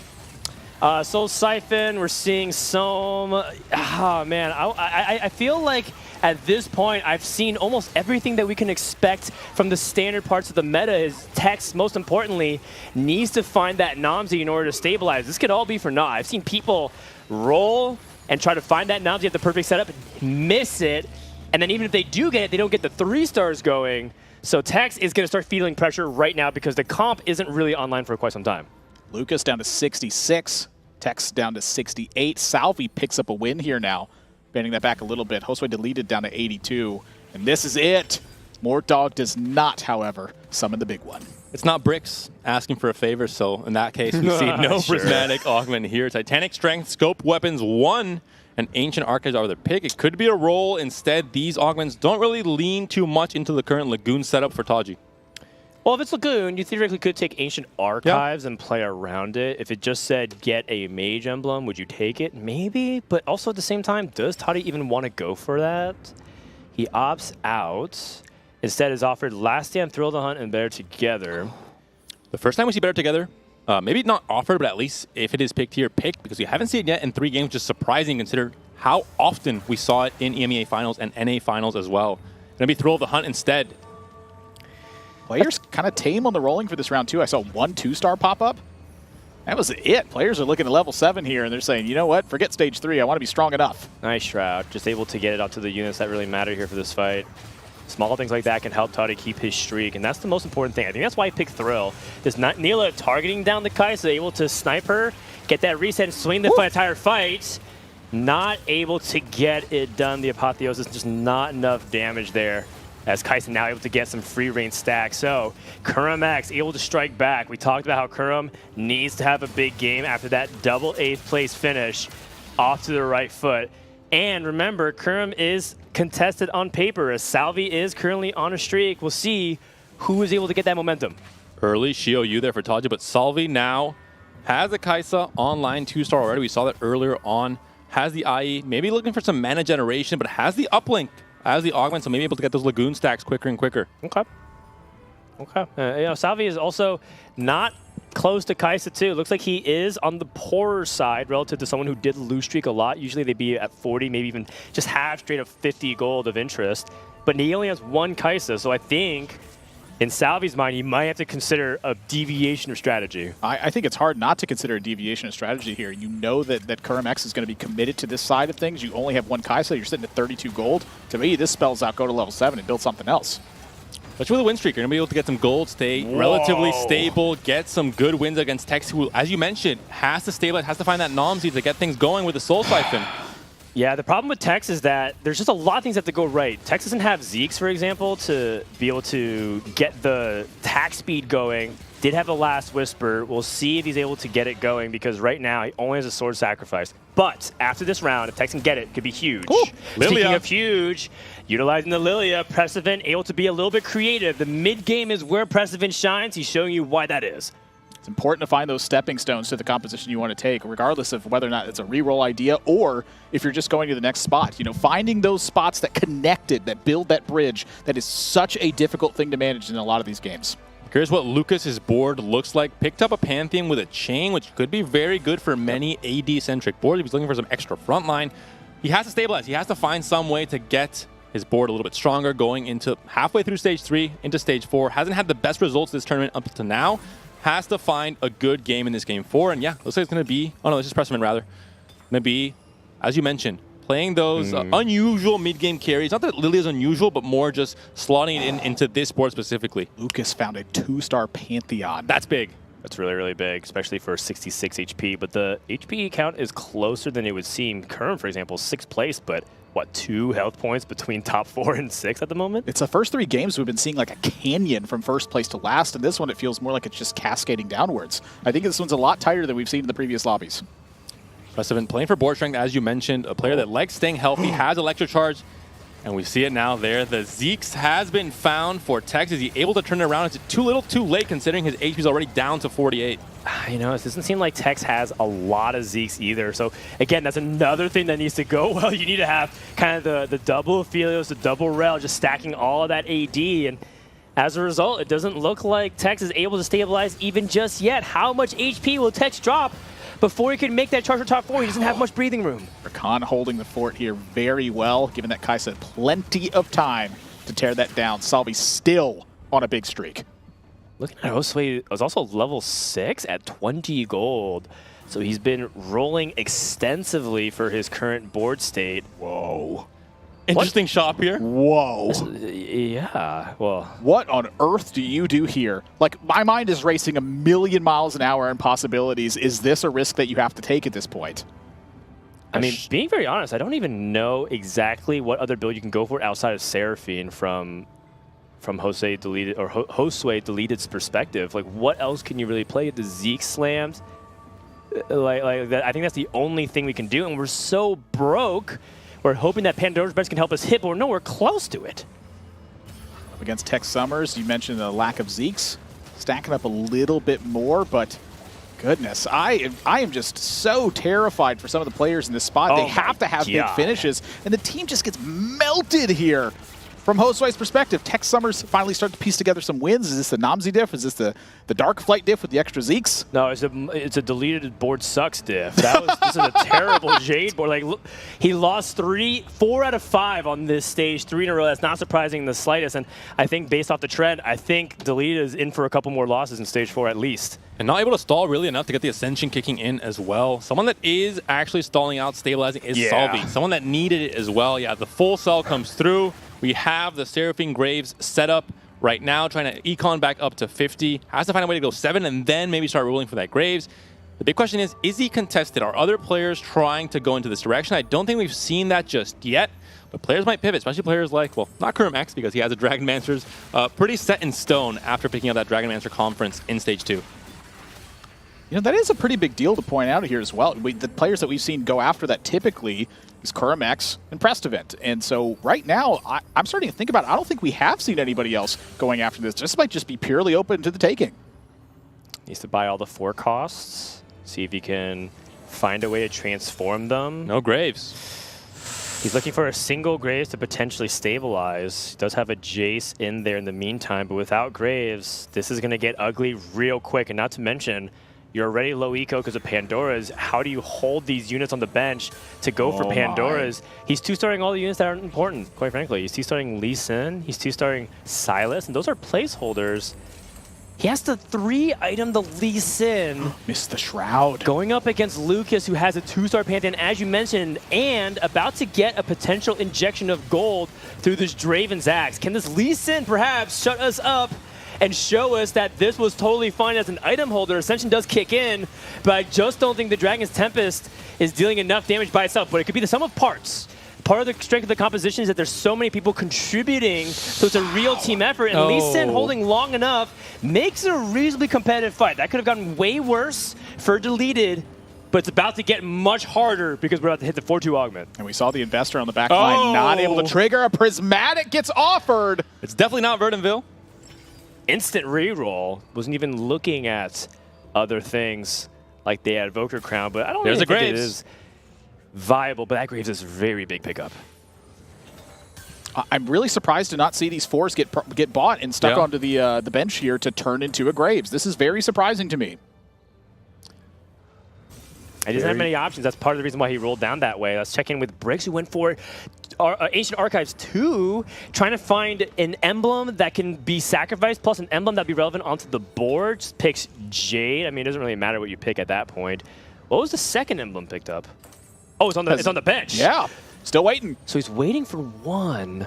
Fascinating. And Bricks is not where he's used to. He's now at 60 HP. It's not the comfortable spot he tends to be in with a huge win streak start in stages 2 and 3. We'll see if Rengar can do it. Just a consistent result here. The Graves is going to be the big one. Rengar has not jumped onto the Graves just yet. 1 Rengar taken down. Darkflight Ensis currently ticking, stacking onto all of the remaining units, but still this board is a little bit too weak against this fully itemized Graves with Ascension kicking in as well. It's a guaranteed win here for the Graves with the quick draw. There's just no secondary damage source. All these units are meant to sacrifice for 1 carry, and that carry died as the first unit. It was a Rengar that jumped into Graves. So if anything, it goes the opposite. Bricks actually has a recipe to potentially win fights, but he might have to consider sacrificing things like the Aphelios first. You see a lot of people put Aphelios, both of them, in the front line, Rel in the front line, Swain in the back line. Swain appears in the shop, and that's exactly what Bricks needed to potentially snap this losing streak. 6 Darkflight is now online. Wow. Other players that are online, Salvi and Kurum. We now see the second Ancient Archive, the Tome of Trade, comes through. Wait a second. So unfortunate because he had the Jade emblem onto a unit. Jade was back in the pool, and I could tell immediately what Bricks was going for. He was hoping to manipulate Tome to get 2 Darkflight emblems and go 8 Darkflight as a way to be stable and play for that top 3, top 2. But that's not happening. What is going on here instead? Kurum X has hit his Kaisa 3, 2 items on her for now, has a champion duplicator on the bench as well. But looks like he's maybe strong enough for now. As long as this Kaisa can survive the attack from the Rengar, the Unseen Predator is enough to kill the Kaisa. No more damage left. The Zac is here though, kills off the Rengar. Can the Swain do it all by himself or with the help of Aphelios? I'm not entirely sure. It's a Swain 1 with no items other than Cavalier Emblem. It's going to be a slow fight as these tanks duke it out. The Zac trying his best, almost 3 items. The recent buff may be going to be crucial here at trying to win this fight. But no, I think Aphelios and Swain can do it. The last bit of damage comes through. Aphelios will get the kill here, as will Swain with the Dragon Master's Decree. Kurum X takes a hit, and Bricks finally stabilizes in stage 4. Yeah, no anti-heal to stop the Swain from infinitely healing. That is something that's noticeably missing from Kurum's board. Don't be surprised to see him go for that belt if it's available to him. Kurum holding a lot of items in place right now, really hunting down that Infinity Edge to highlight what that Kaisa can do. Oh, that's a good point. He still has 2-item Kaisa. That also could have been a big difference maker as well. As we take a look at what the rest of the people are picking up here on the carousel, whether or not Preston can keep with that streak. Lucas currently in second, hot off that streak. So we do take a look at what seems to be Lucas's board, see if he can continue that momentum as he has 5 Shimmer Scale and quite an unusual board setup. Lucas known to play some flexible mid games. This game's no exception. Not just that, but Prismatic Augment was the third choice at 4-2. We're seeing them now on the screen. Dragon Soul for Lucas can reach a very high cap, but a very unusual pick here from Solvi. Verdant Veil, an augment that, in terms of stats, is considered, well, pretty terrible, is actually picked up in a game where Solvi has to find a good result. It's a good shout. Will he be the madman, or will he be the one that's getting memed on for picking things like Verdant Veil? And I just think it's just hard because you know Salvi is there technically. He's one of the strongest players. Can he keep up that momentum as we focus back in on this fight? Lucas trying to see if he can get to the Kaisa, but the Kaisa 3 will not be denied. And it seems like Kuramax is going to pick up another victory while he just hit 8. Now the question for Kuram is, looks like he's going to be really stable. Does he keep rolling at 8 as we saw last game with Hostway deleted, or is he going to try to push 9 and do some other crazy stuff? I've heard a lot of opinions on both ways. Anybody want to answer this? There's 2 ways that I want to look at this right now, which is number 1, Kuram X needs some big finishes in this one, so I start to lean towards the 9. But to contrast that, Kuram is a lot more selective about his going to 9 on levels. At the NA Regionals, we saw him do it about 2/3 as much as the other players were going to level 9. That is very conservative in that approach. It's true. And the argument, of course, is what makes Kaisa the strongest, but what can you balance your board? Going to 9, the advantage of it is you get to play Yasuo 2. And we saw it in game number 1, right? Going to that 9 for that Yasuo 2 was able to give Bricks that giant spurt of power spike in order to get to that top 2. Is that what Kurimek is thinking as well? He has a board strength with the combat augment coming in, Battle Mage 3, a lot of extra AP. He has a champion duplicator though as well. That could change a different variable in terms of going 9 or staying on 8. True. We're seeing the fight coming through here. The front line, Kaisa has a much better radius to hit those backline carries. The Zeri taken down, the Zyra taken down. It's all up to the Graves now. Recently 2-starred by Josue. Can this Graves 1v3? The answer, unfortunately for any Peruvian and South American fans, is no. Kuramax is coming back with a vengeance. Pushing Josue deleted down bot 2. It's LATAM 7-8 right now. Tech Summers takes another loss. And here is where Tech can really mess you up if you're Tex. Because yes, he does have the ideal setup, but his HP count is very low. And also, people are contesting units that he wants to play, like Bricks, for example, finding this Starflight. Radiance coming in on this Treasure Dragon as well. Tex has to find the right item, but what is the right item? What does Tex need right now for him to really try and find his way back into this game? Oh, so the thing is, he's playing the 6 Cannoneer version, which means that not all the Dark Flights, so it basically just comes down to Aphelios gain the attack damage. I personally think that he needs some carry items. It seems like he's got a lot of utility in the form of ZZ Rod and Blue Buff, but no actual way to scale that damage. So he has Infinity Edge as a way to put onto this Aphelios 3, and you can see that he's trying to put in the Dark Flight. So this explains entirely why Stage 4 was awkward. Tech Summer somehow was not finding any Dark Flight units because it was being snatched up by people like Bricks. Maybe that will change now once he's able to get this 4 Cannoneer board instead. But overall, Tex has to make something change. He has no gold to work with, very little HP, especially considering what this lobby looks like. It's pretty even on the top end, but there's some players that are lagging behind at the bottom side here. Salvi being one of them. Oh man, 5 loss for Salvi, who also is bot 2. We missed that as deleted. Took a loss a little bit earlier. The Zephyr and the Shroud onto this Hecarim. Zyra. As Zyra stopping the Aphelios in the back line, but look at the AD shredding. Wow. This comp is finally cooking. Where did that Graves go? He just got instantly deleted off of the board. Hey, I see what you did there. And I thought my Tex pun was bad. Well played, sir. As we take a look at this the is what I'm rest having of to the deal with lobby. on the desk. Look at the HP counts, Nathan. 39 to 20 separates top 4 from 8th. It is very close. These next few fights are going to be pivotal. Can't help but notice, though, the North American players plus Toddy are sitting comfortably, but that could change in a couple of fights. It definitely could. You know, we've been seeing things swing a lot as this lobby pans out. And again, it's kind of the way that the strength has panned out this lobby. We started with silver, we went to gold, we ended with prismatic. The win streak players, I feel like, have a distinct advantage when the power plays out that way. The Swain is in the shop, but not on the board just yet. You don't have the gold to buy it for here for Bricks, but he still has 39 HP to work with. Rengar up in the air, though. At least one of them. The second one on the side there was Zenith. or with the Infinity Edge, is going to be able to get a lot of damage on that backside, but Graves is the key target. You need to kill off this Graves before that quick draw and that Rage Blade especially go and get out of control. Graves still left alive, takes out the tank, and now it's only the damage carries left alive. Can the Rangars do it? The Rangar brothers, one taken down, the second as well. Jeez. Graves able to keep Josue alive and relatively healthy in this lobby. That Radiant Rage Blade just getting crazy amount of stacks and making it unkillable in the 1v9 scenario. Not to mention, Brix doesn't have anti-attack damage tech. Couple of hits coming everybody's way. Lucas he rolls. Looks like it's much more stable as he's going for this level 9, trying to find the 6 Dragon board that got online. He has Dragon Soul. He needs to get 2 stars. Oh, this There's is a Terra. This has got to be done properly, too. You have 8 seconds left. You have fully stacked bench. You have to get these items parsed out. Had to equip some items in order to unlock the rest of the ones. The Champion Duplicator. This feels like a real board all of a sudden. It is, but there is a comp that can snipe things like this Aurelion Soul without defensive items. It's 2 Rangars jumping in, but there's a Bramble there, Shyvana intercepting it. Not sure if that was intentional or a miraculous turn of events, but the Ace gets one more black hole, but just can't kill it off, and now the scaling will continue. This was the nightmare scenario and matchup for Lucas. Can he live and get one more shot at a 6 Dragon board? Otherwise, this could be one of his last lives in this lobby. Shyvana might do it. The Bramble Vest is massive. We saw the desperation Titans resolve onto the Aesol, trying to keep it alive for a little bit longer. Swain versus the world. One dragon versus many. The Dragon Master's Decree seems to be enough. Wow. The Cavalier Emblem is massive as well. The Archangel is stacking so much damage coming through. Brix Holy smokes. stays alive. Lucas down to 6 HP. And Salvi accompanies him also at 6. Wait a second. You're telling me you're playing a 6 Dragon board and an all-Dragon character shows up? Lucas was not paired up, I think, on anything else. It was just as Aurelion Soul. What does he go for here? We saw the Dragon Mancer emblem as well, maybe for Kurum, sitting at 44 HP.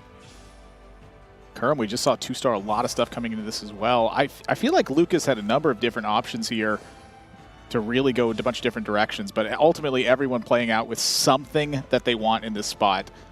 The Shroud is big in the late game as well. How much time do you have? For Josue. We'll see what this fight looks like. We know, of course, 6 Dragon was nerfed from 40 stats to absolutely everything to 30. It used to be a comp that once you assemble, especially 2-star, really it was not going to lose. Now there are ways to do it. There are boards you can assemble to try and get a good fight. Soraka 2 in the shop for Lucas. Doesn't fit. This is a board that could hard stabilize, though. If we can hit those 2 stars, this comp can win out, and we've seen it done a handful of times. But Lucas does not have that recipe for success. He switches at the last second to the right side, greeting the Terra monolith value. Going up against Precedent, who's tried and true. And the positioning for Siphon can charge directly onto that Aurelion Soul because of the Rampage angle. Goes to the left side, though. That is a moment of reprieve. And that should potentially swing the matchup. Excellent Thieves Gloves items again. The Morellonomicon able to amplify that Dragon's Descent. And now you see the 6 Dragons starting to pressure the rest of the lobby. Precedent, who looked good, 3rd in HP just 2 rounds ago. Now 18 HP. But the sad story, Salvi is out in 8th place. And with that, his hopes of making the Dragonlands Championship. Tex Summers hits a Graves number 2. Sway deleted needs a big outcome here, but I have no idea how you get to that point from this spot. You mentioned the Prestament board as well, just not really able to fully flesh out that board. And with how much power has been spiking right now, this is not the time to be missing. I mean, Tex Summers, look out, by the way, streaking. Rengar 3 for Brix. Everyone's getting none in this lobby. Had to sell a part of his board in order to get it. Won't be getting Darkflight Essence on 2 of his units. Soam's in trouble. Is the Darkflight Essence even worth it at this point? The protection of the Lagoon Soam in the back corner. Toadi's trying to rack up those stacks with a Tide Blossom burst. Will that be enough? The Rengar's not coming to the back line. Here comes the second wave of casts. Is it going to be enough? It does. And it now isolates just Swain, having to take on 6 units. And I don't think the Kree is going to be good enough. Will Lucas, or rather, will Brix be able to survive the amount of damage coming his way? There's 6 units available. No. Oh my Brix gosh. is dead, and so is deleted. Finally, Brix gets a bot for, unfortunately for any fans of EMEA and of North Africa, not North America, actually. But we're seeing here Taji, who said, the comp I will default to in the LCQ is going to be Lagoon Soam. We finally see it in Game 4. And he's very, very close to hitting the 3-star Sohm win condition. You're 1 away, and you have 63 gold. It doesn't even feel like you're away from the Sohm 3 at that point. So it comes down to who can Nyla contest it. He's going for Nyla 3 at the same time. I also like this heads-up play, taking out Nyla because he wants to rack more Lagoon stacks by weakening his board. If he put Nyla in, he would have more assassin damage. So it's a really nice call-out. Toady is playing lights out, at least from what we can tell right now. Is there anybody that can contest him for that second place?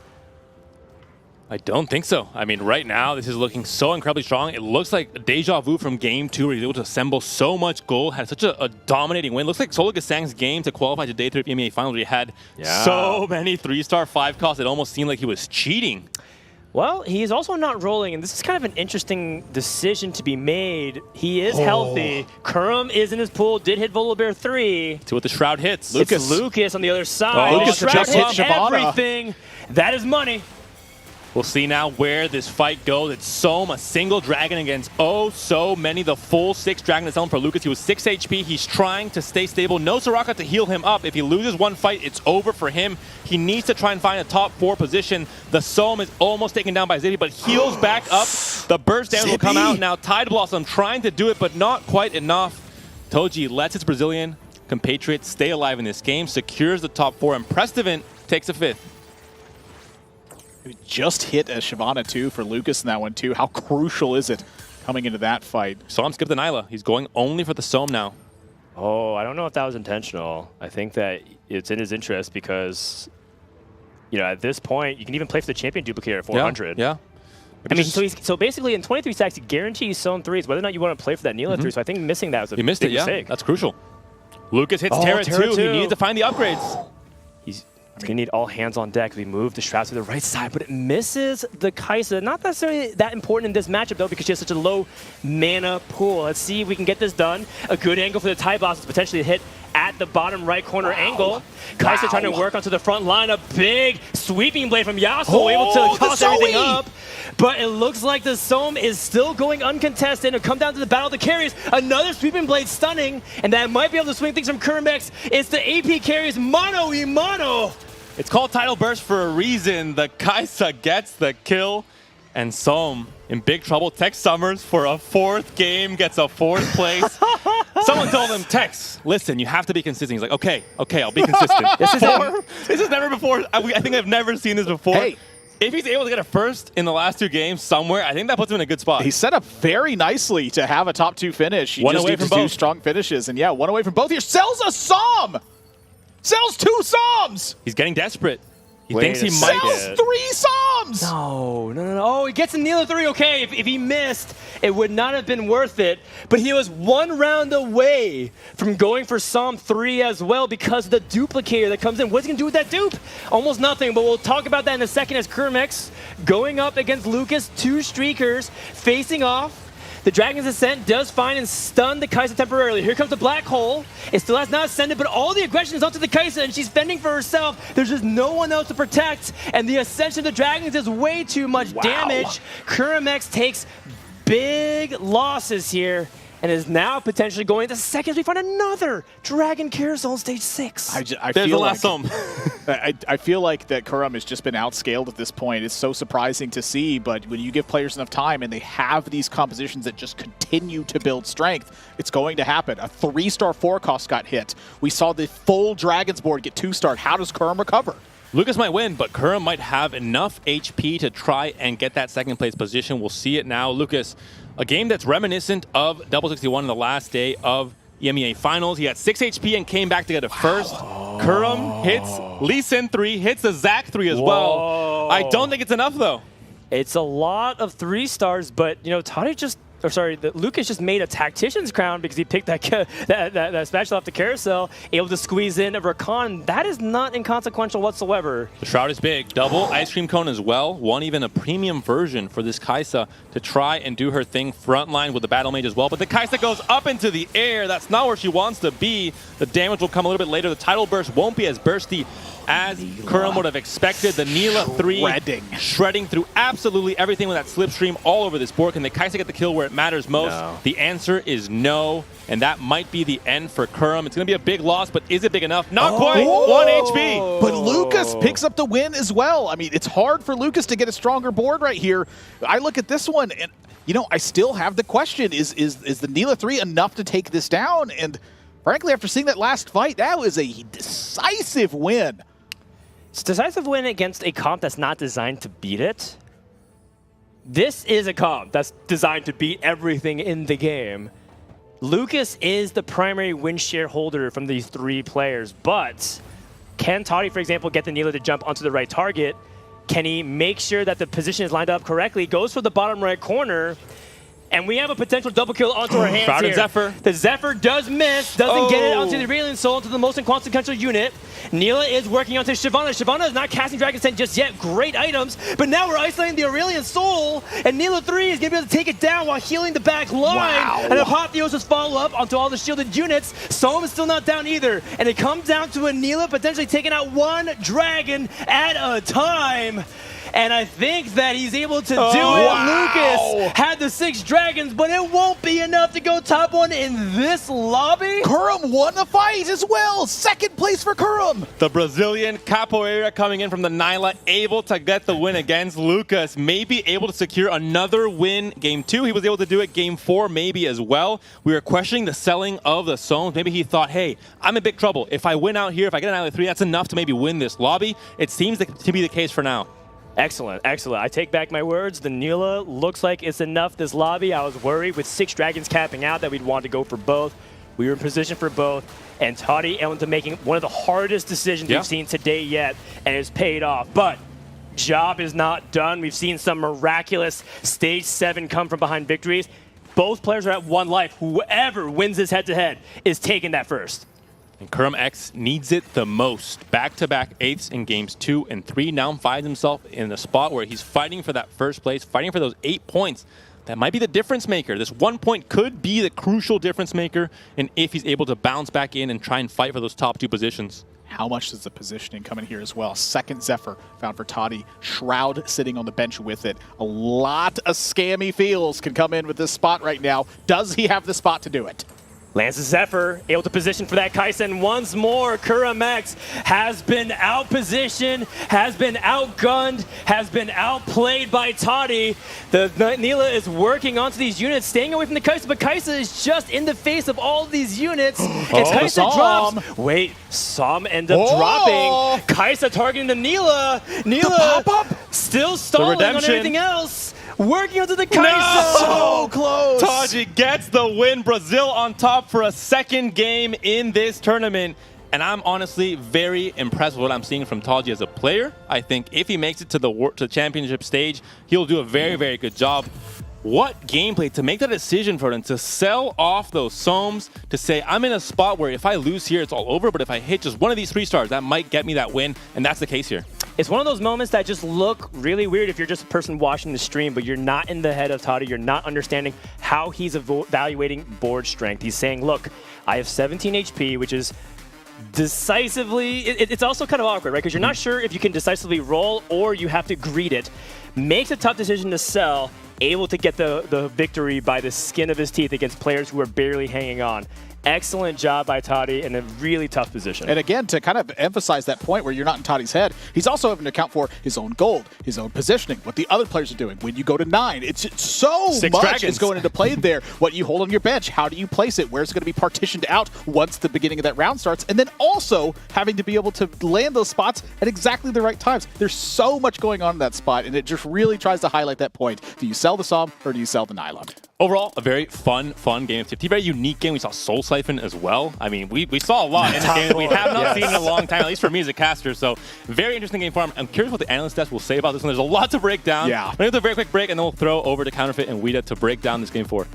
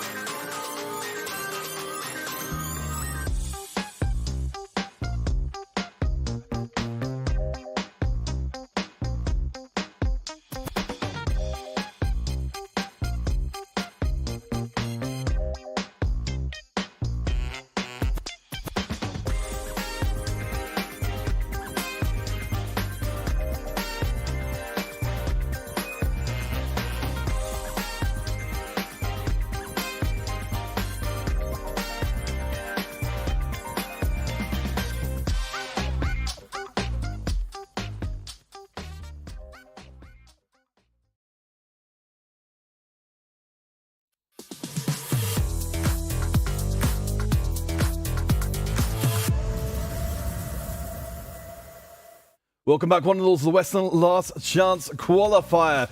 My name is Kalvit here with Vita. And finally, we have seen a crack in the Brixvak. Finally dropping out from a top 3 after having a ridiculous first part of the competition. I mean, sure, we're going to see what our standings further down the road here. We are going to be seeing like just how consistent he actually is, right? But I mean, speaking of like, you know, consistency, it's like Kerm now, like he's coming, you know, he has the first place, now had 2 really poor finishes, now comes in with a second place. Meanwhile, we do see Toddy now also making his way up. We're going to see that a little bit later. But again, Neela free, Dragonmans is all around. This game had kind of everything, you know, like that was just a lot of things to look out for. 6 dragons going third, even though it wasn't even a bad 6 dragon board either, right? Like this kind of speaks to volumes about like how strong this lobby actually was, kind of it. Yeah, I mean, you know, it was a real heart-stopping moment to see, you know, those Soams there and others there, because of course here the cast is absolutely losing it, seeing the big sell. I mean, you know, from real side of things, you know, ultimately, of course, it did work out.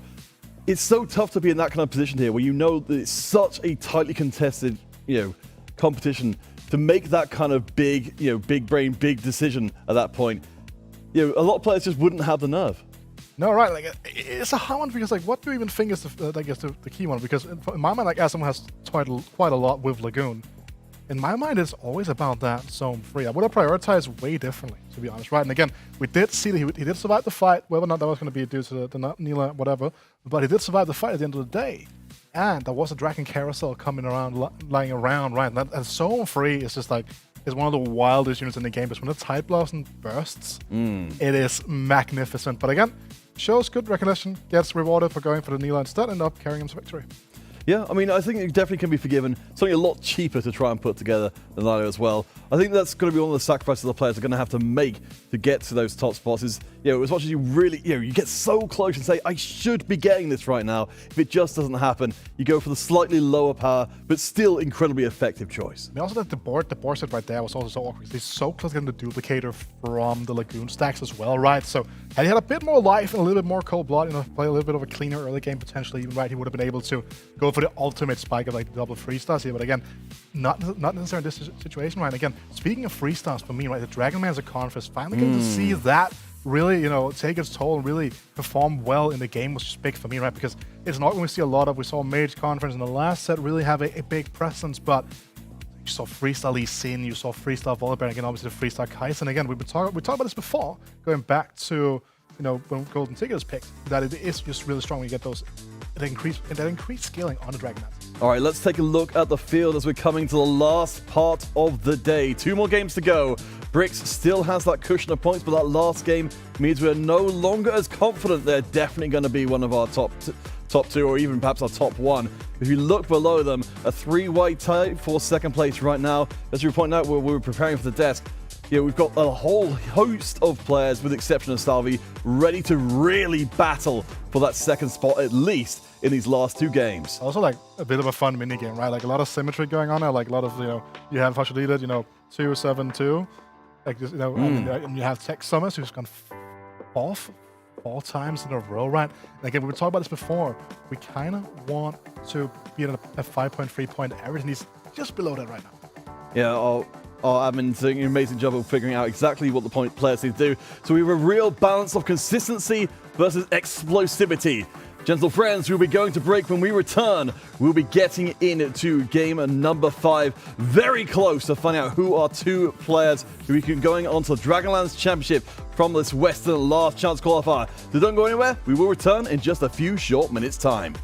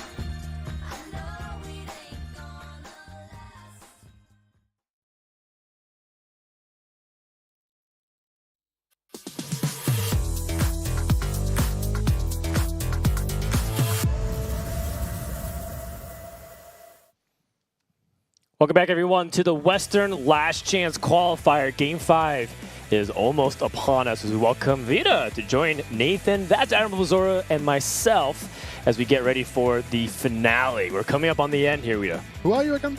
I'm Frodan, that's right. I am the host and a commentator and apparently the resident guru samurai guy. I don't know. I just wear stuff to make people laugh. I'm feeling good, you know, like, and, you know, I feel like we're stepping into the final 2 games here, and we saw this last time around that these 2 final games are going to be crunch time. We kind of saw it. We started to see the brick wall kind of cracking. But now, you know, 2 more games. Again, top 5 is really where he needs to be at. Again, you all want to aim higher, but that top 5 has to be the break point for him. It's just 4-point lead. Anything can happen in these last 2 games. We do know that Salvi out of contention here is just not possible. If it was a top 4 cutoff, still theoretically could go 1-1 and maybe some miracle happen. That's just not happening today. Yeah, sometimes it just doesn't work out for you at that point. So a little bit of prize pool to competing for. And then also, again, that pride factor. You don't want to just be absolutely at the bottom. That's always going to hurt someone's ego, kind of regardless of who you are at that point. But really, the big thing to look at here is how tight it is looking for that second spot right now. We're looking at Bricks at 24 and then 20 from Toddy, Tex Summers, and from Prestivit here. That is, I mean, how much closer could it possibly get for the second place spot? And then you have like 18, 17, 17, right? Like this, the lobby outside of Salvi is just so close. It is insane. The fight for second is big time.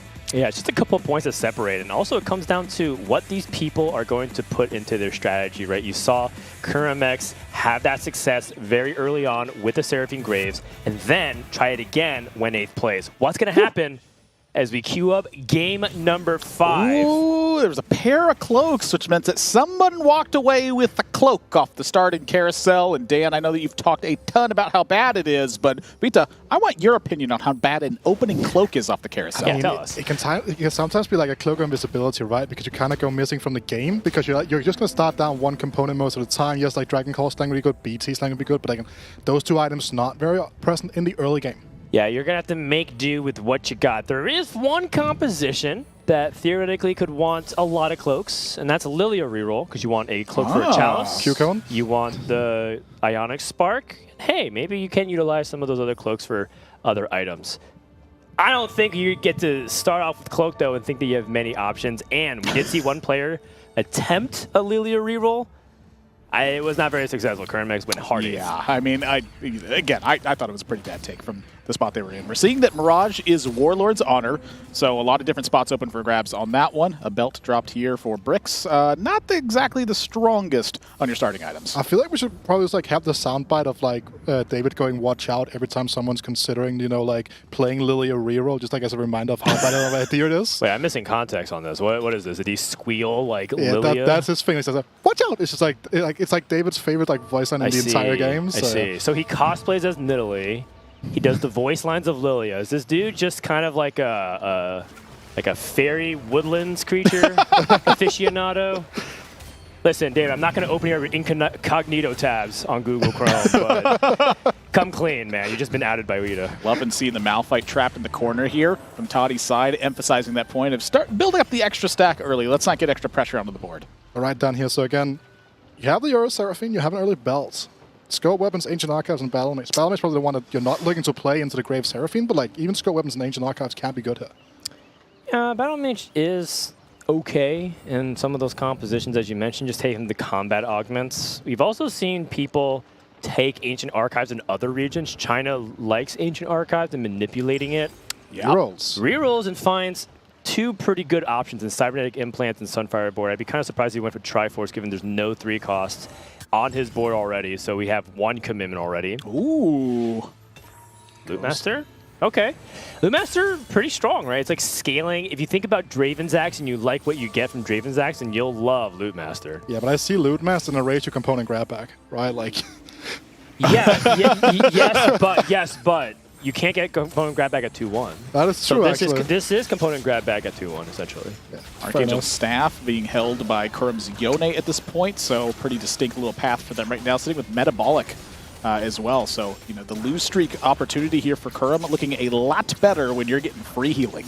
Let's take a look at the Lootmaster Augment card here in case, because it's one of the lesser picked augments that we don't really see too much of in general, right? It should be coming up on the screen here just shortly.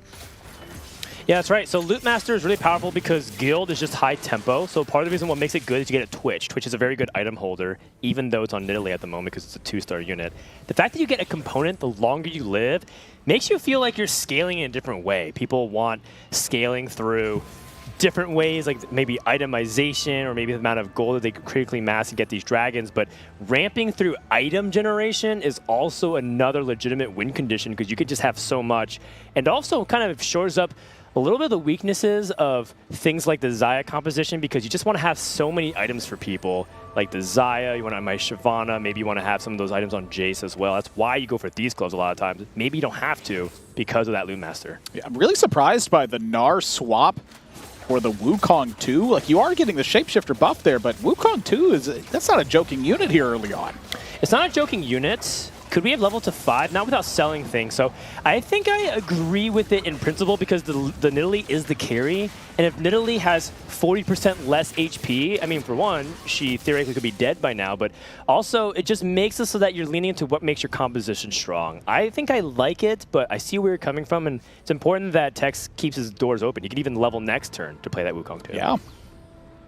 Opens up a couple options there. We did see Preston getting a preparation early on as well, so one of those nice spots for a comfort pick in terms of their lineup, the Seraphine Graves. And I saw an early Jeweled Lotus for Bricks as well. That tends to come into fruition, I'd say, as you grab the Infinity Edge and then grab a holder for that, but a very strong opening augment. Yeah, and again, Bricks will go missing in the early game, which hasn't really been his style so far today, right? Again, you're talking about how Dual Lotus really only comes into play towards the later of the game. It does mean you end up like really burning full lot, because even though you will have like an early IE, for example, there's not a lot of base AP to really like back that up. Whoa. 2 players go to 5. But one player who's not streaking, Deleted, is not on a win streak and chose to go to 5. That is very aggressive.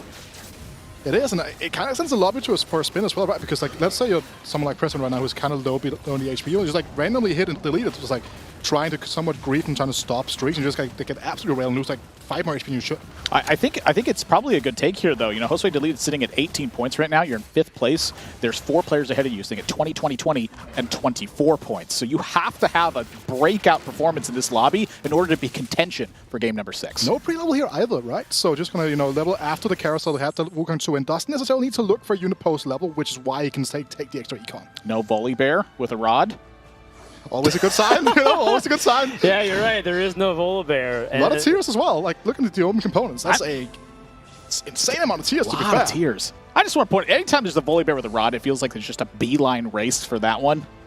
It always feels that way. Yeah, I know, and that's because the Shimmer has been really valuable. Not necessarily last game for everybody with that Draven's Axe, but previously. he's last to pick and gets a bow?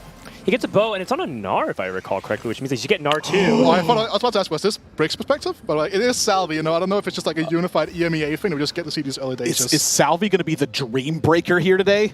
Well, he does have Swift Shot emblem, so it's a little bit awkward, but you theoretically could put Swift Shot emblem onto that Deja, just give it a lot of attack speed, then just work on pure stat ramp. But again, Rage Blade too. So, Salvi is a player that is known to play Saya, right? And again, playing Saya is very much about how you arrive at Saya. So let's say like it might sound really wild, but this could be something like a Deja holdable point for a Saya board, depending on how this pans out. I can see it. And I like where your head's at, because Zaya wants to be played from a position of being ahead, both in HP and economy. So I like what you're saying. Good shout. We'll see if that ends up being the case. And also, the upside is you just hit Deja too. Just play Warlord Deja. Just play it, right? Maybe 2 duplicators drop out of the cogs. Who knows? Haven't seen that one before. Oh, man. Boy, do I have a story to tell you. Taking a bit of a hit here, but again, the metabolic on this one. Don't let it fool you on Kerm's life total coming into this round. Working on that lost streak idea and then trying to build it out for the rest of the spot there. Again, did pick up a win at some point in there to kind of offset that balance, but ultimately looking for a lost streak, put that into stage 3. Lucas's board, however, they're sitting at the penultimate spot in the lobby right now, tied with Kerm at 17 points. You're going to have back-to-back strong performances here, or you're not getting it done at the LCQ. So I have a question here, right? So I haven't seen a lot of Gadget Expert in this set specifically. It was a lot stronger in 6.5, 7.0. Is there a specific reason why it has fallen out? Well, it's still actually pretty solid, specifically at 2-1 for win streak, but it's because no composition truly considers Static Shiv as part of their ideal item augment setup. Not to mention the repeated nerfs. So you just kind of have all these combinations, and it results in Gadget Expert is just okay. That being said, Lucas has optimized it in both ways, because Ruden's Hurricane is the other item that is benefiting, as well as Ionic Spark and I believe Bramble Vest. Those are the 4 items that you can capitalize off of Gadget Expert. And so Lucas has tempo. That's why he's streaking. And that could be the note to because Lucas just wants to go for a consistent finish. The downside is, I don't know if Lucas will be able to win the lobby or maybe even top 2, because other people have much higher capped boards. But maybe his tempo is just so high, he hits level 9, and he can just put things like Shiv on another unit that happens to want AP like an Aurelion Soul or an Aushin and then just win through Dragon Power. I mean, even just like a Chaos Dragon, for example, could end up being like a really big thing for Lucas. If we're thinking like really far optics, right? Because you all have these kind of chaotic items while people have been holding on to components for a big part of the game, trying to get their best in slot, and then will be prohibited by that, right?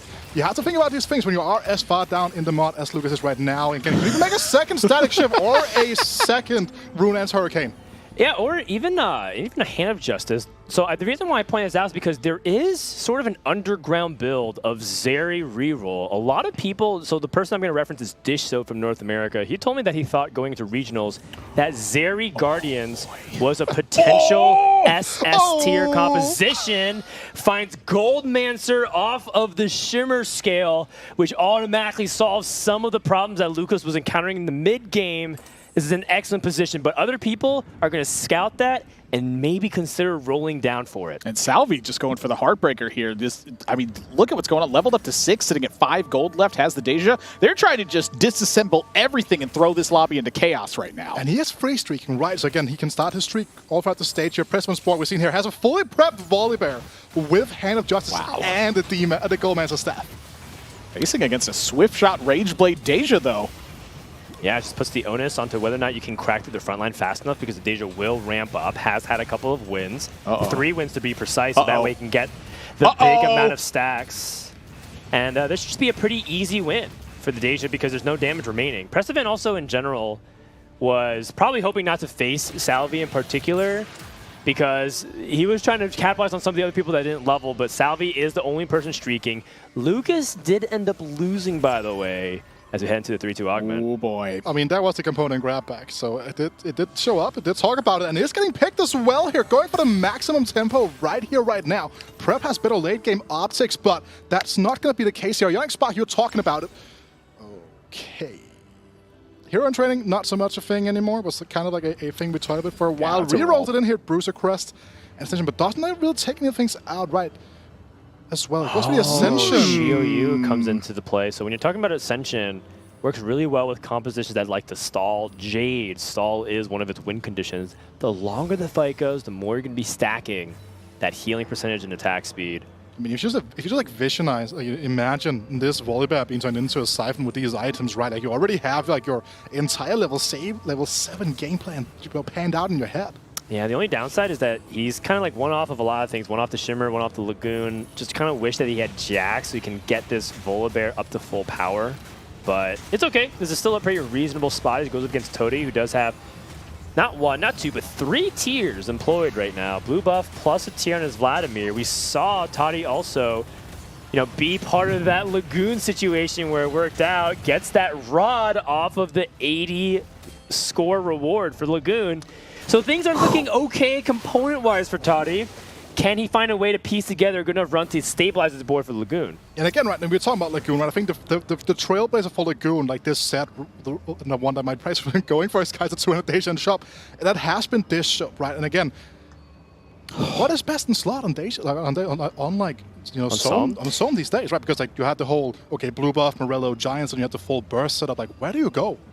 I think it's a lot more open than people give it credit for. That's why people really like Sunfire board in particular, because there's no need for Morello if you're applying it to everybody at the beginning of the fight. I am looking at this board here from Bricks, and this is looking like a brick house right now. Goldmancer on your Dragonmancer Kaisa, a Jeweled Lotus, and Infinity Edge equipped, and better together to even further stack your front line right now. How on earth are you going to break through this and deliver a big hit to Bricks at this point? Yeah, this is a big win here for Bricks because, oh my God! I mean, it's a look at the goal from Lucas. It's a combination of stacks, and right? Bricks. Yeah, it's a bunch of goal for both these players. But ends up being favored for Bricks as he does have that Kaisa 2 and is able to print basically another full interest goal. Like, what was that? This item is so overpowered. Open spell on the carousel. We've seen a lot of open tiers. It could be a mage angle. But again, I think the big question here is about, is Bricks going to be going into that, the Dragon board? Is he going to commit to the Kaisa right? Because both of those have very different perspectives as to like how this game is going to go. Wow, glove on a Graves in the second pick. Love to see that one. Again, a lot of tiers still up for grabs. Lucas holding 4 full components, which is a little bit unlike him. But given that he was playing the Static Shiv, Runa's Hurricane, Gadget Expert setup, It's just a little bit awkward of it, whether or not he wants to commit to some of those augments, or rather some of those components. Love seeing the Deja here just going like, hang on, Siphon's coming. Oh, 7 here. Just He's take your time. Very Paul. Whoa. I don't know about this one. Talk about a hard correction on the board state, right? Like, okay, Seraphine Graves time, let's go, apparently. Within like 8 gold happened to hit almost every unit he needed short of the Pantheon, so it ends up being okay. It actually looks a lot better now that I'm seeing it.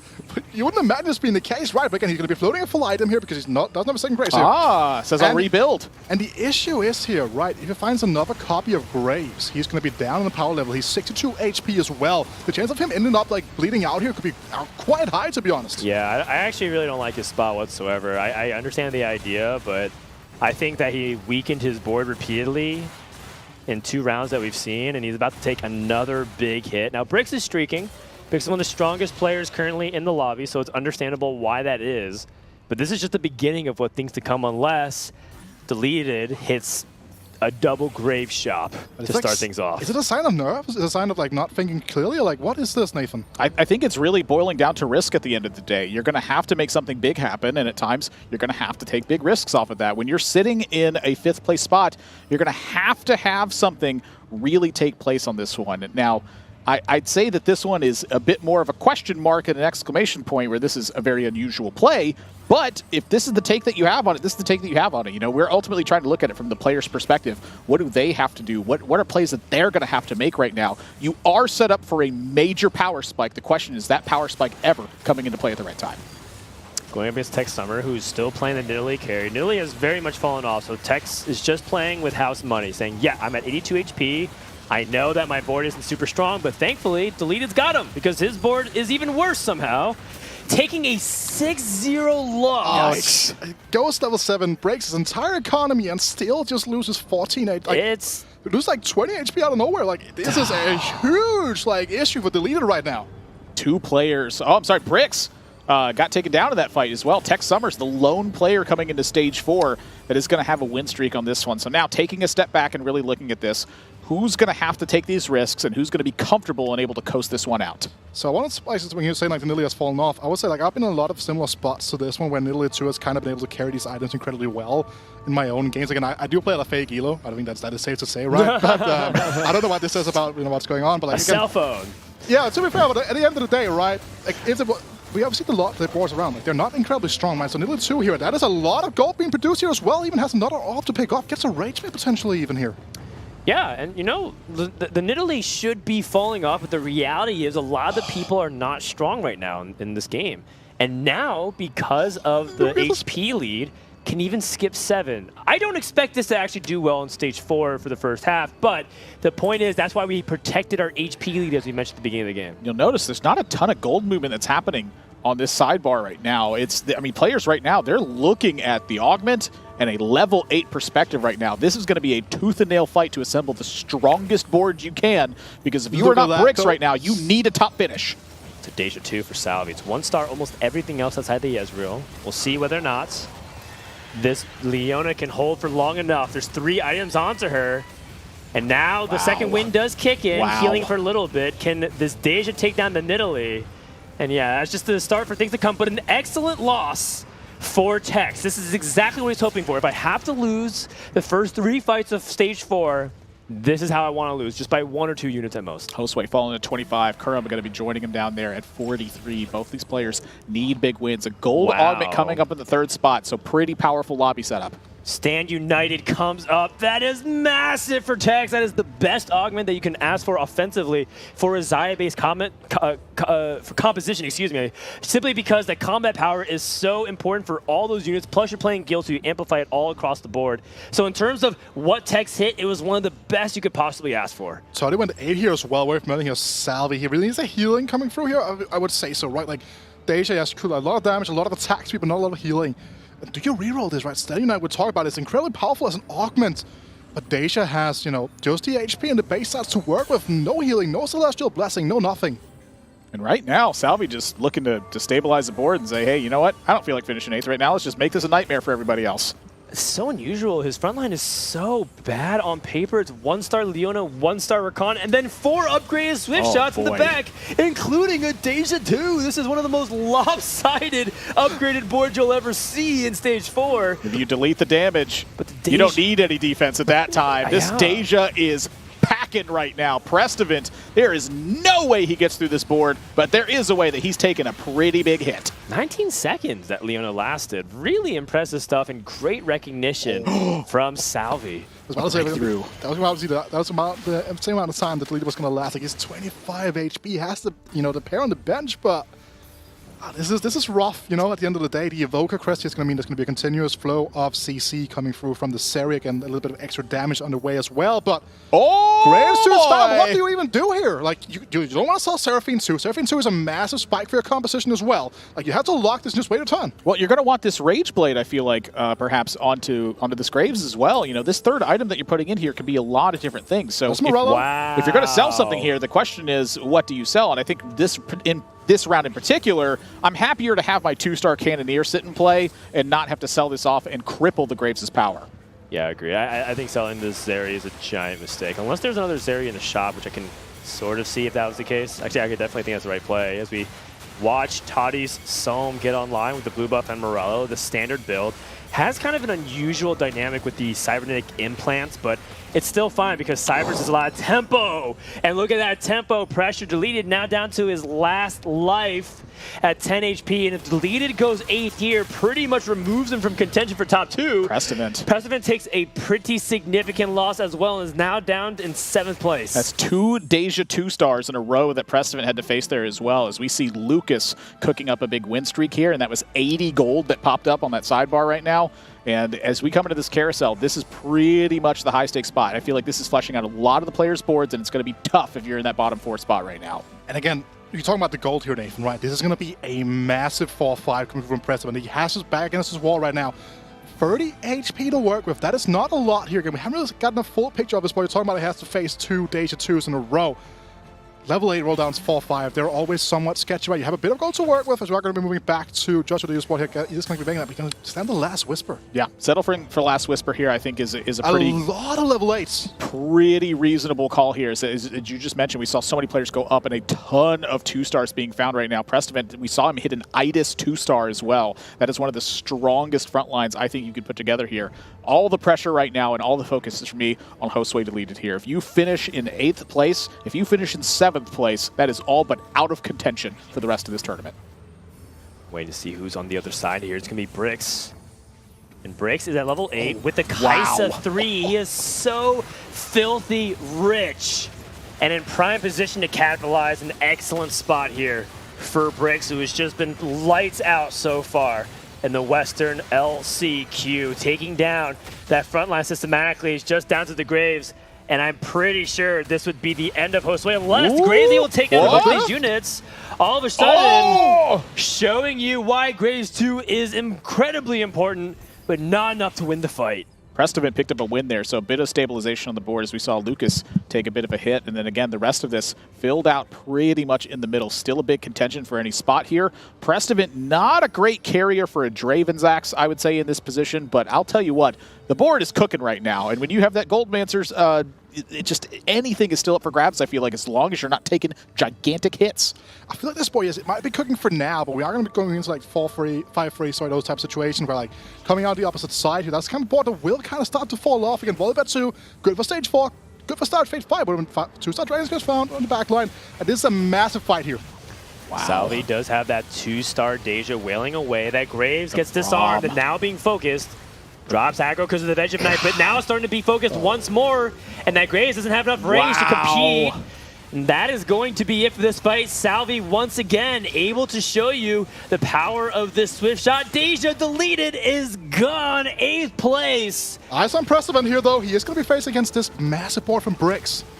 Oh my goodness, hold a second.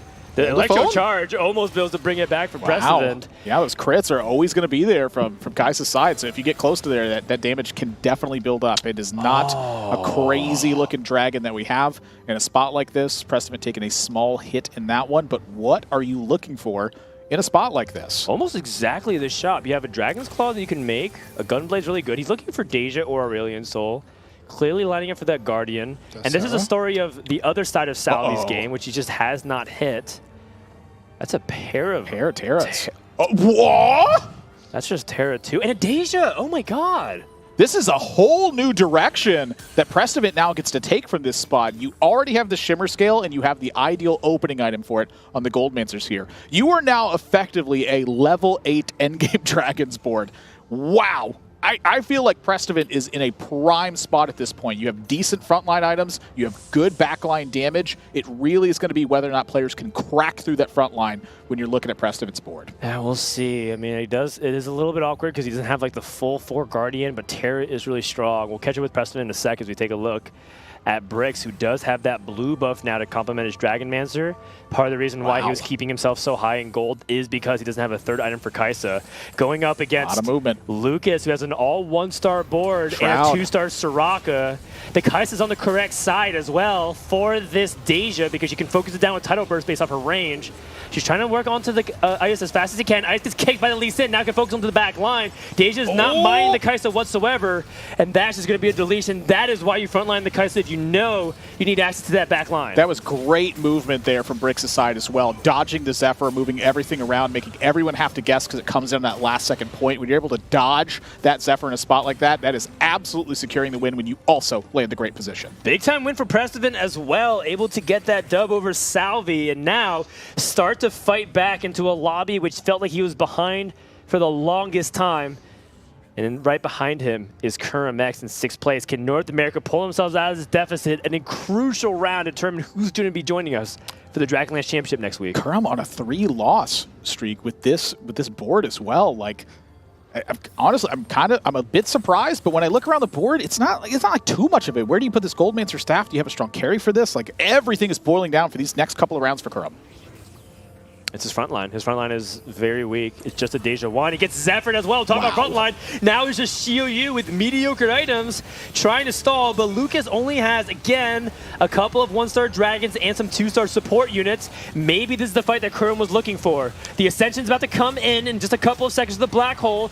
Deja about to get another double stack, and here we go. A big Wind Blast eliminates almost the entire Black line. Gets the damage in. And Kurum able to deal damage to Lucas in a crucial fight, almost equalizing to the top 4. That is very important to talk about the HP totals right now. Salvi 33, Prestivant 25, 8 HP between 7th and top 3 right now. Saya 2 being found for Tech Summers. Maybe that's going to be what he's going to be needing to bring him back into the game. So taking a look at Toddy's board. Wow. That is a board and a half, Nathan.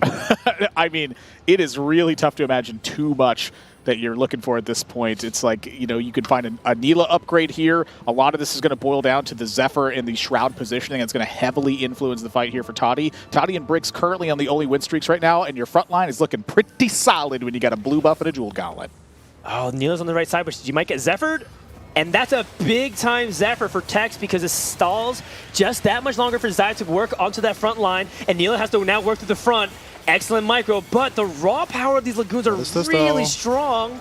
And it comes down to whether or not the Sohm can burst down with Neela onto that Zaya. We're working onto the Sohm, no Tide Blossom, and a crucial Zephyr able to knock down Toddy just a little bit. I feel like RFC is probably one of the worst items. It does go on the Neela right there. There's an open slot right there, if I do recall correctly. Prestivant, 9 HP as we're talking about. Another mage spat as well. Guardians, there are a lot of really high priority things, right? Soraka with a Guardian spat with someone like Preston who's like looking towards that angle right now. The mage spat for Toddy potentially as well. Swift Shot Emblem for Salvi. There are so many things that someone's going to take it instead though.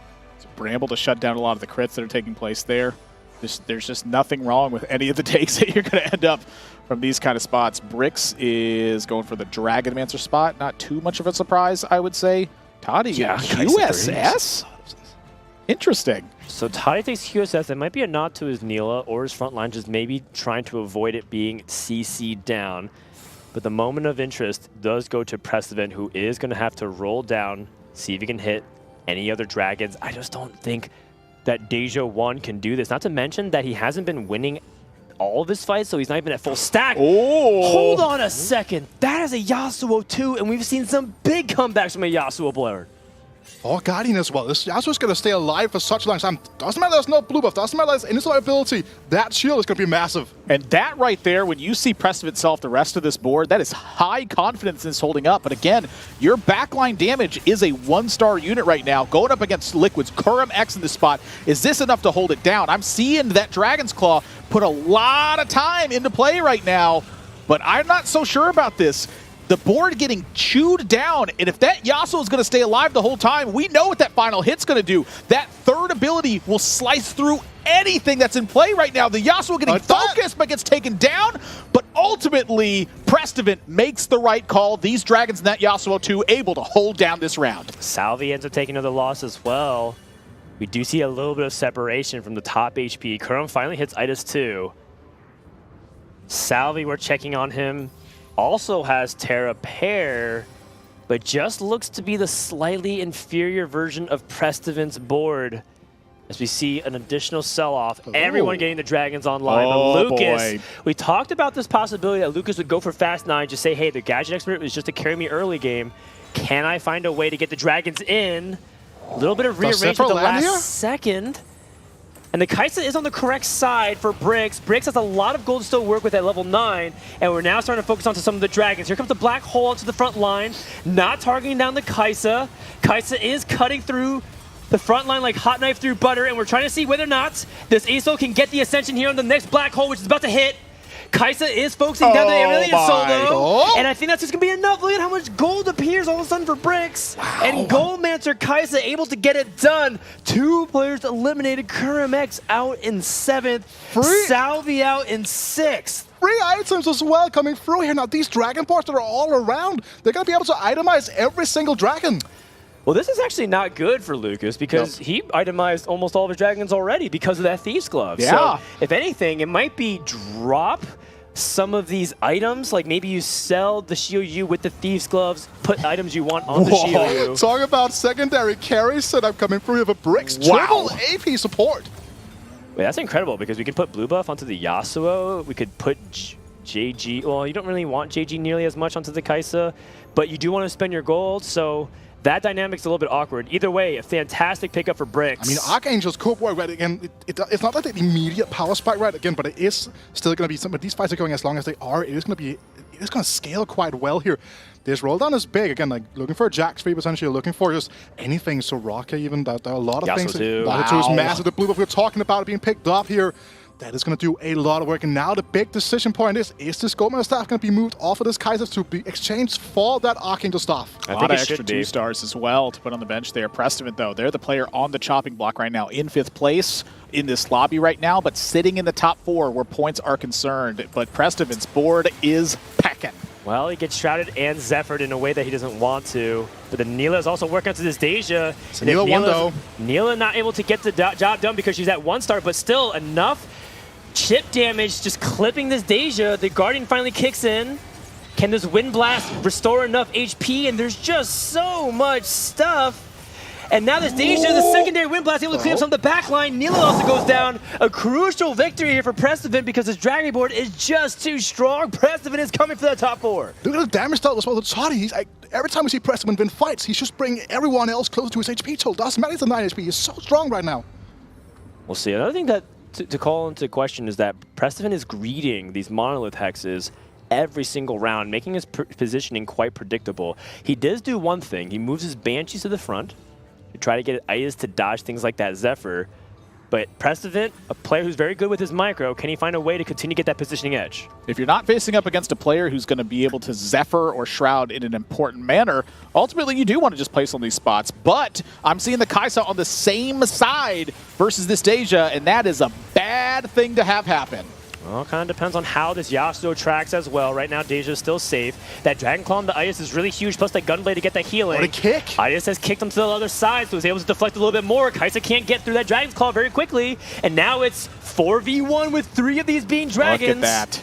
Oh, and the execute from the sweeping blade number 3. And Toddy Bricks loses. finally takes a loss. Summers 1 HP. Prestivan has moved up to the top 4, and he currently, alongside Toddy, were players that were contending for that second place alongside Tech Summers. And not only that, but Bricks is looking to close out a lobby and really claim this first place spot right now. Sitting at 24 points. A win's going to put him at 32 points after this. For Prestivan, for Tech Summers, if you are not finishing in that second and third place spot, that's a sailing point for Bricks at that point.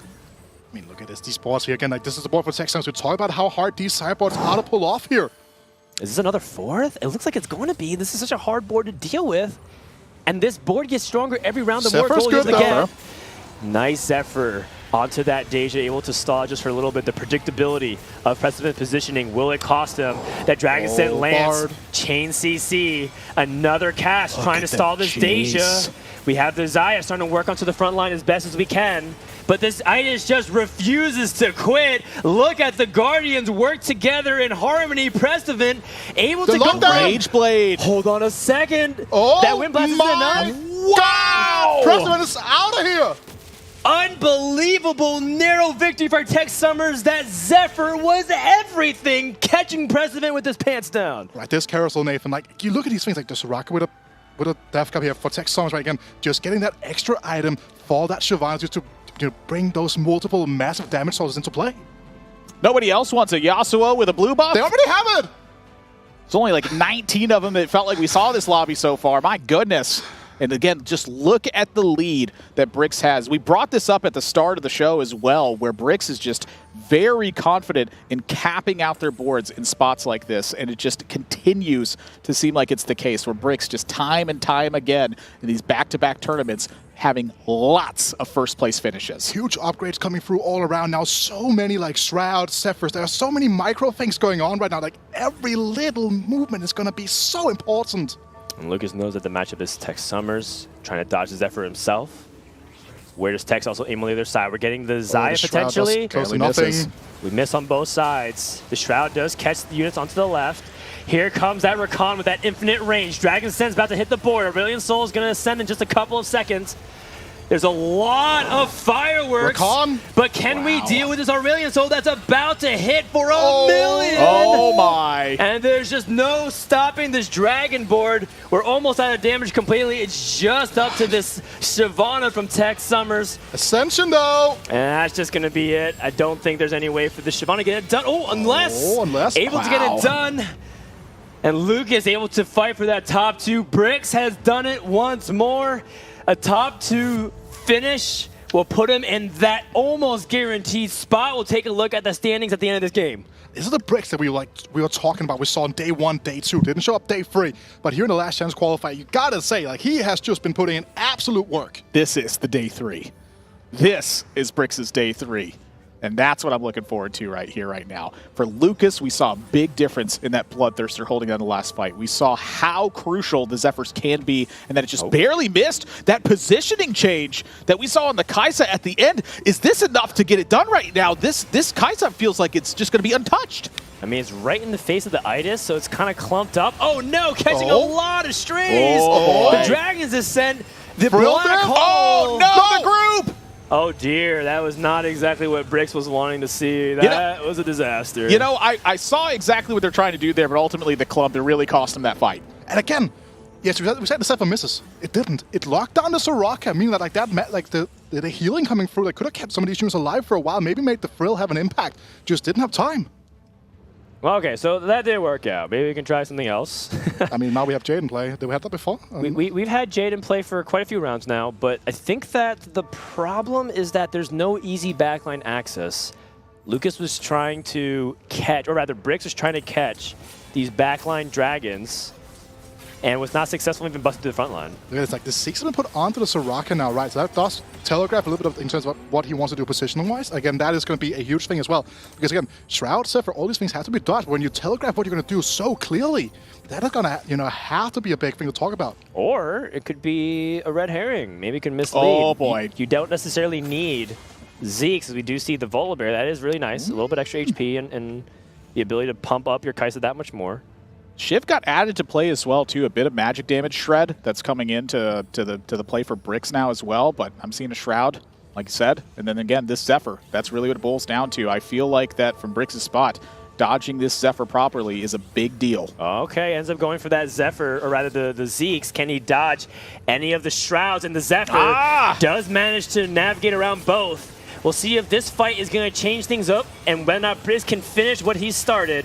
The Dragon's Descent has really good items, Blue Buff and Morello onto this Kai'Sa to stop any kind of easy healing from the Thrill of the Hunt. We do have a couple units left, but that Yasuo too is going to be able to potentially get some big CC. Shiv. No Gunblade, no healing, no dice. Lucas is dead. Brix has done it again. Game number 5 goes to Brix from Tunisia. Wow, just what a performance we're seeing from Brix today. And again, this is the day 3 that he was looking for. This is the day 3 that was going to close it out, and now he's back for a vengeance, and what a performance so far today. 32 points. And Brix is sitting at, we're just 5 games! That's it. And the big thing I want to highlight here as well, it's not just him hard forcing one comp. He is flexing, he's playing different comps all over the place, showing like really good mastery off the patch. And again, that's something you need to be very good at coming into Championship. Absolutely. I think a lot of people are looking at Brix saying, yeah, of course he's in a position where he's getting lucky, but he knows how to capitalize onto it. And more importantly, we've seen people who aren't. And so that's how you separate yourselves. Everybody today has had their moments of high rolls, but Brix is the one capitalizing on it the most consistently.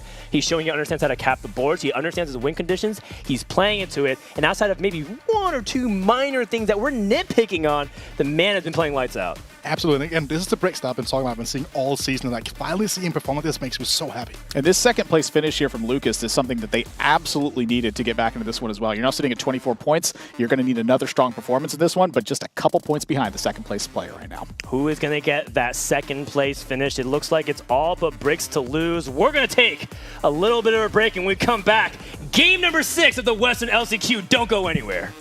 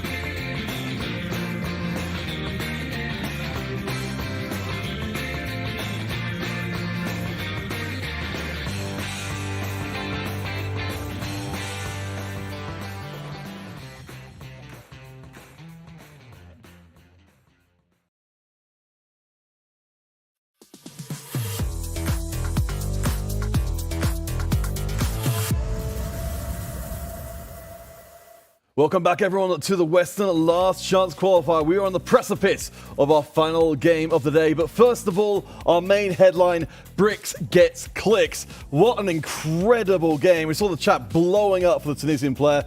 You know, just with how new they are to the scene, I hesitate to say the word prodigy, but maybe we are seeing a huge player for the future of TFT. Yeah, downside in day 3 of the EMEA finals, but an upside here is the fact that Bricks is a very streaky player, a player that really depends on momentum. He was able to find those high rolls in the first few games. That gave him so much confidence, and we're seeing it translate perfectly into tip-top play, positioning, just everything about what he's doing is correct. His game plan, his meta read, his idea of where to go and how to do it, he's popping off, and I'm not surprised. I think he's a player that, again, had a bad day in day 3 of the EMEA finals, for specific reasons. There was a lot of pressure, there's a lot of lack of experience, but in this case, he feels much more comfortable, and it's showing. Well, let's talk, of course, about one of the the key features of that game. Of course, the Gold Monster stuff being so incredibly defining. We saw it being moved around a lot towards the later game, but please compare me the Gold Monster stuff to say any other Shimmer Scale item.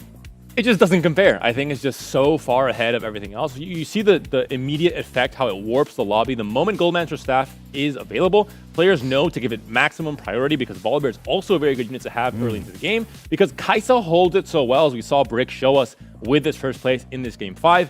And simply, it's just so far ahead in terms of printing gold. The amount of gold it can print when it's a good setup is much, much further ahead. There are other items that are good, like Tournament Investor. If you have that, investment into the item, it can be very relevant in late game, stalling out the damage on something like an Idus or a Terra. But overall, in terms of printing gold, which the Shimmer Skill wants to do, in a meta like this, in a tournament like this, where you need to go for those fast 9 boards, there's no comparison with Goldmaster Staff.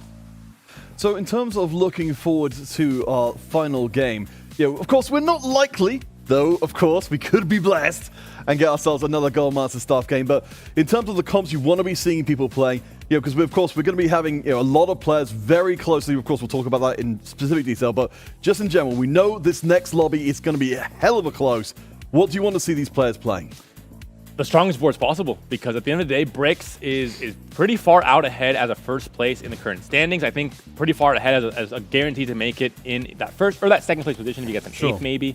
But there is a very close battle between everyone else on the current standings. And that means that those players from the 2nd to the 5th position have to fight for a first place to guarantee their spot, essentially, which means that they can't play these boards like Rengar, for example. It's just not going to be enough. You have to try and get those very high capped, maybe fast 9 boards, and hope you have a high roll start, really. And of course, we are blessed with an extremely tight field coming to our last game of the day. As you said, Bricks has managed to recover their lead after a little bit of a stumble in the previous round, but we have so many players in a position to directly contest for second. Said those high roll lobbies. I mean, looking at the amount of countries we've got on the board there, this has been a hell of an event. Bricks, EMEA, North Africa on top, but all regions are still in, with 1 foot still in that second place position. They have a chance to actually make it. Precedent for NA there as well. Kerma and Solvi, 2 of the veterans, not able to translate to results today in a day that it's only a 1-day tournament. You have to show up on the day that it matters most. And unfortunately for them, not able to do it. Josue, a player that we talked with Pai, he said it could be unpredictable. That was the case in this Game 4. He needed this Game 5, rather. He needed to find some kind of a footing, maybe a high roll level 7 into a Graves 2. He played in a way that maybe is incorrect for many, but I think in his desperate position, it was okay for him to go that route. And in the end, not quite able to make it. But again, I'm so excited for all the viewers that are able to still root on for one of their favorite players from their region to still make it through. And very excited for Bricks, as you mentioned, a player that has had a standout performance. And I think is a player we'll be hearing and seeing a lot more of in TFT for the next few years. Well, gentle friends, as we said, on the precipice of a final game which should be incredibly hotly contested. I know our casters are raring to go. So, gentle casters, please do take us into the final game of the Western Last Chance Qualifier. It's time. The beginning of the end draws near as us gentle casters are about to have one of the roughest games yet. 5 people in contention for that second place spot, or rather one of them already guaranteed in Bricks. Who is been able to join him for the Dragonlands Championship? Oh, I mean, I said on top of the show, I think Precedent again, had a bit of a shaky game here, but again, he's 1 point behind Tech Summers right now, and I think that's the big story we need to look out for going into this game. Yeah, that's right. You look at what was left to be desired, that Zephyr that swung the matchup, that finally broke Tech Summer's 4th place streak as well. And you had pointed it out as well that his positioning was so very predictable in all of those spots. You really have 2 options, I think, there from Prestiver's spot. It's either continue to take the gambit or do a last-second swap. And the last-second swap is really the big question there. Do you just simply position it to the other Monolith spot, or do you do like a double take where the Deja's standing outside of the Monolith at that point? Still a little bit more open to damage then, but did he really need that? I mean, his board was so packed at that point. I don't feel like he needed the Monolith spot, but every time I'm going to go back and look at that, it's always tough to know. I mean, also like that game, right? Like there was so many positioning things all over the place. Like there was so many Zephyrs, so many Shrouds, so many things to keep track of. Right? It's probably one of the hardest games to play from like a micro standpoint I've ever seen, like close to it. That's true, but you have to have a short memory when it comes to team fight tactics. It is time for us to figure out who will be joining us in the Dragonland Championship. Just a couple of points separate so many of these players from 2nd to Tech Summers all the way down to Lucas in 5th. Not to mention both Brazilians still in contention, as well as that player from Argentina. Let's get into it, shall we? Game number 6 of the Western LCQ. One more time. Who is going to be joining us next week for championship? Woo! I am pumped already. Toddy opening up with a sword. It's a first. Opening up with a turtle on buttons, right? All right, calm down. Our job is to hype it up. But Nathan's like, yes! Oh my god, he picked up a 2-star Leona. Oh my god. About time to get a break in this lucky game. That's right. All right, so, I mean, looking at this now, Spear of Shodan open already. I mean, not something you might want to slam in the early game, but it is something that item combination will give you potential things to look out for, right? With the Nasus pair as well, now 2 mates in the shop as well. It is something that you need to at least have in your mind that this could be an angle. I love that Toddy's been also beating to his own drum, playing Lagoon in a field that just feels uncontested. Like, no one's going for it. They're playing Lagoon traits, Kaisa or the Grave Seraphine water gun composition, but not really anybody dedicating to that tree. And really something to look at here is just the history of Toddy playing in teamfight tactics right now. They started in set 1, but set 7 has really been where this breakout came to place. You know, they won 2 of the 4 tournaments they were playing in set 6 with Innovators, and it looked like they were kind of taking that same line over and over and over again. But since then, they've been able to show they have a much deeper understanding, hitting those rank 1s in ladder with the plan of playing Lagoons coming into this one. The heavy emphasis here really comes in on this last and final game, where they have said that they are willing to take the necessary risks for the LCQ. Fine Steel, it jacks here as well, now has 2 Shimmer Scale. Could level potentially when the goal comes in here in just a second. And just use pre-level. Yeah, just pre-level sentence. I can spike the Void Bear, but again, worth noting that any Shimmer Scale augment here as well could really help him elevate his game plan here. Will you ever like re-roll this? Because like, I mean, Scales on Heart, you're not really on an angle. Warrior Heart, same kind of thing to a certain extent, right? Action Mark as well. Then you're fully committed. It's not very flex to pick it up potentially. Rerolling a Silver Augment always feels bad, though. It's pretty rare that this happens, but again, is this one of those spots where you take the risk? A Shimmer Scale Heart feels like a big break that's going to be taking place here.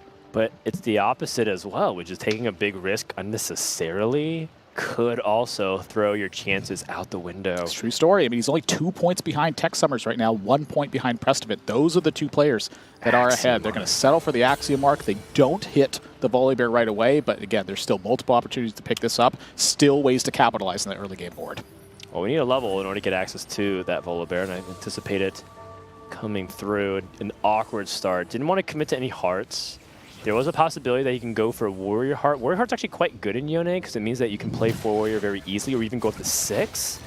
But I just don't really see that in the wheelhouse based off his items. He doesn't have a bow, so that makes it very, very difficult in order to justify. Going against Josue deleted, who has all but deleted his chances for the Dragonlands Championship, but can play for that money, can play for that pride, can play for that experience, because it does seem like today there were moments that shows his lack of experience being on that big stage. Also worth noting, right, Toddy did play Ezreal earlier on today. Did end up switching out, going to the Dragon board, right? So it's an angle is a line that he is comfortable taking, right? So Action Mark does fit that line quite well, to be honest. You have the items for it setting up here as well. You know, holding a tier, holding a glove to possibly set up that Infinity Edge. There's a lot of different ways to kind of take this right now, but ultimately it's still Toddy's call at this point. Nothing is really pointing in a certain direction.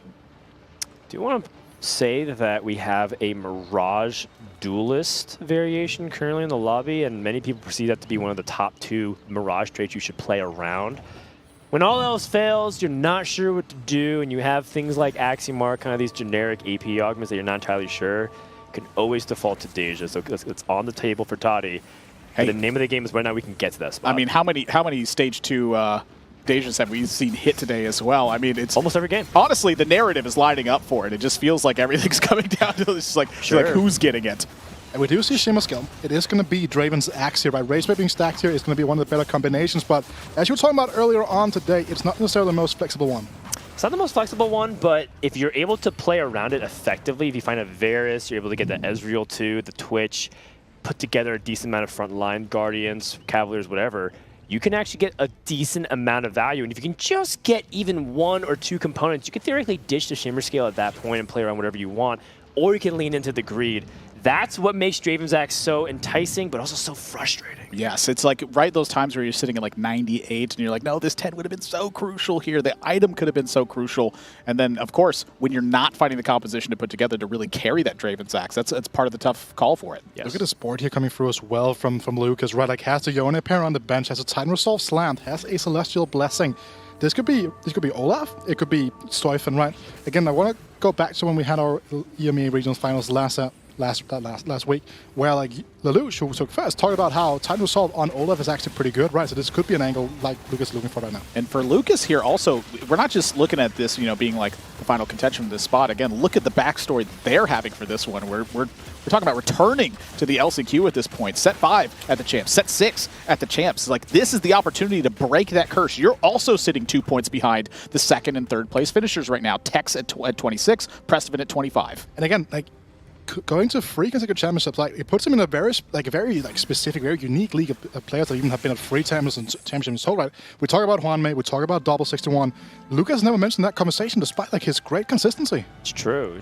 Making 3 consecutive championships is unheard of, and to go 2 of them through LCQ, so it wasn't exactly the easiest road either. No, that's the bumpiest road you have to get through, because you're not only did you have to have those high performances to get to the LCQ spot, you have to have the high performance to get through the LCQ spot. That top 25 cut is rough. We'll see. It's 2 placements from Tex all the way down to Lucas, 26, 25, 24, and another 24. That is how close it is for Tex, Prestivan, Toddy, and Lucas. We're hopping on board with Josue deleted. Didn't have the best day, but his opening is still pretty decent and solid here, as we get to see just a static Shiv and being able to play that nice, smooth tempo curve. Has that Volibear, but we already know that it is Draven's Axe, which means that it's less likely that you're going to have a quality Shimmer Lagoon board. That's making it a lot harder to really lean into that, right? But meanwhile, you look at Tex Summers, like, he's just going to be running it back with potentially just going for the Sire yet again, right? And Draven's Axe really does help elevate those Sire boards quite a lot. I mean, you are just set up pretty prime for this to be a Xayah game right now. Last Whisper, Rageblade, Draven's Axe, it's going to be cooking. You're hoping to drop some frontline spots. A lot going on. But the problem is that he positioned not well for this fight. It seemed like he was taking more of a generic stance, but nearly ended up curving around the right side towards the carry. And you have taken a lot of aggression, missing out a lot of stacks, and not even winning.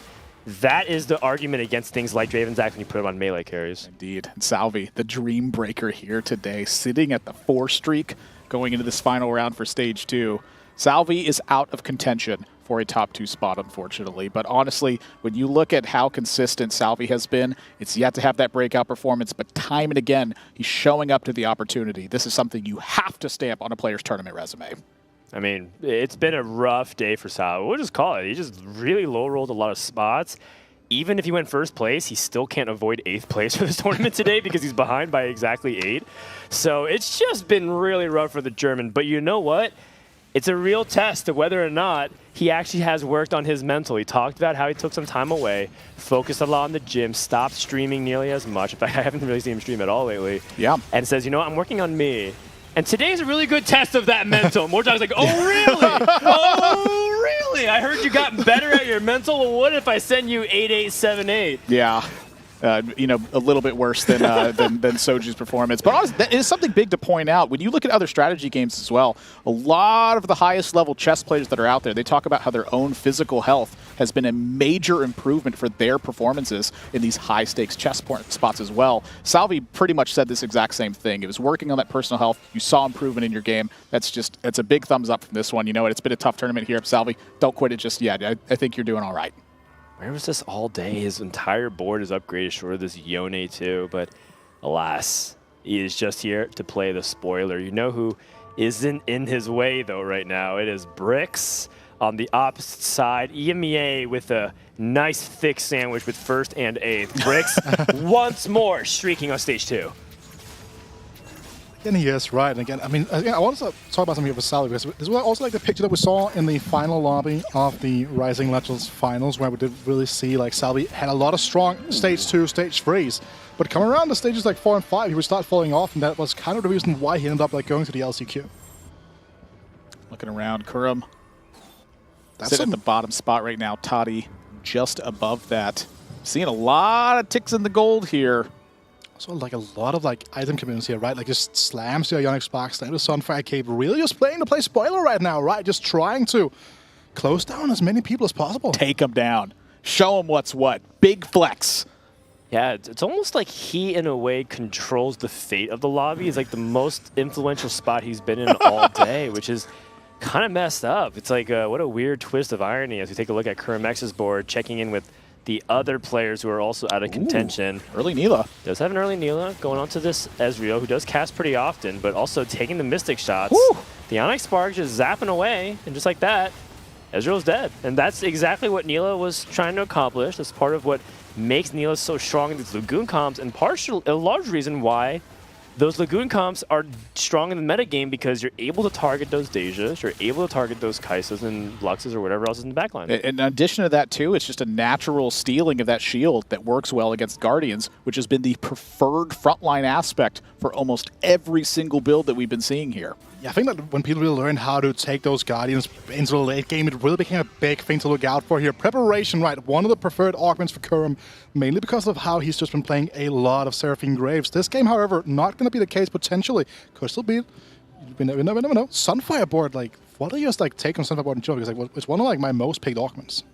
It's really good in Lagoon in particular if you don't have Morello. The problem is Kurum already has Morello and Omicron. Rerolls, yeah, better together. Celestial Blessing 2, fantastic augments. Even Knife's Edge could be something, but like Celestial Blessing 2 is very hard to pass up on. Yeah, it's shaping up with the board nicely here too. You have a tier floating in the back line alongside of Morello. You already have the Nyla carrying an Ionic Spark. A lot of things shaping up there for it as well. You see Salvi, Double Trouble, Portable Forge, Scale Scorn Crest. I mean, just, what on so many different directions here. Running out of time, though, you're going to have to pick something.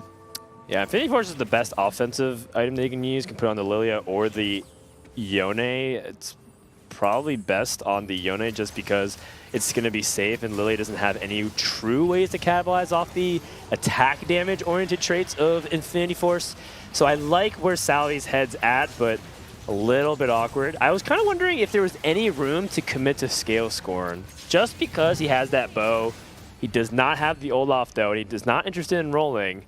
And Salvi is crushing through, dealing big damage to Kurmax. Toddy falling down to 72, Brix down to 77 as well. Brix, he's locked up for that top spot, though, so not a lot at stake for him. And again, one thing worth noting here as well, right? We did see that I was not playing the lobby, looking potentially to angle towards that Olaf reroll angle, so maybe don't want to contest directly, and if that's going to be the case here. And again, Infinity Force you're talking about is an item with lots of use, can be put even on something like a Deja in the later stages of the game. Not fantastic on Deja, keep in mind, but again, just any champion that can really, like, I feel like Siphon, for example, also is a pretty decent user of it. So I feel like it's going to be interesting to see where he's going, because he hasn't rolled down to try to find that Yone to it. He is stable enough as it is right now, so interesting to see how this fight is going to go. Tax showing you what we're talking about, having that Rage Blade and that Draven's Axe onto that Varus. as well, like the tempo here is insane. Does get it, but also look at this Braum has made his way to the back line, which means the Varus won't be able to attack nearly as quickly as he would like to. Oh my gosh, almost able to get a couple of snipes But Salvi's tempo is just so high. And Texas sitting at 20 gold. You know, I think they made a good call here to roll it down, but when you roll it down and you take a loss, it is a bit hard hitting. You know, I think the Draven's Axe is kind of padding that a little bit, just, you know, giving a little pat on the back saying, here's some gold, here's an extra item, don't give up yet. Silent bow. That's actually a kind of a bad spot there for Tex then. He ends up getting an extra bow, which, you know, is nice, but something to think about for Tex. Not able to hit on 6. That could cost him the king of top 4s today. Never bot 4 a single time. Is he in a trouble position right now? I mean, yes and no. I mean, board strength not the best, but I think that they're still in a spot where they can hit those big spikes and something can really happen. You know, there are times you just roll it 4-1 and hit your 2-star carry right away. That can happen. And, you know, especially because next couple fights, we're seeing a Rage Blade alongside Draven X. You can spit out a lot of gold. I want to see. Perfect 0 stacks on the Draven's Axe as well. The component's still underneath the Nasus on top of that. So like perfect spacing out here. And it is going to be another bow. So Giants they are opening potentially another bow item now. He just has it open, can slam that now, and then start looking towards that Rage Blade potentially. Potentially. I was actually thinking just very briefly if there was merit to Rapid Fire Cannon instead, because you can play around the sword a lot easier than you can play around the extra bow. I mean, CX, like I said, so Rod Portal, stuff like that, again, is also open with the bow. Not in a traditional way of looking at it, but it is an opportunity. Yeah, it's definitely up for debate, and that's kind of what we're leaving up to the analyst segment. For now, though, Toddy is having a 3-item Xayah and working onto this back line. Brix trying to get away with not rolling. Brix did seem to pick up an interesting combination of Blue Battery 1 as well as Swift Shot Crest. All of a sudden, is it going to go from maybe 1 Xayah player to 3? It's very unusual. There is Yone's being stacked up as well, and Twitch is being collected. There is a possibility with that Switch Dark to go back into Yone. And we haven't seen that many Xayah compositions really pieced together today. It feels like this has been one of the more rare champions that a team has been built around, but I'm not sure that we've seen a lot of possibilities for the unit to be built around either, Rita. No, we didn't see like a lot of like Swift Shot Crest openers. We didn't see, like we saw 1 Scope Weapons 2 opener, right? Like we haven't really seen like the avenues for Yone like really shine through. Well, maybe now we'll get to see that Yone. In the meantime, with the Feathers Fly being buffed recently, Xayah has been getting more love this patch in particular. Toddy with a unconventional level to 7 while putting together a Salvi 7 loss streak. Salvi is 7, which makes sense because he's at 100 HP. And so Toddy is hoping that this is a level 7 and loss, but he's trying to be competitive. It's a very unusual move, and he might get exactly what he's looking for because his front line has crashed. Oh my god, that Feathers pullback. Is he about to lose his streak? Oh no! Oh. He does. So is this what Toddy wanted? Because he wanted to lose by the fewest units possible, ends up winning and snapping his loss streak, preserved a little bit of HP at 53. I can see it both ways, but it is a lot of gold that we just lost. It is a lot of gold, but again, you still have that padding from the Draven's Axe. I feel like that Toddy's making the right call here as well, because you still have to have a top place finish on this one. It's true. You're 2 points behind Tex. You're 1 point behind Prestivant. At these points, you're going to have to take weird-looking risks at times in order to maximize your chance for the high finish. The thing is, I think we leveled for, what, the Senna? It was very unusual just to get that 2 Rage Wing in. So, you know, maybe that ended up helping Toddy, and you're right. He has Draven's Axe. Maybe he doesn't greed it anymore, play for HP preservation. We've seen people try to play from behind and not be successful. This could have been very low-key one of the most important plays of the day for Toddy. Reforge on the tier. Definitely agree with that one. Kurum with a Psalm in play. What is something getting reforged here? I mean, this is like really close on this. I'm just looking at a tier and I'm like, oh, please give me a blue buff. Wow, big reforge. Oh man. From Kurum here. So he gets Infinity Edge, no Jewel Gauntlet. He could put this theoretically onto Sam, could also put it on the Neela that already has 2 items. And looks like he's going to go for just that. Hope that this is enough, but no defensive items on his front line, no ZZ Rots. Going to be a little bit tricky as Neela tries to work onto the front line. And seeing whether or not this Sam can get the damage through, but it just looks like Kurum lacks a little bit of that oomph right now to finish off decisively. Neela stealing some of the shield here, though, still holding down a little bit, but I feel like the damage just missing. Som's going to get isolated now and going to crumble under the pressure. Just really no way to claw this back. That was nice, though. Able to at least get that snipe. And Kerm's in a pretty decent spot, but still holding so many pairs. And again, like you're talking about the holding of the pairs here, Battle Mage, Grab Bag as well. A lot of components open here. No reroll to work with as well here, so Grab Bag is going to come through. Here we go. But I was looking at the left side of the screen right now. Okay, Easy Rod's not bad. Goes directly to level 8 here. Says that's the highest chance he has of hitting his pairs. Everything in the shop is skipped instantly. This is the way you used to play the Lagoon. You used to actually roll a lot more on 7 to try to stabilize, and now Kerm's going for that level 8. We're also checking with Lucas, who's rerolling his Augment, seeing if it can help his board state. We don't really know what's going on with his board, so we're going to take a look at the aftermath. Goes for Battle Mage here. Okay, so again, worth noting that Yone does, scale with the AP here, like the way of the Huns. It does have that every second auto attack scaling with the AP, so it's not necessarily the worst thing in the world. While it might seem a little bit counterproductive, he is level 7. He's going to probably be going into Siphon. It looks like double time to assault BT is like very good items for either Siphon or Shioyu. This is temporary. He's already at 7. He has no ways rerolling for Yone. Yone does incorporate a little bit of AP scaling, but it's not his best trait. You definitely want that 80 focus if you're rerolling Yone. Ends up taking a huge amount of damage on the Yone and taking a big loss. Tex coming for that top position, able to get that crucial victory. He has a Varus too, and he also has Celestial Blessing too. So Tex has the fundamentals to make a really solid stage 4 board. So again, we've been talking about we want to play Siphon from ahead, right? So is he going to be falling behind, quote unquote, if he starts going in on fall 5, for example, right? Because again, the tempo, he's going to be down a little bit in that, but he has to do a massive transition coming through on fall 5. Yes, he does have 80 gold plus whatever he has on the board. And Saya 2 is found for Toddy. Saya 2 is found for Toddy. Breaks hits for Con 2. A lot of the Rage Wings crashing the Convergence at the same time. It's a really good question. Oh, pair of Terras. Yeah. Oh, yeah. It is time.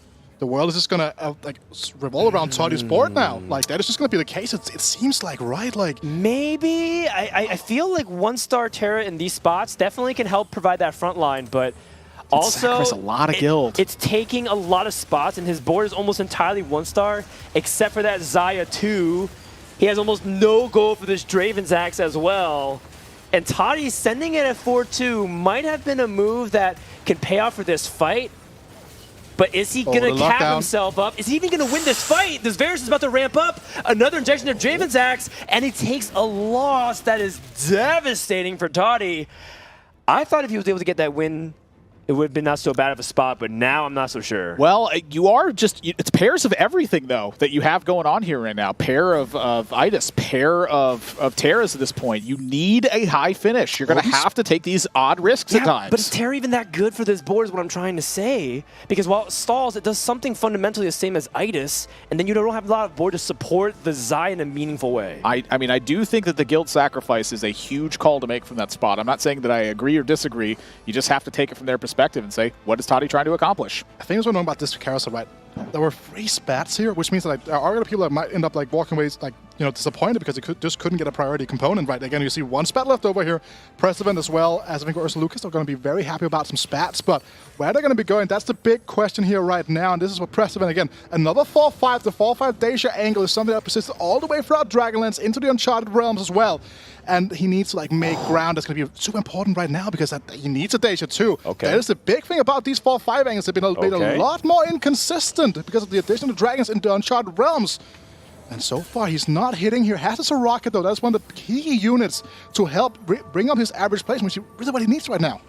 God, look at hunting for that Deja 2 as well. This feels like such a necessity right now. Going up against Kurum, also from NA. Again, Kurum, I don't think is in contention at all for this top spot right now. For Prestivant, this is a major round right now, and his board is crumbling under the pressure. The Sohm just tearing apart the splash damage for these units, and the Nyla looks untouched right now. Prestivant taking a massive hit from Kurum. Yeah, and Prestivant doesn't have the support for this Deja. 1-star Deja can theoretically be stable, but needs to find more of that meat to those bones. Speaking of the meat, Tex at level 8, trying to find that Xayah, but knows it's being contested, has kind of been throwing every unit in front, as Easy Rat Portal has been very clutch. Deleted ends up hitting a Deja 2, so there's that many fewer Dejas left in the pool for everybody. And I have to imagine that Tex has a board that is okay for now, but he's trying to pivot. if he's going to be, he's probably going to lean away from the Draven's Axe starting from that because there's so many ices out of the pool. That means that he has so many units to hit, it's going to be very expensive to pivot coming to stage 5. Yep. I mean, again, like looking at this board, it's like, again, I feel like this board is like a lot stronger on Texas' side, right? Because something I want to highlight here is that we saw Dasic during the Rising Legends finals where he actually was like heavily prioritizing a Varus 2 with items when he even had a Saya 2. Like, Varus 2 holds out so well in the middle of the game here. These positions are like so important because the thing is like Varus buys a lot of time. Oh, wow. And Saya needs a lot of time, right? But again, until you have the Bard 2, the Shyvana, all those pieces around the Saya, staying on something like the Varus that can fend for itself might be the better play. Timing of that transition can mean a lot, and sometimes it stacks up to the lobby, sometimes it stacks up to your units. That win from Tex was massive, now on a streak. Deleted takes a loss, so does Brix and Prestivant. Let's take a look at the Treasure Dragon and see what's up. It's a regular one as well. No chaos, no order. It's just going to be the good old-fashioned Treasure Dragon. Okay, but we found Terra 2. That's something that we missed. Now, Terra 2, we're talking. Actually able to play this Dragons with the Swift Shot. Still one of the more unconventional Xayah boards that you'll see in quite some time. Ends up choosing Infinity Edge. He can go 5 Swift Shot here as well, even though it is going to mean he's going to be giving up a tank item on the Ida, so probably not ideal, but it's an option that is present right in 5 Swift Shot. Yes, it's a chase trait, probably not the ideal weapon. What do you do here? Do you reforce the Spatula? Okay, reforce this instead into an Edge of Night. I guess that goes onto the Jace. Could do that, okay. Oh, I get this makes a lot more sense, right? Just say, you're talking about like ditching the Draven Axe at this point inside the game, Dan, so. Yeah, the only thing is that I kind of was thinking of whether or not Toddy wanted to go for a Last Whisper. Infinity Edge is great, but Last Whisper is very crucial for your strategy if you're all in as Xayah is your primary damage source. Everything else is support. The Jace damage, while not negligible, is support. Same thing with the Terra. Let's see if this pays off for Toddy. This is an unusual position. I haven't played this board many times. Yeah, I mean, it definitely, you pointed out that the Terra is a very strange unit to pair with the Xayah right now, and stacking up against this Deja right now. The Deja has the corner to deliver this punish. Can this board get it done right now? Xayah taking a pretty big hit, but we have just begun the fight. That was the first sweep. The second sweep, still delivering a little bit of damage there, and I don't think this Deja is necessarily going to get it done. Not enough. Hostway deleted is deleted from the lobby. That's right, which means it releases more Dejas into the pool. Prestivant takes another loss. Brix also is falling, but he is guaranteed, so it doesn't even matter if Brix goes 8th here. In fact, when you talk about griefing the lobby, there's so many Xayah players, this man actually was griefing the lobby. I mean, I can't figure out why Xayah's been like all set, right? Like he's just been saving up, to come out here, just like at like the close to the final ditch effort of like the entirety of the set, right? And that's like been the name of the game for Xayah. For like you have to have these really high roll situations, Nathan. Lucas hit a Jax 2, hit a Xiaoyu 2 on this round. Lucas at 81 health on a highlighted win streak right now. It's all shaping up again. Oh, big Brix, transition. Save for this one. Nice Zephyr to knock up the Bard in this spot. Xiaoyu looking at the backline right now and walks to that backline. Xiaoyu looking like it is a massive threat to Brix right now. Oh dear, no way to deal with it. Usually Xayah's supposed to be a good matchup into the Jade, but it's a Xayah 1. It's no gold Draven's Axe. The Xiaoyu turns around, is like, who was tapping my back? That's right. Just and Lucas is at 81 HP, Prestivant down to 9 HP, which will basically put Prestivant out of contention. And Lucas is on the doorstep to potentially join us once again in the Dragonland Championship from the Last Chance Qualifier. And this is a clutch spot that we're talking about time and time again for these players that consistently find these opportunities. At one time, just one time, you have to close this up right now. And for Lucas, they're hunting it down again. Major spot to find a first place. Well, Brix just died. Prestivant has hit Deja 2. Now going for Aurelion Soul. This is really tough. Just needs to fade a little bit more. Finds the Itis 2 as well. 4 Guardians available with the Spatula. Zeke's looking to support this board. A Shiv that's there. Zephyr's going to hit the front line, though. That is bad news for Prestivant right now. Xiaoyu immediately onto the back line right now. Not too many options, but the Zephyr, a big part of that. So where does this Xiaoyu turn? It feels like everything right now. Consistently, the black hole, it fizzles. It moves towards the Itis, and the Deja now has time to close this out. A very clutch round for Prestivant. Prestivant took out his Soraka, meaning that his HP gain per turn has been nullified. At 9 HP is basically down to just his last life in almost every possible scenario. Do you take the cone here? I know it's like a very innate thing to ask, but it's like you've been, historically speaking, you have been the most like Chalice favoring region overall, but getting that extra front line here for the Idas is going to be massive as well, right? The double AP setup here for Precedent is going to be big in terms of being able to close out the game to scale in, but it's going to be enough. No, I was actually thinking about whether or not he wanted to pick up a Spark as well. If he had that set up, I didn't remember his snapshot of his board as we take a look at what he is able to pull off. Oh my. So from here, Precedent does have another component they can farm. He has 91 stacks. Maybe can make like a very clutch defensive item, or maybe get like a BT onto his Aurelion Soul in the middle of the fight. So much stuff can end up happening here. And like you said, the middle of the fight, that's a very heavy emphasis to make at this point, because now you're having that one item that can completely change the game. Up against Kurum, who's got the Psalm 2 in the back line. The Nyla not in the right spot for this, though. However, Nyla can naturally contest these Guardians by stealing a shield when it's available. The Zoe safety bubble coming in as well. The Idas is still holding it, but the Deja taking a lot of splash damage right now. Nyla still alive, still untouched on this one. The Guardian Aurelion Soul holding it up. Prestivan is so close! Oh! Barely living And by the skin of his teeth. And you can reforge now as well, right? So yes, it's an extra component here, but the reforge itself is going to be massive here again. Do you reforge the cloak? Do you reforge the bow? Like, what has the highest upside here? And it's going to be the Chalice. Oh, and when his back is to the wall, summons the power of K3 Soju's trademark item. Is the little bro down and out, or can he make the most miraculous comeback you'll ever see in TFT? I mean, it's going to have to be miraculous right now, but he is set up for it. Still with a strong back line. The positioning here not looking the best right now. Shioyu in position to take this one. Well, he does have the right side corner, which makes it a little bit trickier for this Deja to get surrounded. Oh, no. Deja gets immediately tagged by the Shioyu. There's no one to be able to help him all day. It looks like Precedent's positioning has been slightly off. And when it counts the most, Precedent falls again. And that will do it for the North American hopes. Precedent came so close, came into this last game in third place. Eliminated, will not be joining us in the championship. And we were talking about Salvi playing spoiler, and these situations, like exactly like this one, is why, right? Has a strong board here, punishing some of the boards that are still trying to get into like the last-ditch effort here. As we're going to heading into the Sentinel here, a Trap Claw here, a Banshee's Claw even, sorry, should I say, being on offer, but again, another positioning minigame now being offered to Toddy. Yeah, we'll see. Toddy's done a good job to hold on, but remember, the most important person for Toddy to outplace is Lucas, who's currently in first place, and Tex Summers, who's currently in third place. Tex has a 2-point lead, and so Lucas and Toddy have to outplace Tex Summers by 1.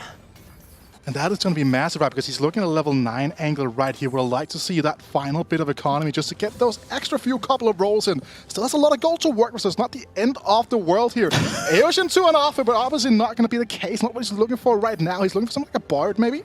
Oh, that's a nice too. That's also a massive spike, yep. Bard as well being found here now just to shore off the composition if he really wants it. Yeah, I think the Bard's really important. Gets the Mystics in.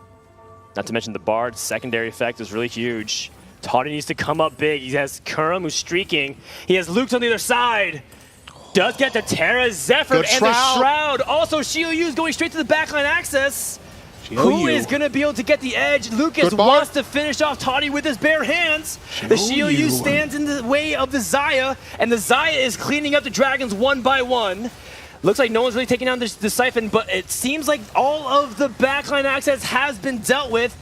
And I think Toddy is going to be able to live. That front line is just a little bit too strong. Wait a second. That Siphon was able to at least bite and survive, so at least Lucas won't be taking the most amount of damage. As we are going to overtime, this Siphon refuses to quit. Toddy stays alive. Tex Summers, 33 HP, streaking at the top of the lobby, trying to manifest his position as the person who is now in the pole position to take home that spot. Goes level 9 on top of this as well. Wow, Tex Summers, 2-point lead. Again, if Toddy and Lucas do end up outplacing Tex, they need a +2 gap or more. We're going to tiebreakers. Look at the items as well. Like this Draven deck's just been putting overtime for Tex Summers. I mean, yeah, So that's entirely the point. much. It's like the Loot Master argument. Is that you just need a lot of items for this composition. Tex Summers, when his back's against the wall, can he make it happen? The Zephyr lands onto the Shyvana holding 3 items. That's huge. That is not the spot you want to be in right now. The thing that I'm looking at is that this Xiaoyu is not holding items, though. That's a massive threat that happens onto Xayah right now. Connected to the Siphon right now, but the Siphon's charge is not going to be on Xayah right away. Very easy win from Tex in this spot, and Lucas taking a big hit. Lucas needs a strong finish in this one. What happened? Lucas was at 50 HP. He was looking good. Kerm takes a bot 4.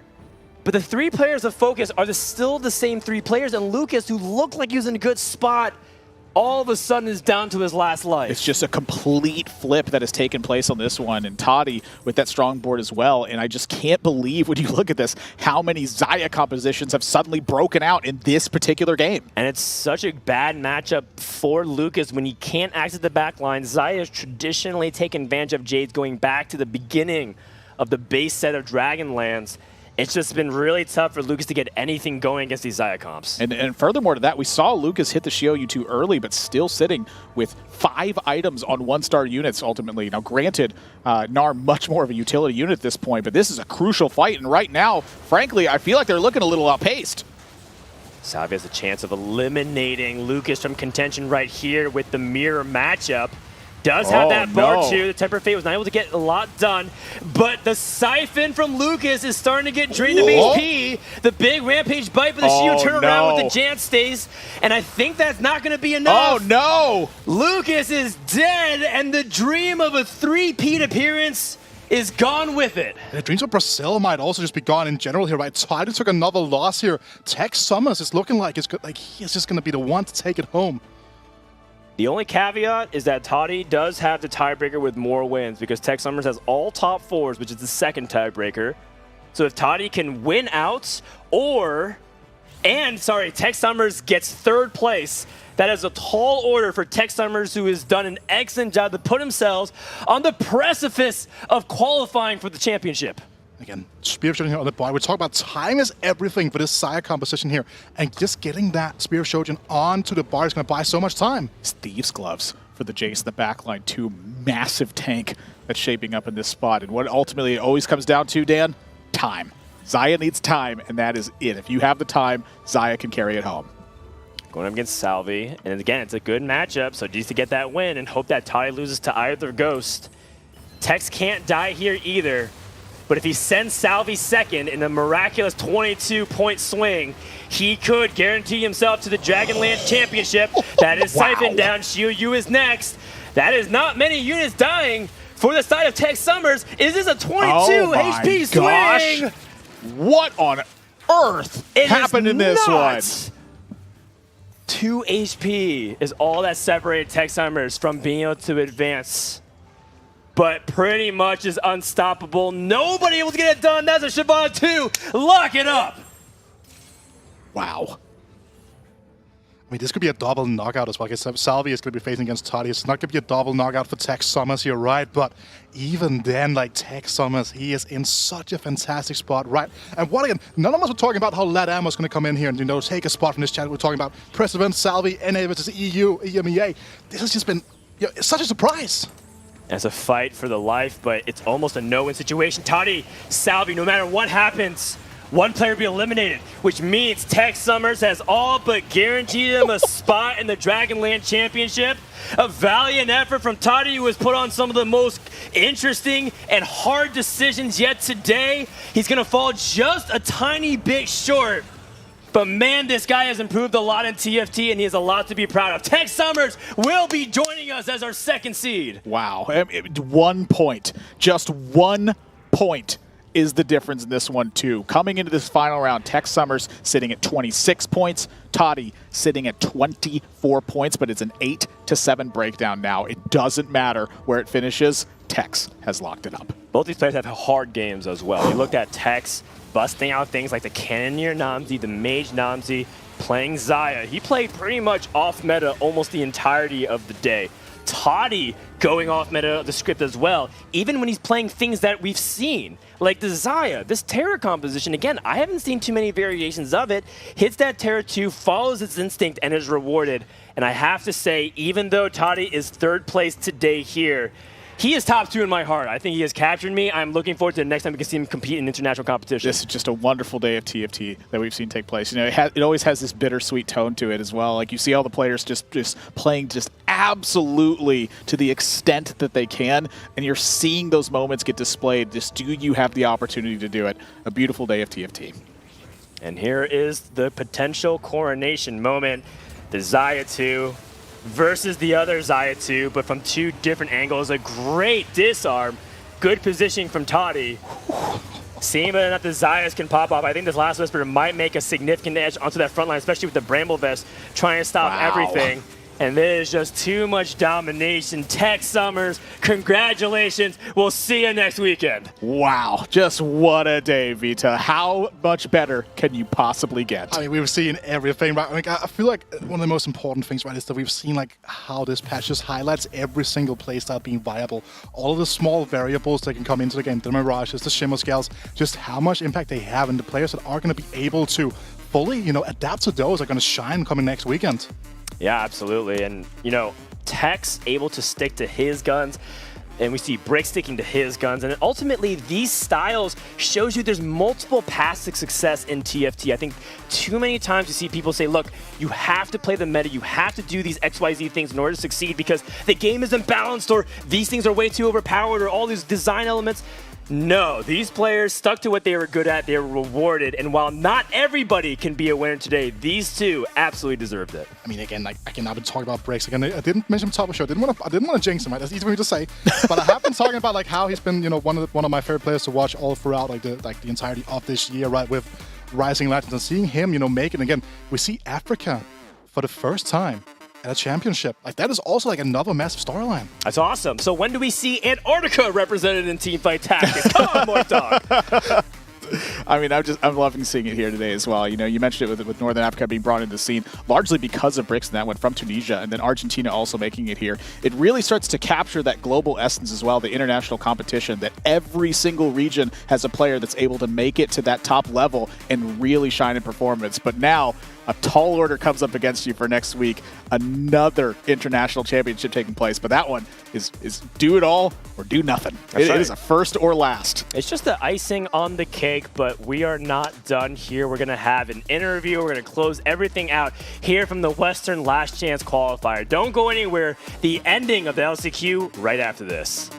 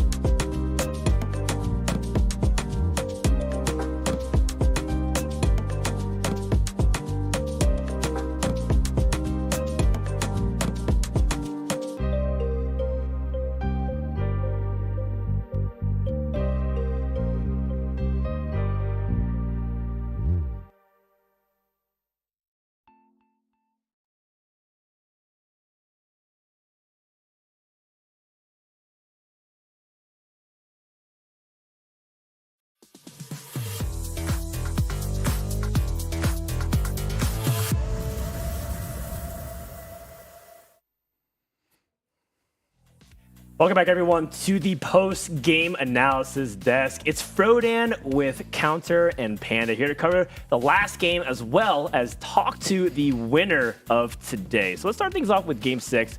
I was casting it, so I want to hear your thoughts first. Who wants to go first, Panda?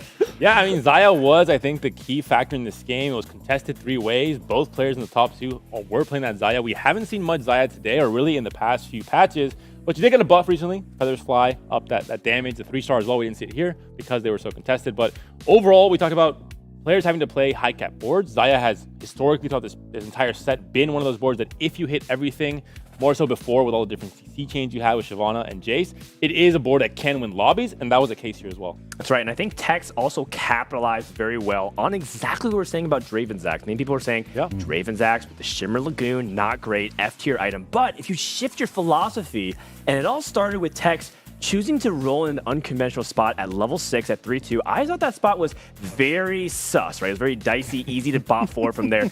But he was able to weather the storm, get that Varus 2, and then put together a really nice run. Is there anything that caught your eye from everything else? What was some of the other storylines coming into it that caught your attention here, Counter?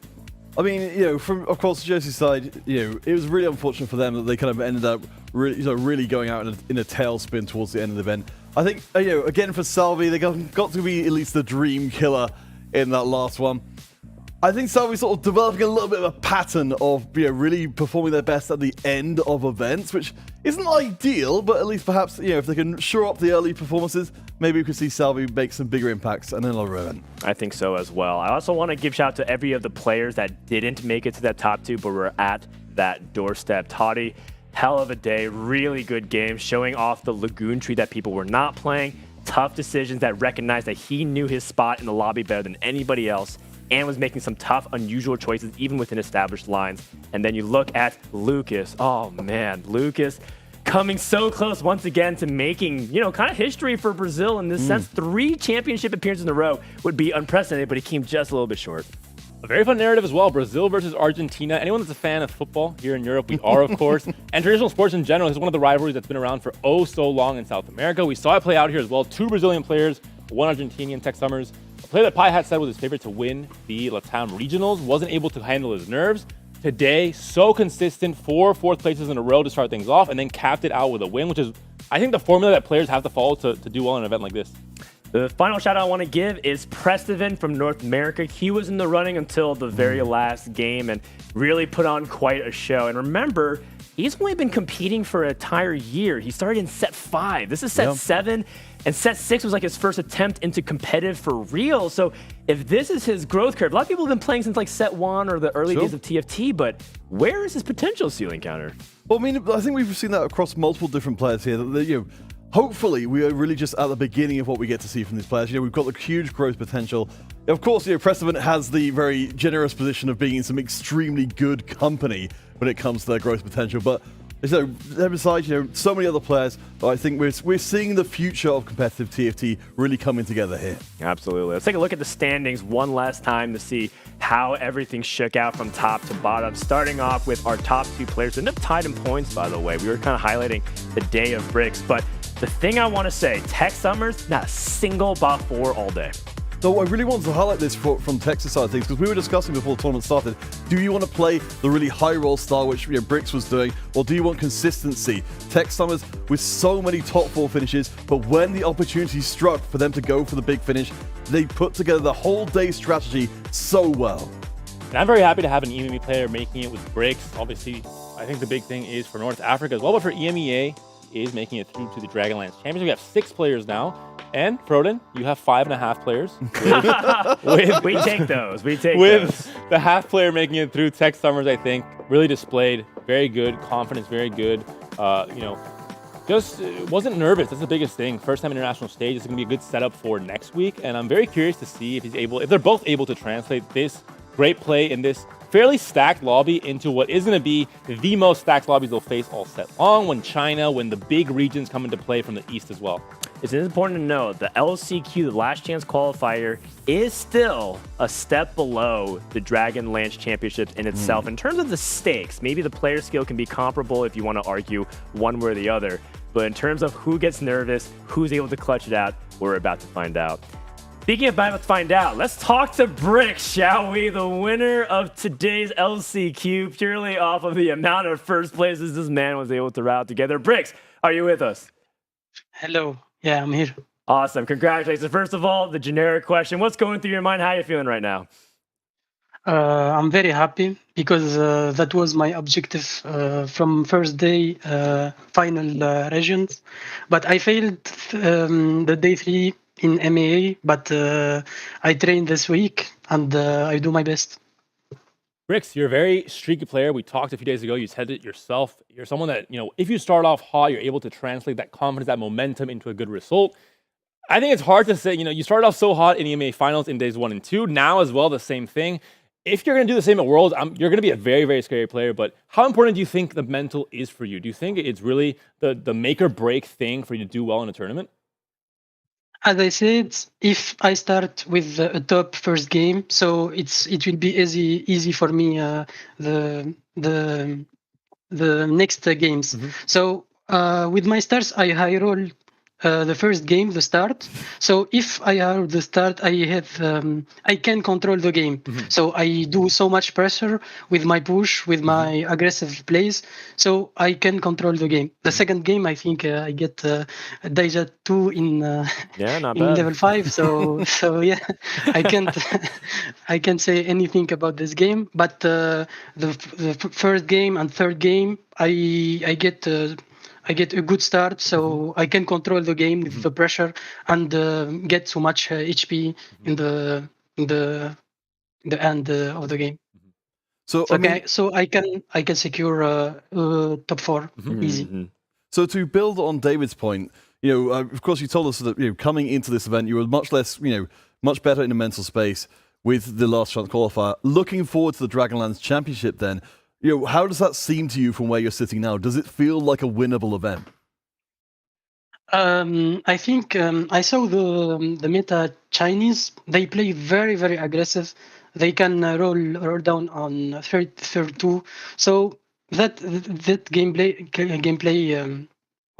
What I did today, this I think that will be good with Chinese players.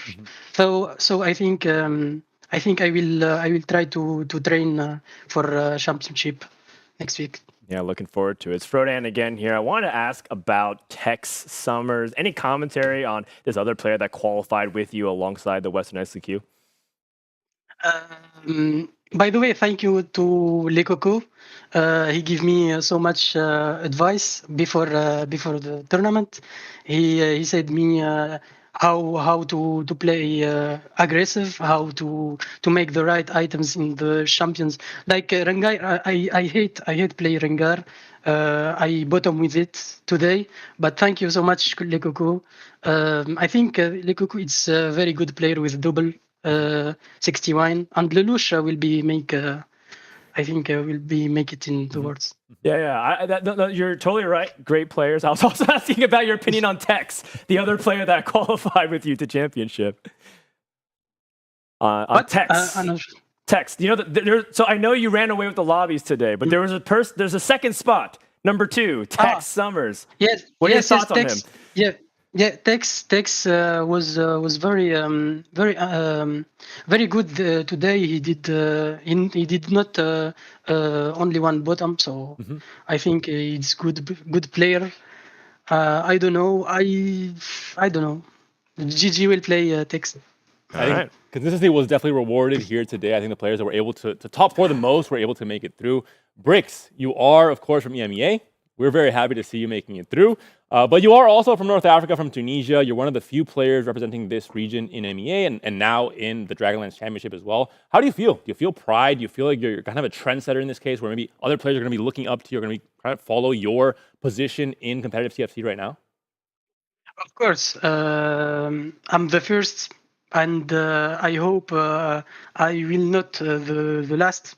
I hope we get so much players from North Africa, Tunisia, or Morocco or Algeria. I think there is so much good players, but we don't have a fan base for TFT. So I will try to make it in North Africa. Well, you're going to create a fan base now, I think, for sure, because you played out of your mind today. And I think next weekend, I hope you'll play that way as well.